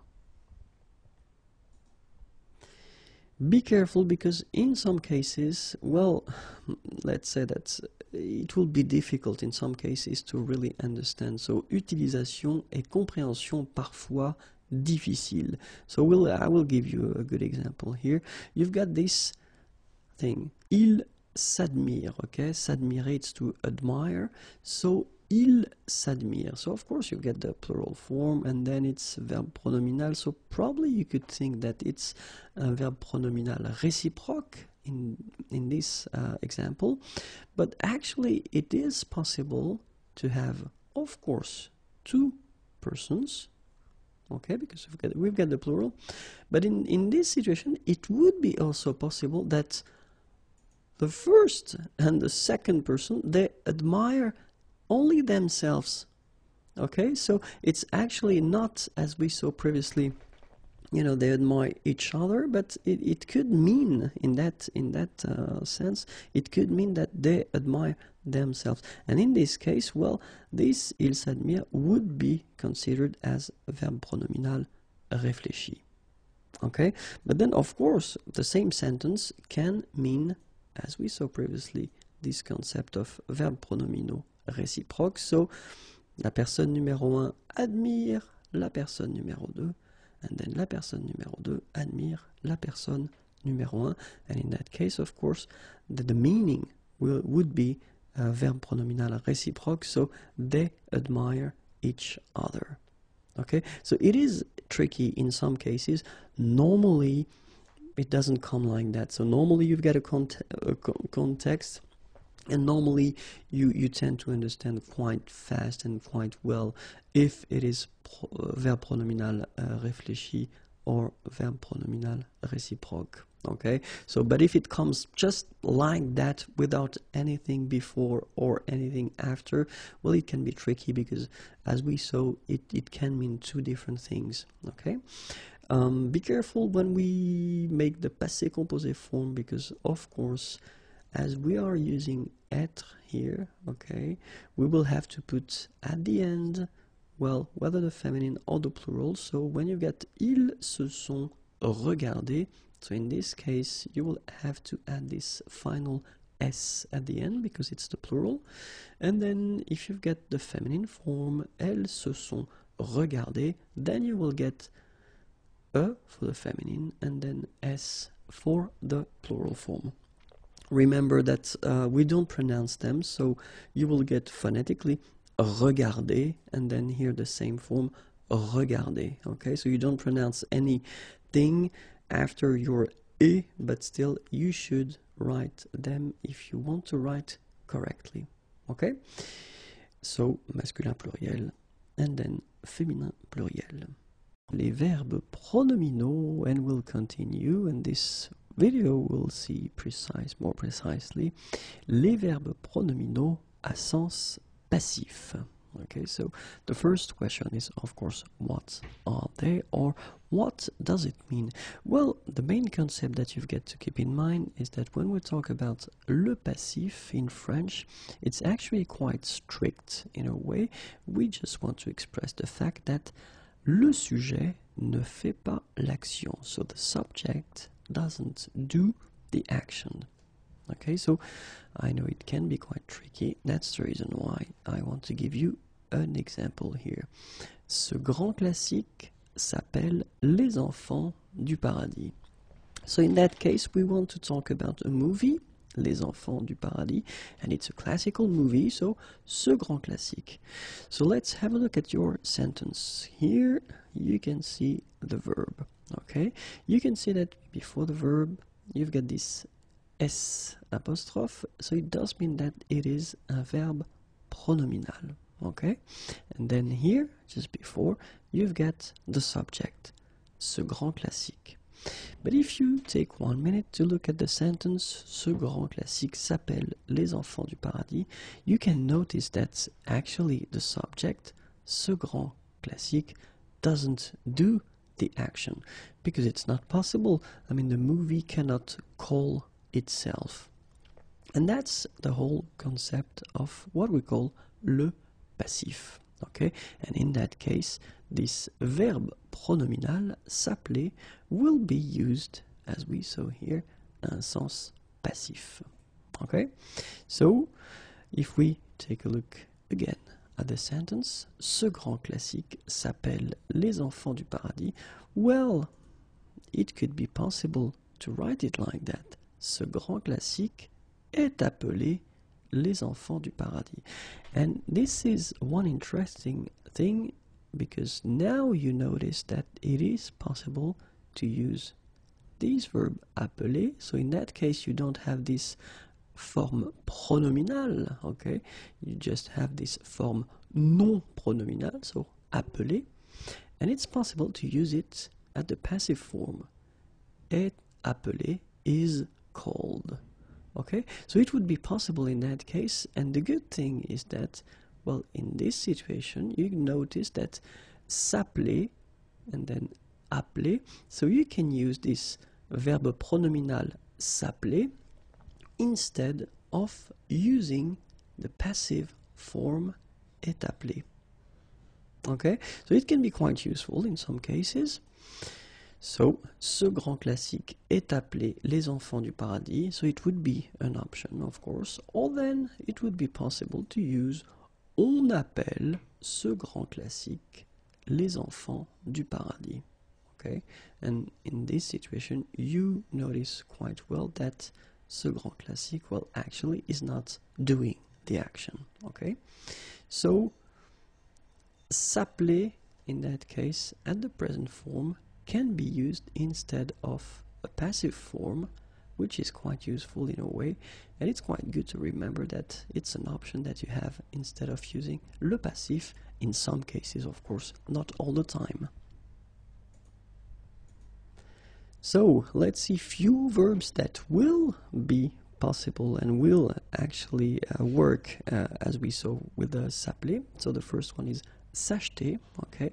And what I will give you the translation, but I will only give you the by translation, so the translation for acheter, just for a good reason. If you look at the sentence, les médicaments s'achètent dans les pharmacies, well, it's exactly the same thing. You want to say that les gens achètent des médicaments, les médicaments, sorry, dans les pharmacies.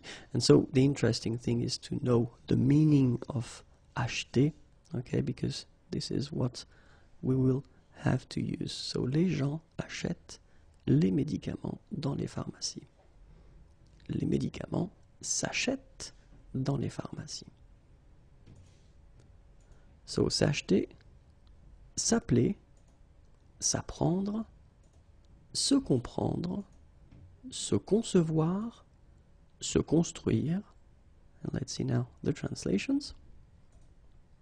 S'acheter, s'appeler, s'apprendre, se comprendre, se concevoir, se construire. Okay, so all these verbs can be used as well, as we saw, as verbes pronominaux à sens passif. The list continues. Se corriger, se couper, se dire, se diviser, s'employer, s'entendre. Se corriger, se couper, se dire, se diviser, s'employer, s'entendre.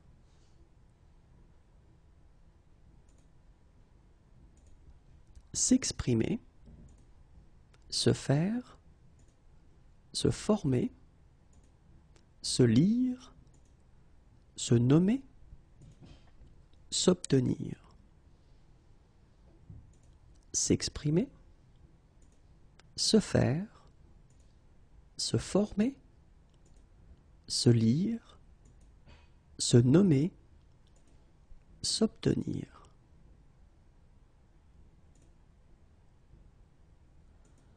Se parler, se perdre, se porter, se pratiquer, se réaliser, se remarquer. Se parler, se perdre, se porter, se pratiquer, se réaliser, se remarquer.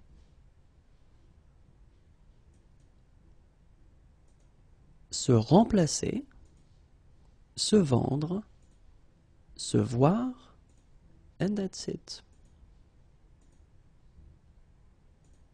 Se remplacer, se vendre, se voir. Okay, so remember that all the verbs that we've been or have been presenting in this video, they can work as verbes pronominaux à sens passif. Se faire plus verbe à l'infinitif. Okay, so we can start right now. And I thought it might be useful to take a simple and short example. So this is the little sentence that we've got. Il se fait coiffer. Okay, so il se fait coiffer. And the thing is that, of course, we can spot here the verb se faire. Okay, so verb pronominal. And this is the infinitive, se faire. And the second verb that we have here is coiffer. And in English it means to do somebody's hair. And if you take the time to look at the sentence, then it doesn't really make any sense, when you get il se fait coiffer, because it would be strange that, well, il would do the action, okay? And the clue is that se faire est une façon d'exprimer le passif. So we can use se faire as a way to express the passive form. And in that case, it makes more sense because you just realize that il, in that case, doesn't do the action at all. So you could change it and you could put it like that. Il est coiffé par okay? Or then, quelqu'un le coiffe.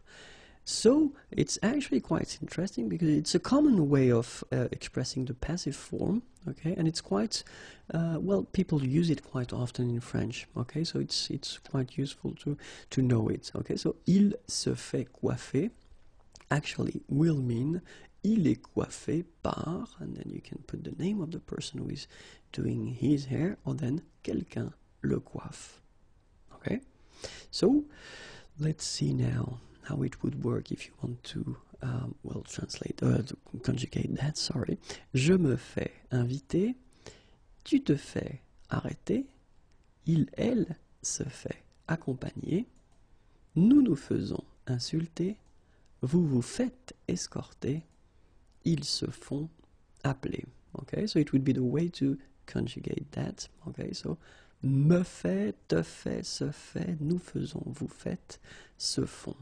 Okay, and then after that, of course, you put the verb at the infinitive form. Okay, and then basically, this is the meaning. Je me fais inviter, so to be invited. Tu te fais arrêter. Elle se fait accompagner. Nous nous faisons insulter. Vous vous faites escorter. Ils se font appeler.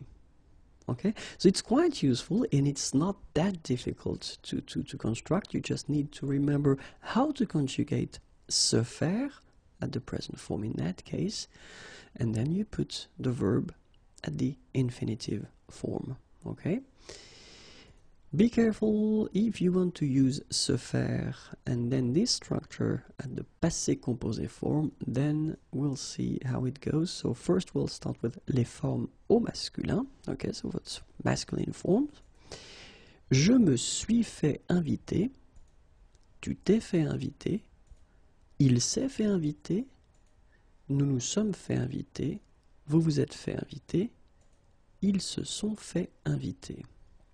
And if you take the time to look at it, probably you can find something a bit strange, because remember that normally when you use être with these structures, you normally have to put something at the end of your participe passé. So if it's like here, the plural form, normally we should have s here, and here, and also here. But that's the rule. When we will use this structure, you don't put any plural form at the end. Okay? Nous nous sommes fait inviter, so it will be like that without s. Okay? So clearly you don't pronounce it when you speak, but then, so you don't really hear the difference. But if you're right, and if you want to write correctly, remember not to put any s at the end, even if it's the plural form. Okay? So it will be more clear when we will see now les formes au féminin, so for the feminine forms. So je me suis fait inviter, tu t'es fait inviter, elle s'est fait inviter, nous nous sommes fait inviter, vous vous êtes fait inviter, elles se sont fait inviter. And in that case, you can see quite clearly that, well, first here, as we decide that all these forms should be for the feminine, it would mean that normally we should put this at the end. But then in this case, we don't put any final okay? And then exactly the same rule, we won't put any final s for the plural form. Okay, so that's the rule. Remember that even if we use être, we don't put, for the participe passé form, we don't put any mark for the feminine and the plural form. Se laisser plus verbe à l'infinitif. Okay, so se laisser plus verbe à l'infinitif. And actually I wanted to take a little and simple sentence here. Il se laisse coiffer. Okay, so il se laisse coiffer, and well, of course you can spot se laisse here, and this is se laisser, so it's the infinitive, and the second verb that we've got in this sentence is coiffer, and in English it's to do somebody's hair. Okay, so you've got this sentence, il se laisse coiffer, and it looks really strange because you've got the subject here, and then you've got the verb, and then coiffer, and then it means to do somebody's hair. And the clue here is that you can use se laisser actually as une façon d'exprimer le passif. So you can use se laisser as a way to express this passive form that we've got in French. And if you take this sentence, well, clearly you could have it like that. Il accepte d'être coiffé par. And then it's quite clear now because it means that il, with this structure, se laisse, okay, doesn't do the action at all. Okay, so this is the concept of the passive. Remember, the subject doesn't do the action. Okay, so il se laisse coiffer. Okay, and the important thing here is this accepter. Okay, il accepte d'être coiffé. Why? Because se laisser, well, actually, if you want to translate that directly, you can translate it like to let yourself be, or then to let yourself become, or then to let yourself get. This let thing is quite important because we've got also this expression that we saw previously in the previous video, se faire, and then verb at the infinitive form, okay? And it's actually the same concept. You can express this passive form with se faire, okay? But in this case, when you use se faire, you want to give the idea that le sujet est partiellement responsable. So the subject has something to say in a way about what is happening. But when you use this structure se laisser and then the verb at the infinitive form, well, the difference between the two is that in this case, le sujet n'est pas responsable ou résigné. So the subject let the things happen, actually. So the subject is not responsible, or then he is resigned. Okay, so this is the main difference between the two. Okay, even if in both cases they are expressing this passive form, okay, there is this main difference between the two. Se faire, the person is partially responsible, or is the person has something to say about what's happening. Je me laisse inviter. Tu te laisses arrêter. Elle se laisse accompagner. Nous nous laissons insulter. Vous vous laissez escorter. Il se laisse photographier. Je me laisse inviter. So you get the translation of the verb. Tu te laisses arrêter. Elle se laisse accompagner. Nous nous laissons insulter. Vous vous laissez escorter. Il se laisse photographier. So it's actually quite simple. If you look at it, you've got the verb se laisser. Okay, it's a regular verb, so for the endings it's not really tricky, especially at the present form here. Okay, so je and then me laisse, and after that you just put the verb at the infinitive. Okay, but of course we've got some tricky things, and when we talk about le passé composé, it will be a bit more difficult. Let's see how it goes. So we'll start with les formes au masculin. Okay, so the masculine. Je me suis laissé inviter. Tu t'es laissé inviter. Il s'est laissé inviter. Nous nous sommes laissés inviter. Vous vous êtes laissé inviter. Ils se sont laissés photographier. Oops, there's a different verb here. Well, it doesn't change anything anyway. So, je me suis laissé inviter. Tu t'es laissé inviter. Il s'est laissé inviter. Nous nous sommes laissés inviter. Vous vous êtes laissé inviter. Ils se sont laissés photographier. And the important thing, if you have a look at it, is that you don't have any S at the end of your participe passé form here, because normally when we've got a structure like that, and normally when we use être, the participe passé form that comes after should have at the end whether the mark of the feminine with e, but it's not the cases because we started with the masculine form, or the mark of the plural s at the end, We don't pronounce it, but we should put it. And it's an exception here because with this type of structure, you don't put anything at the end of your participe passé. Okay, so it's quite a good news because it means that it will be always laissé like that. Even if you don't pronounce it, well, you know, in some cases, when you need to put it, well, you need to put it. In that case, you don't need to put it, so it's a good news. And for the feminine form, je me le suis laissé inviter, tu t'es laissé inviter, elle s'est laissée inviter, nous nous sommes laissés inviter, vous vous êtes laissé inviter, elles se sont laissées photographier, so it's coming back this strange one, but then it's exactly the same thing, so keep in mind that for your participe passé form here, so normally, you know, if we would respect the grammatical rules, we should, because we have être, we should put at the end of the participe passé here, the mark of the feminine, e, and then here we should put es at the end, so mark of the feminine, and then mark of the plural, s.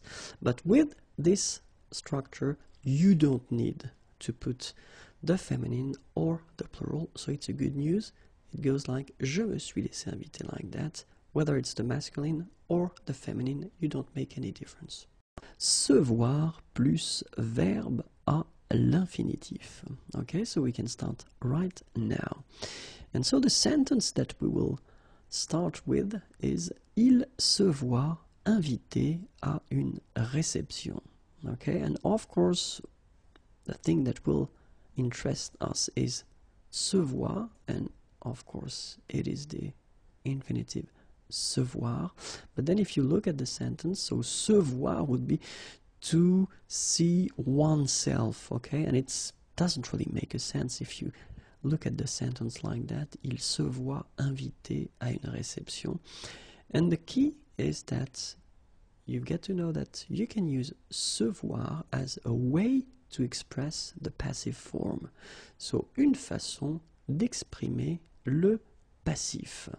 Okay? And it's quite interesting because if you think about the passive form, then it means that the subject doesn't do the action. So actually in this case, il doesn't do the action, so invite, but it's the passive, so he is invited. Okay? So you could actually have the sentence like that. Quelqu'un l'invite à une réception. Somebody is inviting him at a reception. Or then, if you want to directly translate the sentence, it would go like that. He sees himself invited to a reception, but then clearly you would translate it like that. He is invited to a reception. So it's a way to avoid the passive. If you don't want to say il est invité, he is invited, you can use il se voit invité à une réception. Okay? So let's see how we can conjugate that at the present. Je me vois invité, tu te vois invité, elle se voit invitée, nous nous voyons invités, vous vous voyez invité, il se voit invité. Okay? So, translation would be like that. Je me vois invité, tu te vois invité, elle se voit invitée, nous nous voyons invités, vous vous voyez invité, il se voit invité. Okay, so it's not that difficult. Of course, you need to remember how to conjugate this voir verb at the present form in that case, because it's not a regular verb, so it's voir, voit, voyons, voyez, and then voir. Okay, and of course, as we are using this form pronominal here, se, so you should put me. Je me vois, tu te vois, elle se voit, nous nous voyons, vous vous voyez, il se voit. Okay, and after that you just put your infinitive verb. Okay, of course, when we're talking about these structures, then they can be tricky at the passé composé form, and it is the case. So we'll start with the masculine. Je me suis vu invité. Tu t'es vu invité. Il s'est vu invité. Nous nous sommes vus invités. Vous vous êtes vu invité. Ils se sont vus invité. And it's actually quite strange because if you take the time to look at the forms, and especially the plural forms here, normally when we've got this type of structure, so we've got here se voir at the passé composé form, normally you should put S at the end, here, here, and here. But that's the rule with this structure here. So when you use se voir followed by un verbe à l'infinitif and you want to express this thing, then you don't put this final S at the end. Okay? And then for the feminine form, it will go like that. Je me suis vu inviter, tu t'es vu inviter, elle s'est vue inviter, nous nous sommes vus invités, vous vous êtes vus invités, elles se sont vues invitées. And it's exactly the same thing as we had previously. So for the plural form, you don't put this final S, okay? But then we've got also, because it's the feminine, we don't put this final here that you should put normally in a normal situation. Okay, so pas de E, pas de S à la fin. The verb s'entendre followed by un verbe à l'infinitif. S'entendre plus verbe à l'infinitif. Oh my god, I was so fast. So I want to start. Let's start with this structure. Il s'entend appeler par son prénom. Okay, so let's take the time to have a look at this first part here, s'entend, and then of course it's s'entendre, so this is the infinitive form. So s'entendre, if you would like to translate it directly, it's to hear oneself, okay, or to listen to oneself, but then to hear oneself, and then actually it doesn't really make any sense if you start to directly translate this sentence with this concept, hear oneself. It's quite strange, and the reason why is that you will use s'entendre as a way to express the passive form, une façon d'exprimer le passif. Okay, and in that case, well, you understand that if it is the passive form, then it means that the subject doesn't do the action. So in that case, il won't call. I mean, he's not calling, okay? But then if you want to get the meaning of the sentence, you could use this quelqu'un, somebody, someone is calling him by his first name, okay? Quelqu'un l'appelle par son prénom, okay? And this is the structure that you could use. So you could use s'entendre here, okay? And then after that you put the verb at the infinitive form. Il s'entend appeler par son prénom. Okay? So let's see now how you will conjugate that at the present form. Je m'entends appeler, tu t'entends appeler, elle s'entend appeler, nous nous entendons appeler, vous vous entendez appeler, ils s'entendent appeler. Okay, and remember, it's a way to express the passive form. Okay, so it's actually quite simple. You only need to remember the conjugation of entendre at the present form. Entend, entend, entend. Entendons, entendez, entendre. And then as it's a verbe pronominal, okay, you will have to add this m for je m'entends, t for tu t'entends, s, elle s'entend, nous nous entendons, vous vous entendez, and then il, elle s'entendent, okay? And then it's followed by the verb at the infinitive. So it's actually quite simple to make, okay? Keep in mind that, as usual in French, we've got some tricky forms, and we're talking in that case about le passé composé. So we'll start with the masculine, okay? So je me suis entendu appeler, tu t'es entendu appeler, il s'est entendu appeler, nous nous sommes entendus appeler, vous vous êtes entendu appeler, ils se sont entendus appeler. And the main thing that you've got to keep in mind is that you won't put this S at the end of your participe passé if you need to. Okay, because normally when we get this type of structures, normally we get être and then the participe passé. We put s when we get the plural form. In these cases, or in these cases, when you use s'entendre and then a verb and the infinitive, you don't put this s at the end of your participe passé. If you've got a feminine form, then je me suis entendu appeler, tu t'es entendu appeler, elle s'est entendue appeler, nous nous sommes entendus appeler, vous vous êtes entendu appeler, elles se sont entendues appeler. And it will be exactly the same situation, so keep in mind that as it's the feminine, we'll have also this e at the end of our participe passé, but then we don't put that. So that's the rule. Don't put the feminine, okay, at the end of your participe passé here, and don't put the plural either here. Okay, so these are the only tricky things that you should keep in mind. Bonjour à tous and welcome to Learn French with Vincent. Apprenez le français avec Vincent. And this is Unité 17, leçon L. And in this lesson, we'll see together le passé simple.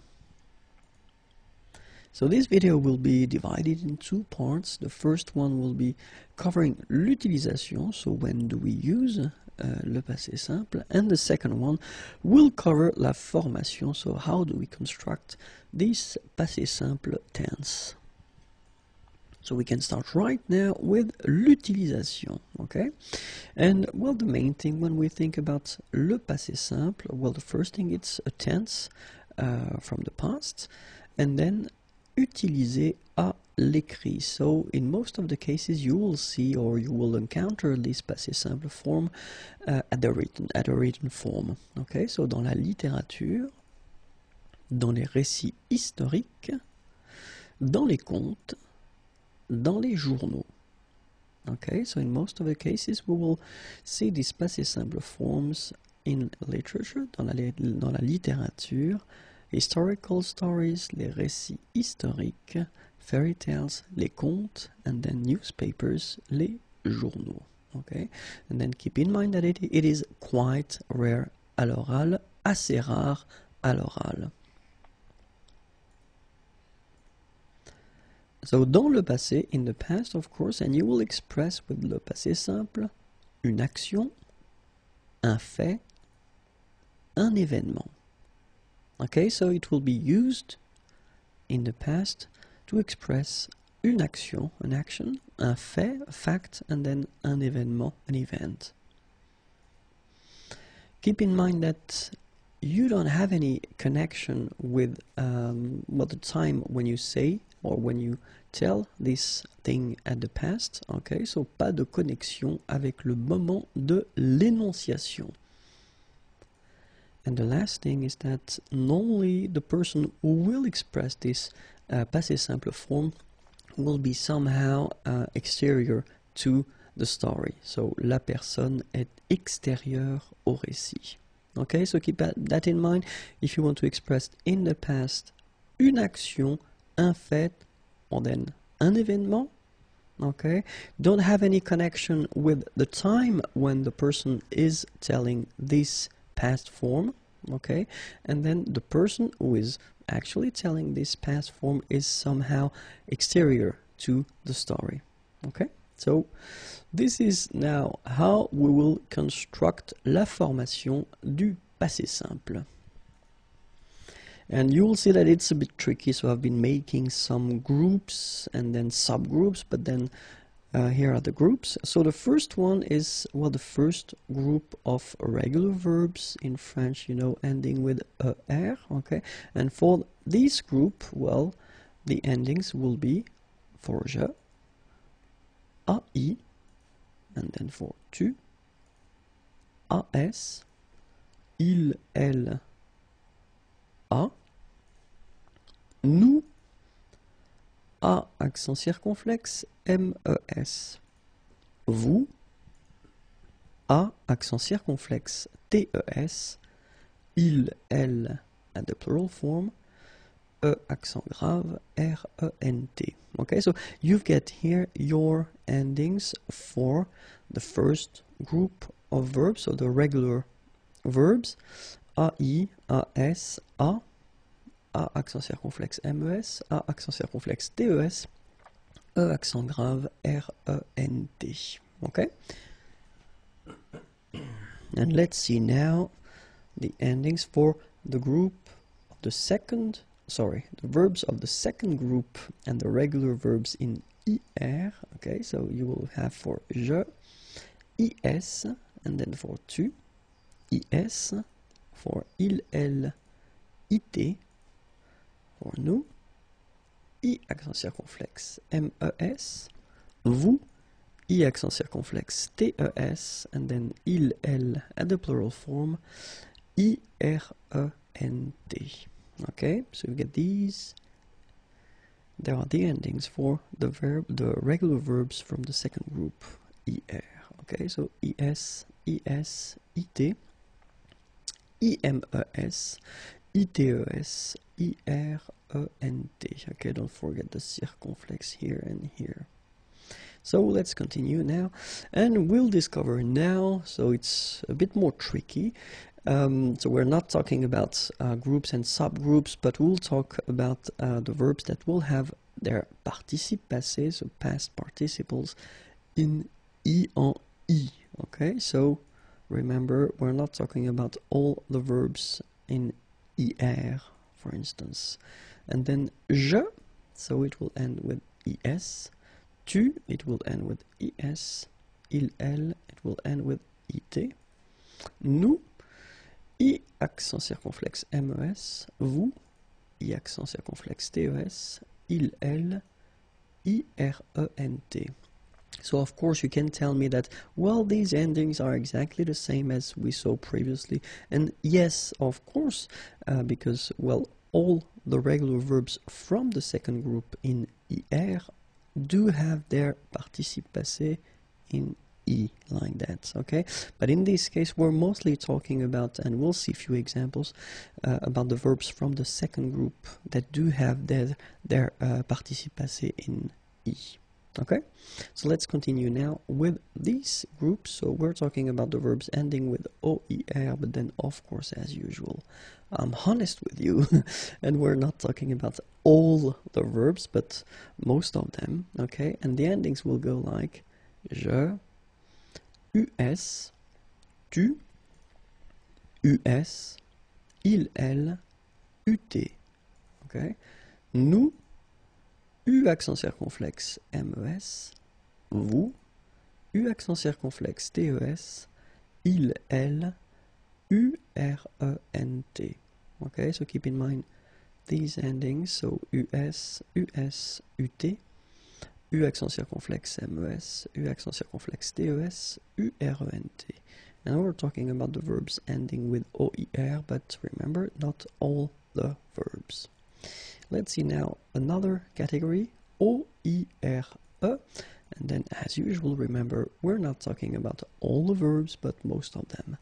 And the endings will go like je, US, tu, US, and then il, elle, UT, okay. Nous, U accent circonflexe MES, vous, U accent circonflexe TES, il, elle, URENT. Okay, so remember, verbs ending with OIRE, but not all the verbs, US, US, UT, U accent circonflexe MES, U accent circonflexe TES, URENT. Okay, and we'll continue with the verbs that do have their participe passé en U. Okay, remember, not all the verbs, of course, but most of them. And the endings will be je, US, tu, US, il, elle, UT, nous, U accent circonflexe MES, vous, U accent circonflexe TES, il, elle, URENT. Okay? And then verbs like tenir and venir, they are a bit tricky, so be careful, we're talking about these two verbs, but then of course all the composed verbs based on tenir and venir. Okay, so let's see now. And then je, ins, tu, ins, il, elle, int, nous, inmes, vous, intes, il, elle, inrent. Okay, so we'll now see a few examples, quelques exemples. And now I will focus on the pronunciation. Okay, so let's start with the first group. So les verbes en ER, and then the example is parler. Okay, je parlais, tu parlas, il parla, elle parla, nous parlâmes, vous parlâtes, ils parlèrent, elles parlèrent. Okay, so one more time. Je parlais, tu parlas, il parla, elle parla, nous parlâmes, vous parlâtes, ils parlèrent, elles parlèrent. And now the second group of verbs ending with er, so the regular one, and I've been choosing this finir, to finish or to end. Example, je finis, tu finis, il finit, elle finit, nous finîmes, vous finîtes, ils finirent, elles finirent. Okay, so one more time. Je finis, tu finis, il finit, elle finit, nous finîmes, vous finîtes, ils finirent, elles finirent. And now let's see all the verbs that will have their participation here. Remember, it was not all the verbs, so I've been choosing this suivre verb to follow. Je suivis, tu suivis, il suivit, elle suivit, nous suivîmes, vous suivîtes, ils suivirent, elles suivirent. Okay, so one more time. Je suivis, tu suivis, il suivit, elle suivit, nous suivîmes, vous suivîtes, ils suivirent, elles suivirent. And now let's see a few verbs. So like attendre, so it's to wait, dire, to say, entendre, to hear, faire, to do, mettre, to put, sorry, and then voir, to see. J'attendis, tu dis, il entendit, elle entendit, nous fîmes, vous mîtes, ils virent, elles virent. Okay, so j'attendis, tu dis, il entendit, elle entendit, nous fîmes, vous mîtes, ils virent, elles virent. Alright, so let's continue now with this group. Remember, verbs ending with OER, but we said that it was not all the verbs, so I've been choosing this recevoir example, to receive, recevoir, and it goes like that. Je reçus, tu reçus, il reçut, elle reçut, nous reçûmes, vous reçûtes, ils reçurent, elles reçurent. Okay, so one more time. Je reçus, tu reçus, il reçut, elle reçut, nous reçûmes, vous reçûtes, ils reçurent, elles reçurent. And now the verbs ending with OERE, and remember I said that we're not talking about all the verbs, but most of them, and for this example I've been taking boire. Boire is to drink. Je bus, tu bus, il but, elle but, nous bûmes, vous bûtes, ils burent, elles burent. Okay, so one more time. Je bus, tu bus, il but, elle but, nous bûmes, vous bûtes, ils burent, elles burent. And now the verbs that will have their participe passé en U. So I've been choosing this lire verb. So lire is to read. Je lus, tu lus. Il lut, elle lut. Nous lûmes, vous lûtes. Ils lurent, elles lurent. Okay, so one more time. Je lus, tu lus. Il lut, elle lut. Nous lûmes, vous lûtes. Ils lurent, elles lurent. And now, venir, venir is to come, so remember they were a bit tricky. So we're talking about venir and all the verbs that will be formed with venir. Je vins, tu vins, il vint, elle vint. Nous vîmes. Remember it's quite tricky to pronounce that. Vîmes. Vous vîntes, ils vinrent, elles vinrent. Okay, so one more time. Je vins, tu vins, il vint, elle vint. Nous vîmes, vous vîntes, ils vinrent, elles vinrent. And then, as I said, tenir, so exactly the same thing as we had for venir. So we're talking about tenir and all the verbs that will be composed based on tenir, okay? So, je tins, tu tins, il tint, elle tint. Nous tîmes, same thing, same tricky phonetical thing here. Nous tîmes, okay? Vous tîntes, ils tinrent, elles tinrent. One more time. Je tins, tu tins, il tint, elle tint. Nous tîmes, vous tîntes, ils tinrent, elles tinrent. And this is it for le passé simple. So I will do few videos right after this one, and we'll see, well, of course, être and avoir, and a few other important verbs at the passé simple form. Okay? I hope it was useful. Have a great day. Au revoir et à bientôt.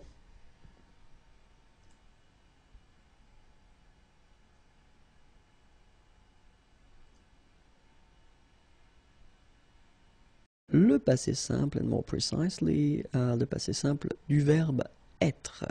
Okay, so let's see now. Être, au passé simple. Je fus, tu fus, il fut, elle fut. Nous fûmes, vous fûtes, ils furent, elles furent. Okay, so one more time, encore une fois. Je fus, okay, keep in mind that final S is not pronounced. Tu fus, exactly the same thing, final S not pronounced. Il fut, final T not pronounced. Elle fut. Okay, so basically you get only one phonetical form here, and it's fut, fut, fut, the same. Okay, then nous fûmes, final S not pronounced. Vous fûtes, same thing. Ils furent, elles furent. Keep in mind that ENT, you know, the ending for the plural form is never pronounced, so furent. Okay, ils furent, elles furent. D'accord? Je fus, tu fus, il fut, elle fut, nous fûmes, vous fûtes, ils furent, elles furent. And that's it. You've got the passé simple forms of the verb être, and être is to be. Passé simple, and in this one we will cover the verb avoir, so to have. Okay, so let's start now. Avoir au passé simple. J'eus, tu eus, il eut, elle eut. Nous eûmes, vous eûtes, ils eurent, elles eurent. Okay, so as you can see, phonetically it's quite a challenge because you've got to keep in mind that for each forms you will pronounce this combination of vowels u. You don't pronounce it like normally we would pronounce it okay, but we will pronounce it u all the time. Okay, so j'eus, final S not pronounced. Tu eus, final S not pronounced. Il eut, final T not pronounced. Elle eut. Then nous eûmes, so you can make this little link between the two. Final S not pronounced. Vous eûtes, same thing here, and then the link, vous eûtes, ils eurent, elles eurent. Okay, remember that when we've got this ENT ending at the end of the plural form, so third person of the plural, you don't pronounce it, so you get eurent. Okay, and then with the link, the liaison, ils eurent, elles eurent. Okay, so one more time, j'eus, tu eus, il eut, elle eut, nous eûmes, vous eûtes, ils eurent, elles eurent. And that's it. You get all the forms of the passé simple for the verb avoir. Le passé simple, and in this case we'll see le passé simple du verbe faire, so the verb to do. Okay, so let's start now. And so we've got faire, and it means to do, as I said, and this is the passé simple form. So let's start now. Je fis, tu fis, il fit, elle fit, nous fîmes, vous fîtes, ils firent, elles firent. Okay, so one more time. Je fis, final S not pronounced. Tu fis, same thing. Il fit, elle fit, final T not pronounced. Nous fîmes, same thing here, you don't pronounce the S. Vous fîtes, don't pronounce S. Ils firent, elles firent. Remember, ending ENT for the plural, you don't pronounce it. Firent. Ils firent, elles firent. Okay? Je fis, tu fis, il fit, elle fit, nous fîmes, vous fîtes, ils firent, elles firent. And that's it. You've got all the forms for the passé simple of the verb faire, to do. Le passé simple, and in this case we'll see le verbe aller, and more precisely la forme du passé simple, and we can start right now. So let's see le verbe aller au passé simple. J'allais, tu allas, il alla, elle alla, nous allâmes, vous allâtes, ils allèrent, elles allèrent. Okay, so let's see that one more time. J'allais, tu allas, remember final S is not pronounced, il alla, elle alla. Okay, so you get the two forms here. You are pronouncing them the same way. You put this S for tu, but you don't pronounce it, okay? Then, nous allâmes. Okay, so remember that you should make this little link between the two. Nous allâmes, okay? Vous allâtes, same thing, la liaison. So final S here and final S here is not pronounced. Ils allèrent, liaison, elles allèrent. And then this ENT at the end, you know, the mark for the plural, well, clearly you don't pronounce it, so you get allèrent. Okay, so ils allèrent, elles allèrent. So let's see one more time. J'allais, tu allas, il alla, elle alla, nous allâmes, vous allâtes, ils allèrent, elles allèrent. And that's it. You've got all the forms for le passé simple du verbe. The verb vivre, vivre is to live, and we'll see especially le passé simple, so the forms from the passé simple du verbe vivre. Okay, so we can start right now. So we've got the verb vivre, to live, and then les formes du passé simple. Je vécus, tu vécus, il vécut, elle vécut, nous vécûmes, vous vécûtes, ils vécurent, elles vécurent. Okay, so one more time. Je vécus, final S not pronounced. Tu vécus, same thing. Il vécut, elle vécut, final T not pronounced. So basically you've got only one form here, and it's vécu for all these three persons. Nous vécûmes, final S not pronounced. Vous vécûtes, same thing here. Ils vécurent, so remember, mark for the plural, ENT is not pronounced phonetically, you don't get it, so vécurent, okay? Ils vécurent, and then elles vécurent. Okay, so one more time.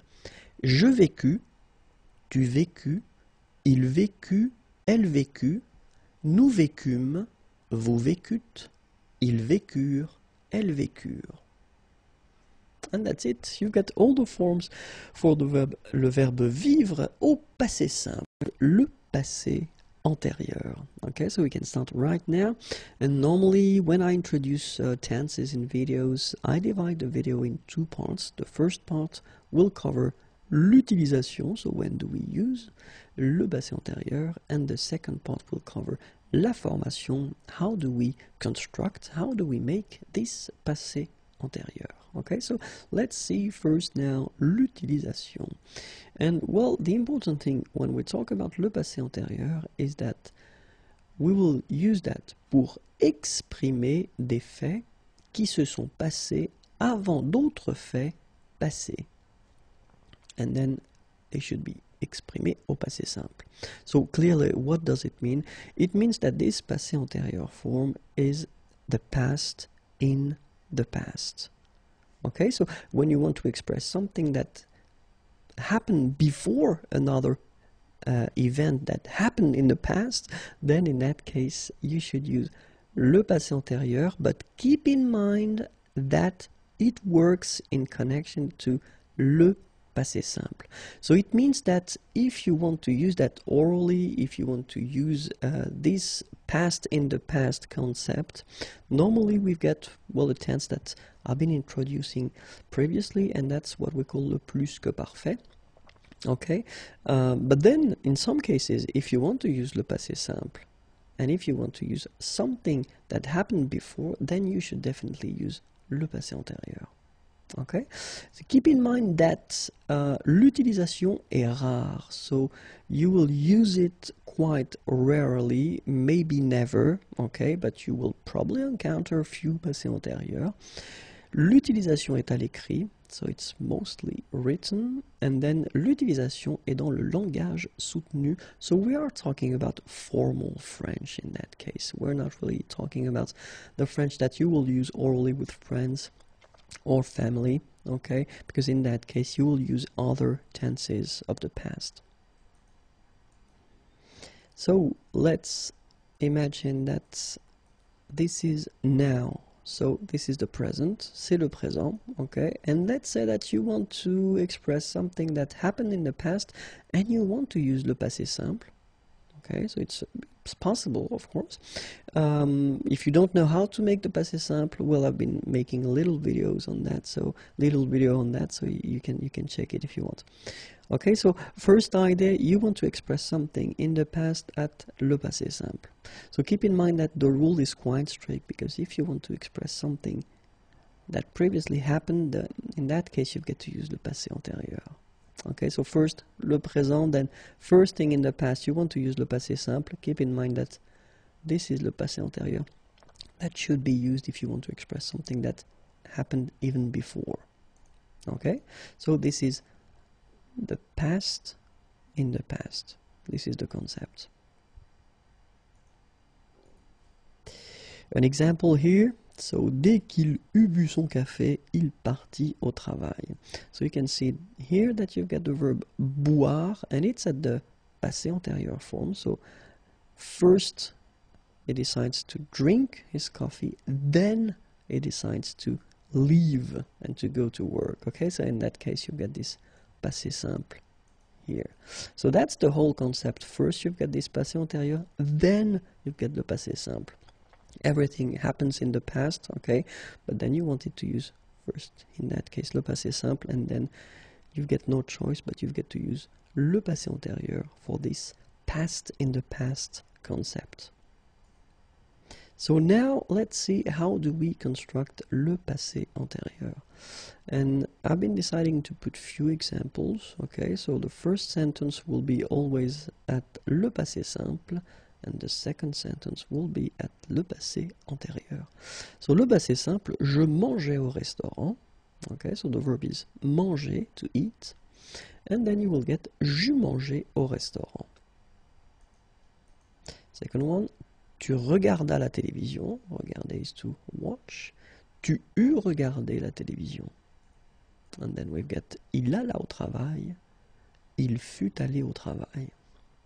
And if you take the time to look at these forms, you can spot and you can see that we've got two parts. So it means that it is a compound tense, okay? And then, as usual in French, when we're talking about compound tenses, then the second part here is always the same. It's le participe passé, so this past participle.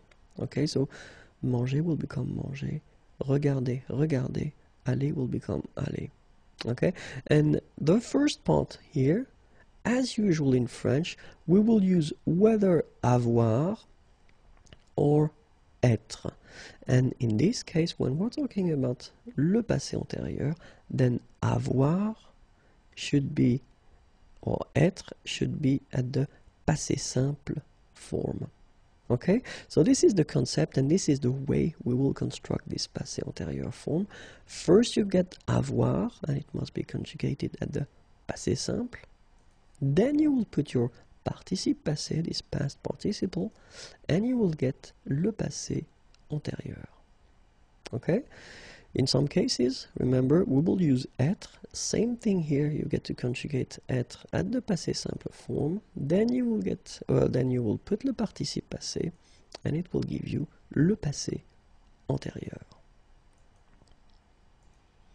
Let's see now the verbs that will require the use of être. And we're talking about aller, to go, arriver, to arrive, descendre, to go down, devenir, to become, entrer, to enter, to come in, monter, to go up, mourir, to die, naître, to be born, partir, to leave, rester, to stay, retourner, to return, to come back, sortir, to go out, tomber, to fall, and then venir, to come. So all these verbs will be conjugated at le passé antérieur, or then more generally at all the compound tenses in French with être. And then we've got the verbs like se regarder, s'appeler, se présenter. Okay, so to watch, to look at oneself, to call oneself, to present oneself. So these verbs are called les verbes pronominaux. And all les verbes pronominaux will as well require être at le passé antérieur, or more generally at all the compound tenses in French. So let's see now how avoir is conjugated at le passé simple, because that's the first part that we will use in this passé antérieur form. And it's j'eus, tu eus, il, elle, on eut, nous eûmes, vous eûtes, ils eurent, elles eurent. Okay, so j'eus, tu eus, il eut, nous eûmes, vous eûtes, ils eurent. Then être goes like that. Je fus, tu fus, il fut, elle fut, on fut, nous fûmes, vous fûtes, ils furent, elles furent. Okay? Je fus, tu fus, il fut, nous fûmes, vous fûtes, elles furent. Okay? So this is the first part. Remember that you get to use when you construct this passé antérieur. Then the second part is what we call le participe passé. And keep in mind that when we're talking about the verbs from the first group, regular verbs ending with er, then they will be quite easy, because you just need to take away this er form and you put accent aigu instead. Phonetically it's quite easy because it's exactly the same thing. Parler will become parler. Regarder will become regarder. And even this tricky verb aller, to go, remember you don't conjugate that like the verbs from the first group, but even this one, when it comes to this participe passé form, then it's quite easy because it goes like aller.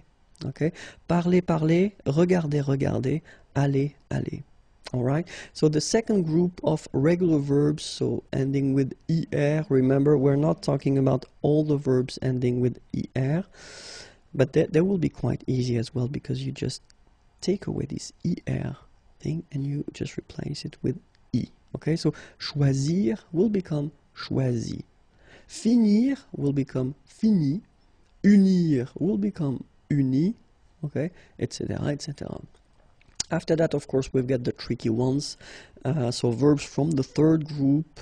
So we can make some subgroups, but then be careful. You should definitely learn them by heart, but if it helps. So les participes passés qui finissent avec U, that will end with U, for example. Connaître will become connu.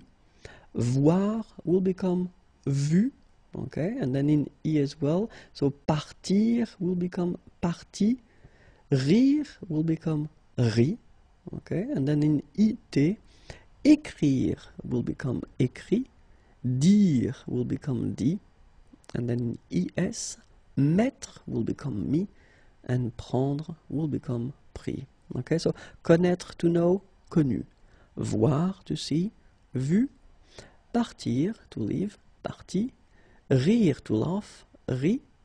Écrire, to write, écrit. Dire, to say, dit. Mettre, to put, mis. Prendre, to take, pris. Okay? A few examples now, or I will conjugate the verb parler at the passé antérieur form, and you will get j'eus parlé, tu eus parlé, il eut parlé, elle eut parlé, on eut parlé, nous eûmes parlé, vous eûtes parlé, ils eurent parlé, elles eurent parlé. Okay, so you can see that we've got our participe passé that will end with a. Okay, for a good reason, because remember that when we use être, then something will happen like for all the compound tenses in French. When we put être, then it means that at the end of your participe passé here, you will have to put whether the feminine or the plural form if needed. Of course, in that case you get elle, so it's the feminine singular, so you should add this e at the end for the feminine singular. And then in that case you get the plural, masculine plural, then you should put s for the masculine plural. And here you've got the feminine plural, and you should add this e and s for the feminine plural. Okay, keep in mind that well, it's actually quite easy because phonetically they are the same, all right, but then you should add this final e for the feminine, final s for the plural, and final es for the feminine plural, and it goes like that. Il fut allé, elle fut allée, ils furent allés, elles furent allées. Okay, so let's see now all the forms. Je fus allé, tu fus allé, il fut allé, elle fut allée, nous fûmes allés, vous fûtes allés, ils furent allés, elles furent allées. So I will make now the liaison because I know that some of you want me to make the liaison all the time. Je fus allé, tu fus allé, il fut allé, elle fut allée, nous fûmes allés, vous fûtes allés, ils furent allés, elles furent allées. Okay, so remember that you put when needed for the feminine form, you put s when needed for the plural form, and then es for the feminine plural form. Okay? So keep in mind that le passé antérieur, one more time, you get avoir conjugated at the passé simple. Then you will have your participe passé form, and you will get this passé antérieur form. In some cases, as we saw, we'll use être, same thing at the passé simple. Then your participe passé, and it will give you le passé antérieur.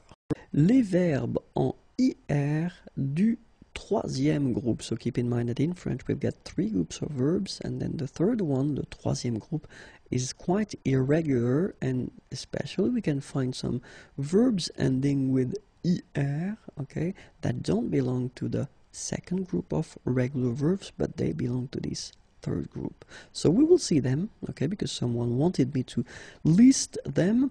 So of course, it's always a pleasure to please you. So let's see now how they go, and keep in mind that all the verbs en IR don't belong to the second group, because many people tend to think that all the IR verbs will be regular and they belong to the second group, and it's not the case, unfortunately. So we will see them right now. Tenir, s'abstenir, appartenir, contenir, détenir, entretenir, maintenir, obtenir, retenir, soutenir. Okay, so one more time. Tenir, s'abstenir, appartenir, contenir, détenir, entretenir, maintenir, obtenir, retenir, soutenir. Venir, advenir, circonvenir, contrevenir, convenir, devenir, disconvenir, intervenir, parvenir, prévenir. Okay, so let's read them one more time. Venir, advenir, circonvenir, contrevenir, convenir, devenir, disconvenir, intervenir, parvenir, prévenir. Provenir, redevenir, revenir, se souvenir, subvenir, survenir, acquérir, conquérir,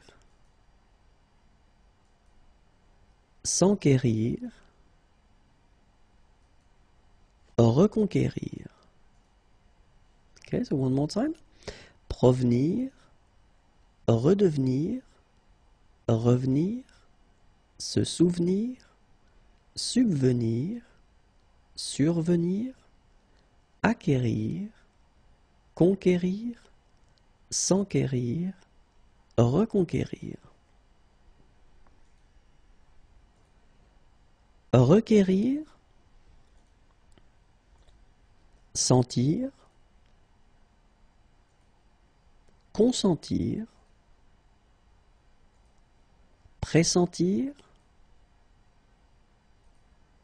ressentir, mentir, démentir, partir, repartir,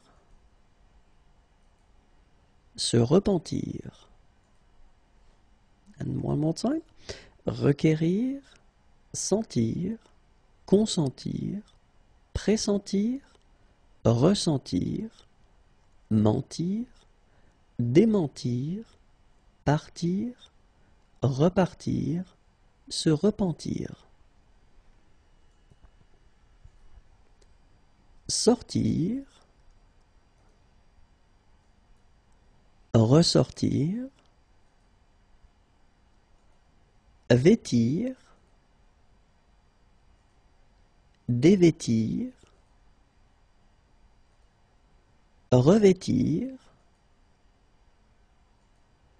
ouvrir, couvrir, découvrir,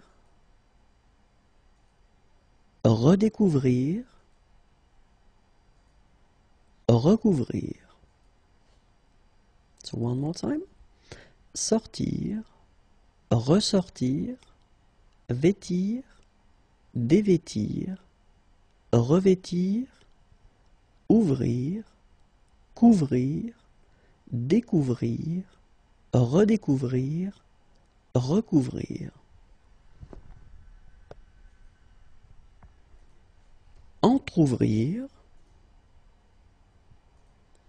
rouvrir, offrir, souffrir, cueillir, accueillir, recueillir, assaillir, défaillir, faillir. Entrouvrir, rouvrir, offrir, souffrir, cueillir, accueillir, recueillir, assaillir, défaillir, faillir. Bouillir, dormir, endormir, s'endormir, rendormir, se rendormir, courir, accourir, concourir, discourir. So one more time. Bouillir, dormir, endormir, s'endormir, rendormir, se rendormir, courir, accourir, concourir, discourir. Encourir, parcourir, recourir, secourir, mourir, servir, desservir, resservir, fuir, s'enfuir. So one more time.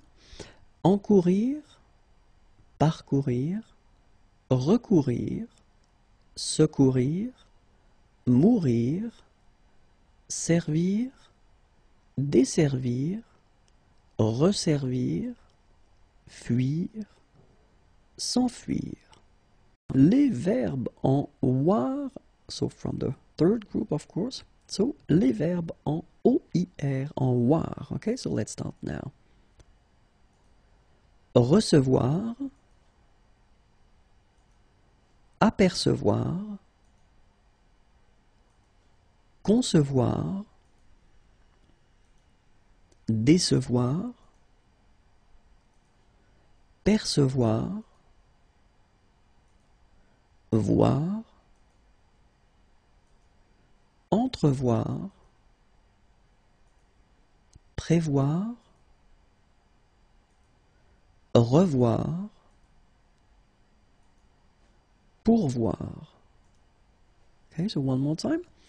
Recevoir, apercevoir, concevoir, décevoir, percevoir, voir, entrevoir, prévoir, revoir, pourvoir.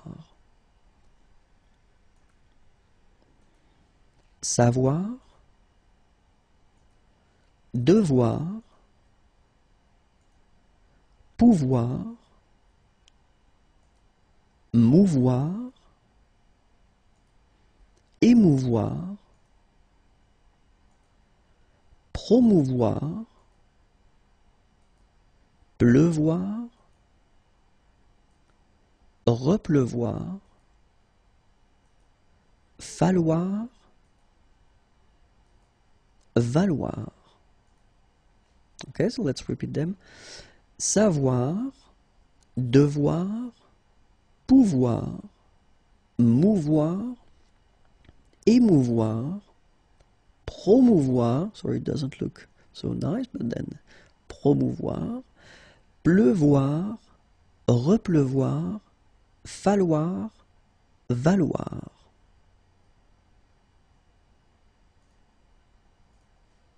Équivaloir, prévaloir, revaloir, vouloir, asseoir, rasseoir, soir, sursoir, choir, déchoir. So let's repeat them. Équivaloir, prévaloir, revaloir, vouloir, asseoir, rasseoir, soir, sursoir, choir, déchoir. La négation avec les verbes pronominaux. Okay, so we can start right now. And when we talk about la négation in French, normally we are talking about two different parts. The first one is ne, and the second one is pas. Okay, and then in that video, we will focus on les verbes pronominaux. So we are talking about the verbs that will have this se in front of them at the infinitive form. Okay, so for instance, regarder, to watch, to look, and when you put this se form, well, basically, se regarder, it's to look at oneself. Okay, so it's actually quite interesting. And when we will put these verbs at the negative form, well, they can be a bit tricky. So that's the reason why I thought it might be useful to make a video regarding these verbs. So let's see, and we will see first le présent, then le futur proche, then le futur simple, and then le passé composé for this first part. Okay? So at the present form, regarder will actually be like je regarde. Okay, and then if you put the negative form, it's actually quite simple. Je ne, so remember the first part here before the verb, and after that, pas. Okay, so you've got the negative form here. Je ne regarde pas. Okay, so let's see now when we've got this verb pronominal, se regarder, and you can see that when you conjugate it, then you will get je me regarde, and for the negative form, je ne. So now you can see that the first part of the negative form should be here. Then you will have me, then regarde, and finally pas. Okay, so je ne me regarde pas. So for the futur proche now, remember the futur proche is somehow a fake future because actually you are using this aller verb to go. So je vais regarder. If you want to translate that directly in English, it's I am going to watch, I am going to look. Okay, so je vais regarder. And in that case, it's quite interesting because you've got two verbs. So remember that when you put the negative form, je ne, okay, so the first part will be before aller, and then the second part right after aller. Je ne vais pas regarder. Okay, let's see how it will go with se regarder. So, je vais me regarder. So, I am going to watch at myself or myself.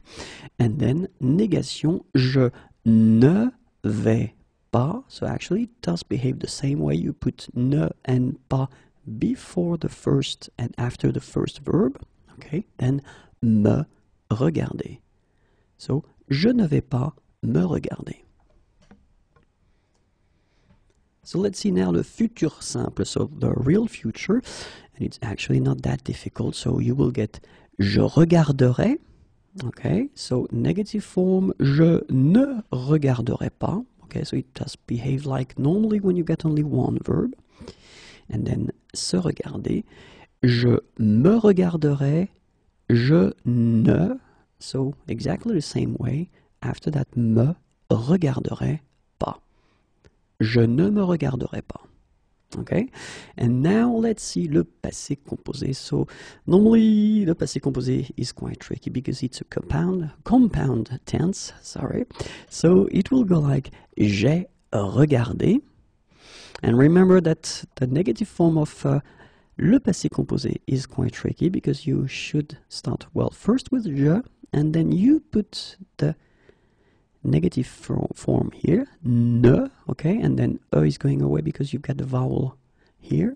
So je n'ai, and then your second part of the negative form is coming right after pas, and then regarder. Je n'ai pas regardé. Let's see for se regarder now. Je me suis regardé. And then for the negative form, je ne. So first you put your first part of the negative form, then me suis pas regardé. Okay? Je ne me suis pas regardé. So let's see now how we will construct this negative form of les verbes pronominaux à des imparfaits form. So plus que parfait, conditionnel présent, and then conditionnel passé. So for l'imparfait, then regarder will go like je regardais, and then the negative form, je ne regardais pas. Then se regarder, actually quite simple. You've got only one form or one verb. So, je me regardais. Je ne me regardais pas. Okay, so remember, as usual, ne first, then you will put me, and then pas at the end. Let's see now for the plus que parfait, remember, so plus que parfait and conditionnel passé, well, they somehow will behave like le passé composé because they are compound tenses as well. Okay, so it will be exactly the same thing. So let's have a look at regarder at plus que parfait. And it goes like that. J'avais regardé. And then for the negative form, je n'avais pas regardé. And for le verbe pronominal se regarder, then you will get je m'étais regardé. Then je ne m'étais pas regardé. Okay, so exactly the same thing. Remember, you will put ne to your first part, then you will keep m'était together, and after that you will put your pas. Okay, a common mistake is to put this pas at the end, right here. Okay, so remember it shouldn't be here, but it should be definitely right after avoir or être in that case. Okay. Conditionnel présent, then it will go like that. Regarder, je regarderai. Okay, negative form, je ne regarderai pas. Forme pronominale se regarder, je me regarderai. And then it will go, je ne me regarderai pas. Okay, basically one verb, so it's not that tricky. You just keep it here. Remember that me should be connected to it, and then before and after. And let's see now le conditionnel passé. So remember, as I said, it's a compound tense, so it will behave exactly as we had le passé composé and then le plus que parfait. So let's see. Regarder, j'aurais regardé, je n'aurais pas regardé. Okay, and let's see now for se regarder. Je me serais regardé, je ne me serais pas regardé. Okay, so exactly the same way as we had for the passé composé and le plus que parfait. Okay, remember that actually for the subjonctif, le passé simple, le futur antérieur, so all these tenses that we already covered in the past lessons, well, it will be exactly the same way. Les interjections. Okay, so when we're talking about les interjections, actually, une interjection can also be une onomatopée. We are basically talking about all these little sounds or words that people can produce when they want to express certain feelings. Okay, so and of course they are different in all the languages. So we'll see now how we do express la douleur in French. Okay, so here is the translation. And well, here are the options. The first one will be aïe. The second one, oui. Oh, then it can be aïe aïe aïe. Okay, so remember, aïe, oui, aïe aïe aïe. When we're talking about le dégoût, so disgust, in that case, we can, well, actually use this burk or then poire. Okay, so burk, poire. Then l'incrédulité. Okay, l'incrédulité. Well, tu parles would be an option. Then mon œil, it's actually quite funny, my eye, mon œil, or then oui, sûrement. And this one is quite funny as well because basically it's yes for sure, yes of course, but then in that case, of course, you want to say that you don't believe this person. Okay, so whether tu parles, or then mon œil, or then oui, sûrement. Then l'admiration. Oh. Or then wow. Super. Top. Or then trop fort. Of course, in this category, well, it does evolve, and probably there will be some new expressions in the coming months or years, but then these ones are actually the basics that you can find. So, oh, wow. Super, top, trop fort. Okay, so let's see now. L'indifférence. Bof is a common one. Bof. Then le soulagement. First one would be ouf. And then the second one would be enfin. Okay, so ouf, enfin. And finally, la satisfaction. Très bien, extra, super, parfait. And it's exactly the same as I said previously. So basically, this category evolves all the time. So these ones are the basics ones. And then, you can hear some new ones from time to time. Okay, so but then, très bien, extra, super, or then parfait. So the important thing when we're talking about les interjections, it's quite good to know them. Just know exactly according to the context that you are in or the persons you are talking to or talking with, if you can use them or not, because they are not that formal. So if it's a formal context, then maybe it would be better not to use them.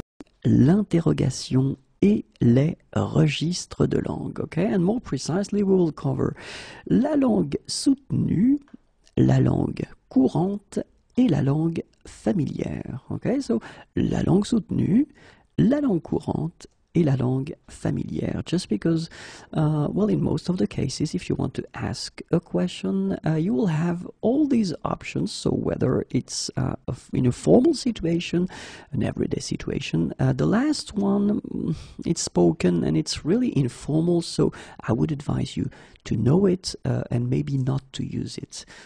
It's up to you, but then be careful. Okay, so we can start right now. And the first question is, qui est présent? And so in that case, you can see that it's a normal way of asking a question. You will start with qui, who, est, is present here. Okay, so it's, well, a normal question, but then of course we can have these two other options, as I said. So the second one here is the more well, common, so it's an everyday language. So qui est-ce qui est présent? And then the last one, qui c'est qui est présent? Okay, so this one, as I said, it's really spoken and not formal at all. So don't use that if you're not sure about the context or the situation or the persons that you are talking with. Okay, so I'd rather advise you to use the first one or the second one. Okay, so qui est présent, or then qui est-ce qui est présent? Keep in mind that we tend to use this est-ce que, est-ce qui, okay? So this is quite oral in that case.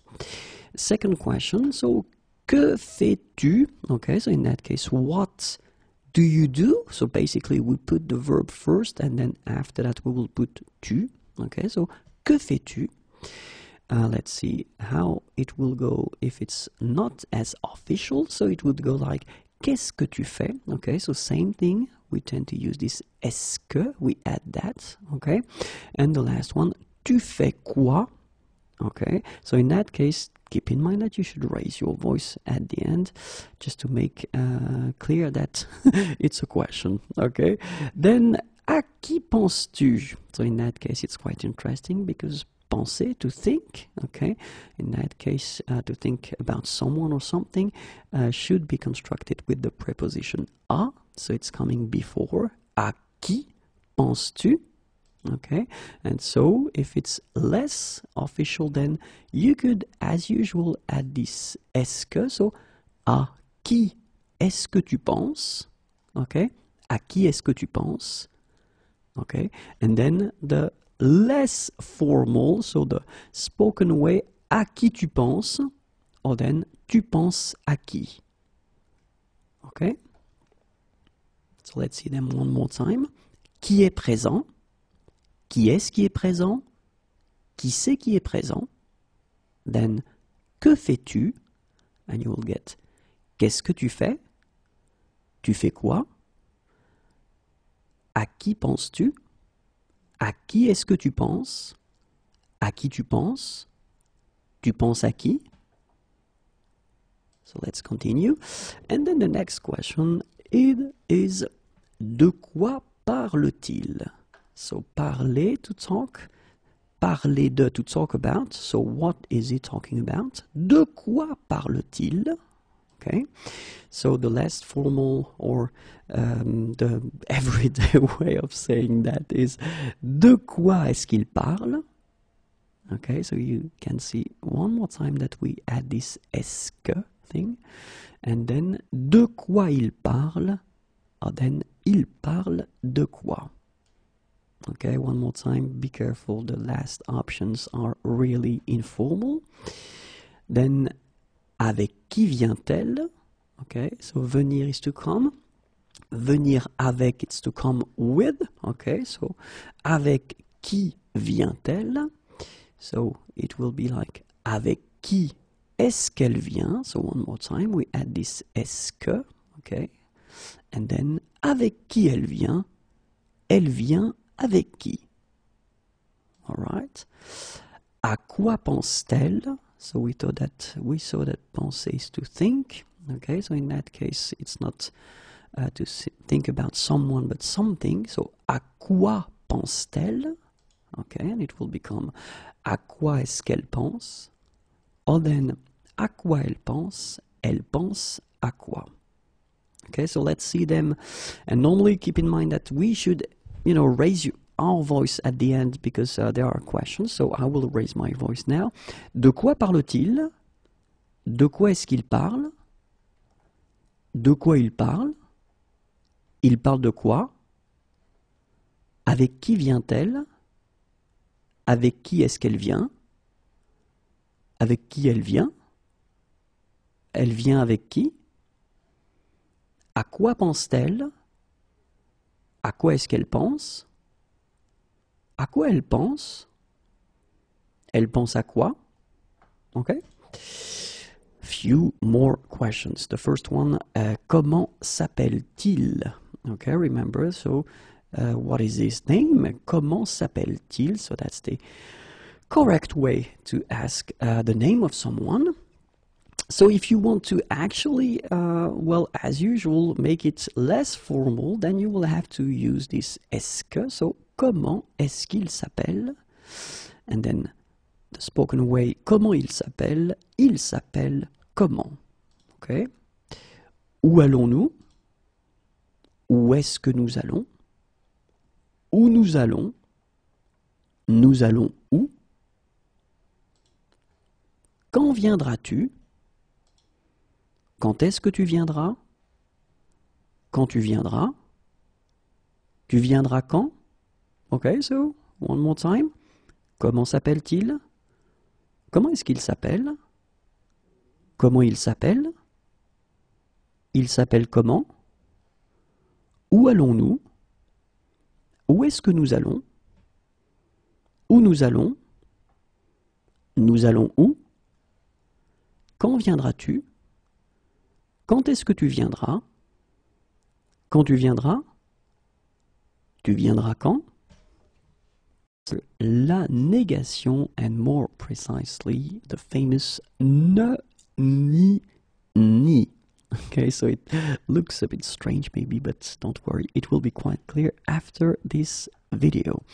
So normally when we talk about la négation, so the negative form in French, we have two parts, so ne and then pas. Okay, but of course when we talk about ne pas, we are talking about une négation. Okay, and actually it's possible to have deux négations as well, and in that case of course the structure will change and we won't use only ne pas, we will use ne, so the first part, then we will use ni, and then ni as well. So let's see how it will work. And we will see so examples avec des verbes, so with verbs, avec des adjectifs, with adjectives, and avec des noms, with nouns or substantives. Okay, so the first one, avec des verbes. So let's see how it will go. So if we've got a sentence like il chante. Chante is to sing, so he's singing. And in that case, if you want to put the negative form, in that case it's quite simple, because as usual, we will put the first part, ne, so before the verb, and then you will put the second part, pas, after the verb, so you will get il ne chante pas. Okay, so it's quite simple, but then if you have a sentence like il chante et il danse, okay, so he's singing and he's dancing, in that case, well, whether you will use il ne chante pas et il ne danse pas, so it's actually quite interesting, because in that case, and that's normally what people tend to use, okay, you will basically repeat this negative form with et, and. Okay, so il ne chante pas et il ne danse pas.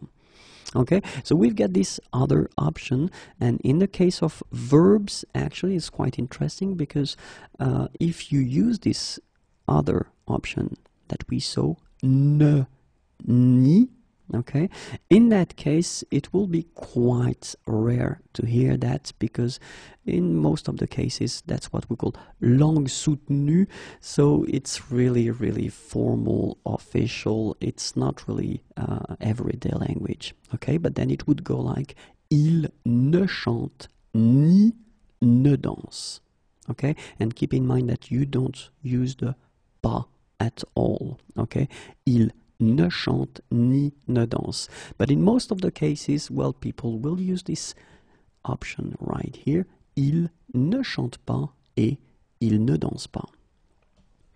And in that case, we're talking about verbs, okay? Because you will see that for les adjectifs, it will be a bit different, because let's see now. Il est grand, okay? Grand is tall. Il est grand, okay? Négatif, forme négative, pardon. Il n'est pas grand, okay, so it's quite simple in that case, we just keep the negative form as usual, but then if we've got il est grand et fort, fort is strong, okay? Then in that case, if you want to put the negative form, you will get il n'est. Okay, so you will use first this first part of the negative form, ne, okay, but then as you get this vowel here, you will drop the e, il n'est. Then you will put your ni before the adjective, the first one, and the second ni before the second adjective. Okay, so you will get il n'est ni grand ni fort. Keep in mind that pas is not here at all. Okay, so it's a common mistake to somehow try to put pas in the sentence. Pas is not here. Okay, il n'est ni grand ni fort. So let's see now how it will go avec des noms. Okay, so the first example, of course, with one word or noun. J'aime le fromage. And then for the negative form, it will go like je n'aime pas le fromage. Okay, so not a problem at all. But then let's see how it will go. J'aime le fromage et le vin rouge. Okay, so fromage is cheese and then vin rouge is red wine. So it's only for adults, remember that? J'aime le fromage et le vin rouge, and in that case, if you want to put the negative form, then it will go like je n'aime, so the first part of the negative form, ni, so you put it before your word here, le fromage, ni, before the second one, le vin rouge. Okay? Je n'aime ni le fromage, ni le vin rouge. Same thing, there is no pas at all, so pas doesn't exist here. Okay, so je n'aime ni le fromage ni le vin rouge.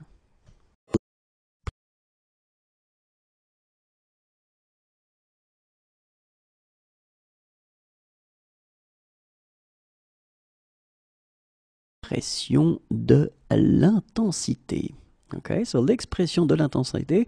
So clearly we're talking about how to express this a lot thing in concept in English, in French. So it will be, for instance, here we can use the prefix.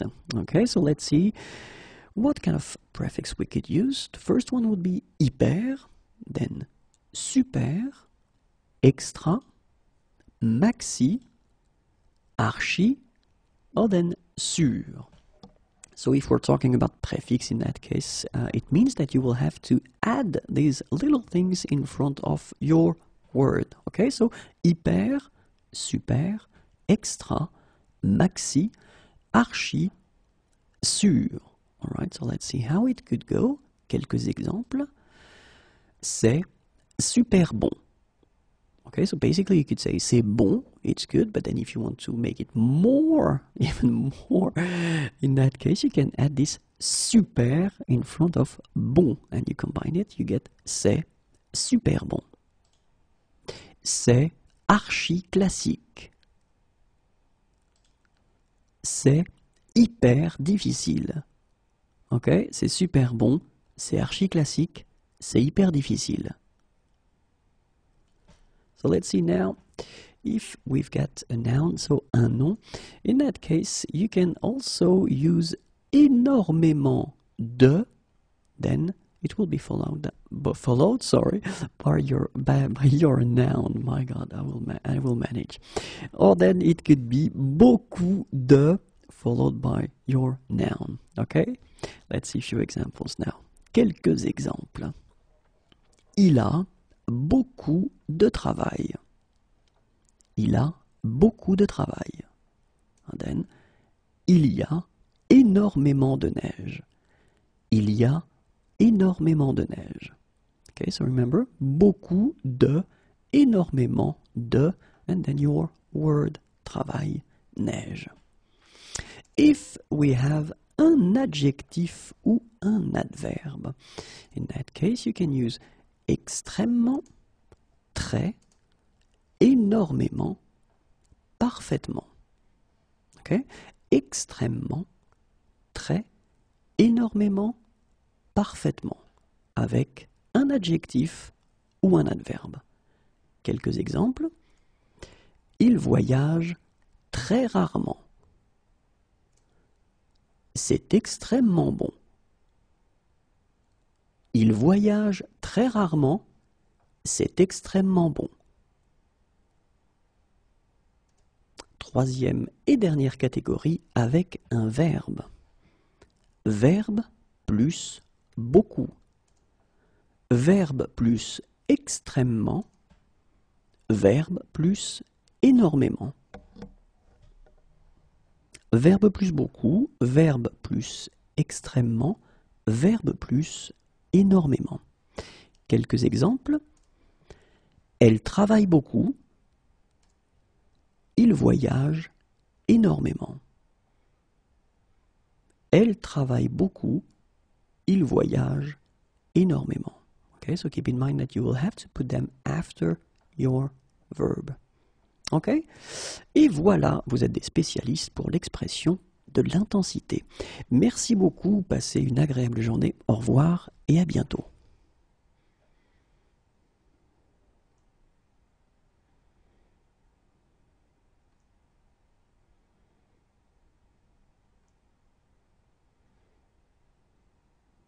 La comparaison parallèle. La comparaison parallèle, so it's actually quite simple. It's a bit difficult to present, so I'll try to be as clear as possible, but normally when we'll cover the examples, you will understand that quite quickly.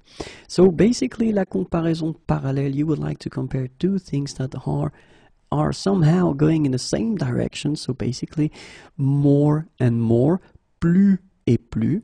Okay, or then it could be in the other direction, moins et moins, less and less. Or then it could be in the same direction like that, autant, autant, as much as. Okay, the other possibility would be, of course, like that. Okay, and it's plus et moins. Or then the last option would be moins et plus. Okay, so let's see exactly what I'm talking about right here. So the first example is plus et plus. Okay, so you can see that I don't pronounce it final S. Plus je travaille, plus je suis fatigué.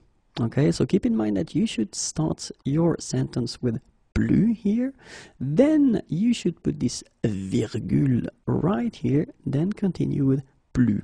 And basically what you want to say is je travaille, I work, je suis fatigué, I am tired. So the more I work, the more I am tired. And it's quite useful, it's quite simple to make because have a look, plus, structure, virgule, plus, and then you continue. And of course, if you want to say the same thing but in the other direction, so moins et moins, less and less, well, it will be exactly the same way to construct your sentence. Moins je dors, it's I sleep, so the less I sleep. Moins je suis en forme, I am in a good shape. Okay? Moins je dors, moins je suis en forme. Okay, so it's quite simple. Don't forget here la virgule to make the little separation between the two. And then the other one would be autant, autant. So remember, autant son travail est intéressant.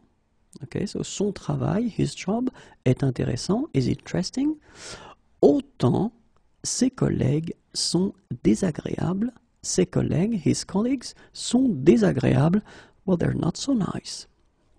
And then in that case, well, clearly the same. With this sentence, you want to compare two things. The first one, and you want to put them like, you want to compare the two things because they are somehow equally important. So, son travail est intéressant, so his job is interesting. And the second thing is, ses collègues sont désagréables. So the structure will be exactly the same. You start with autant. Remember to put here la virgule, and you continue with autant and the structure. Okay? Autant son travail est intéressant, autant ses collègues sont désagréables. So now we'll see what it or how it will go if we've got plus and then moins. Because basically it will change a little bit.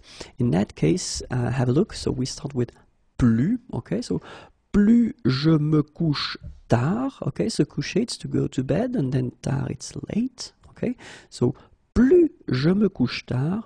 And now you can see that we don't put la virgule, but we put et, okay? And et here, okay? So plus je me couche tard, et, and then you will continue with your moins je me lève tôt, okay?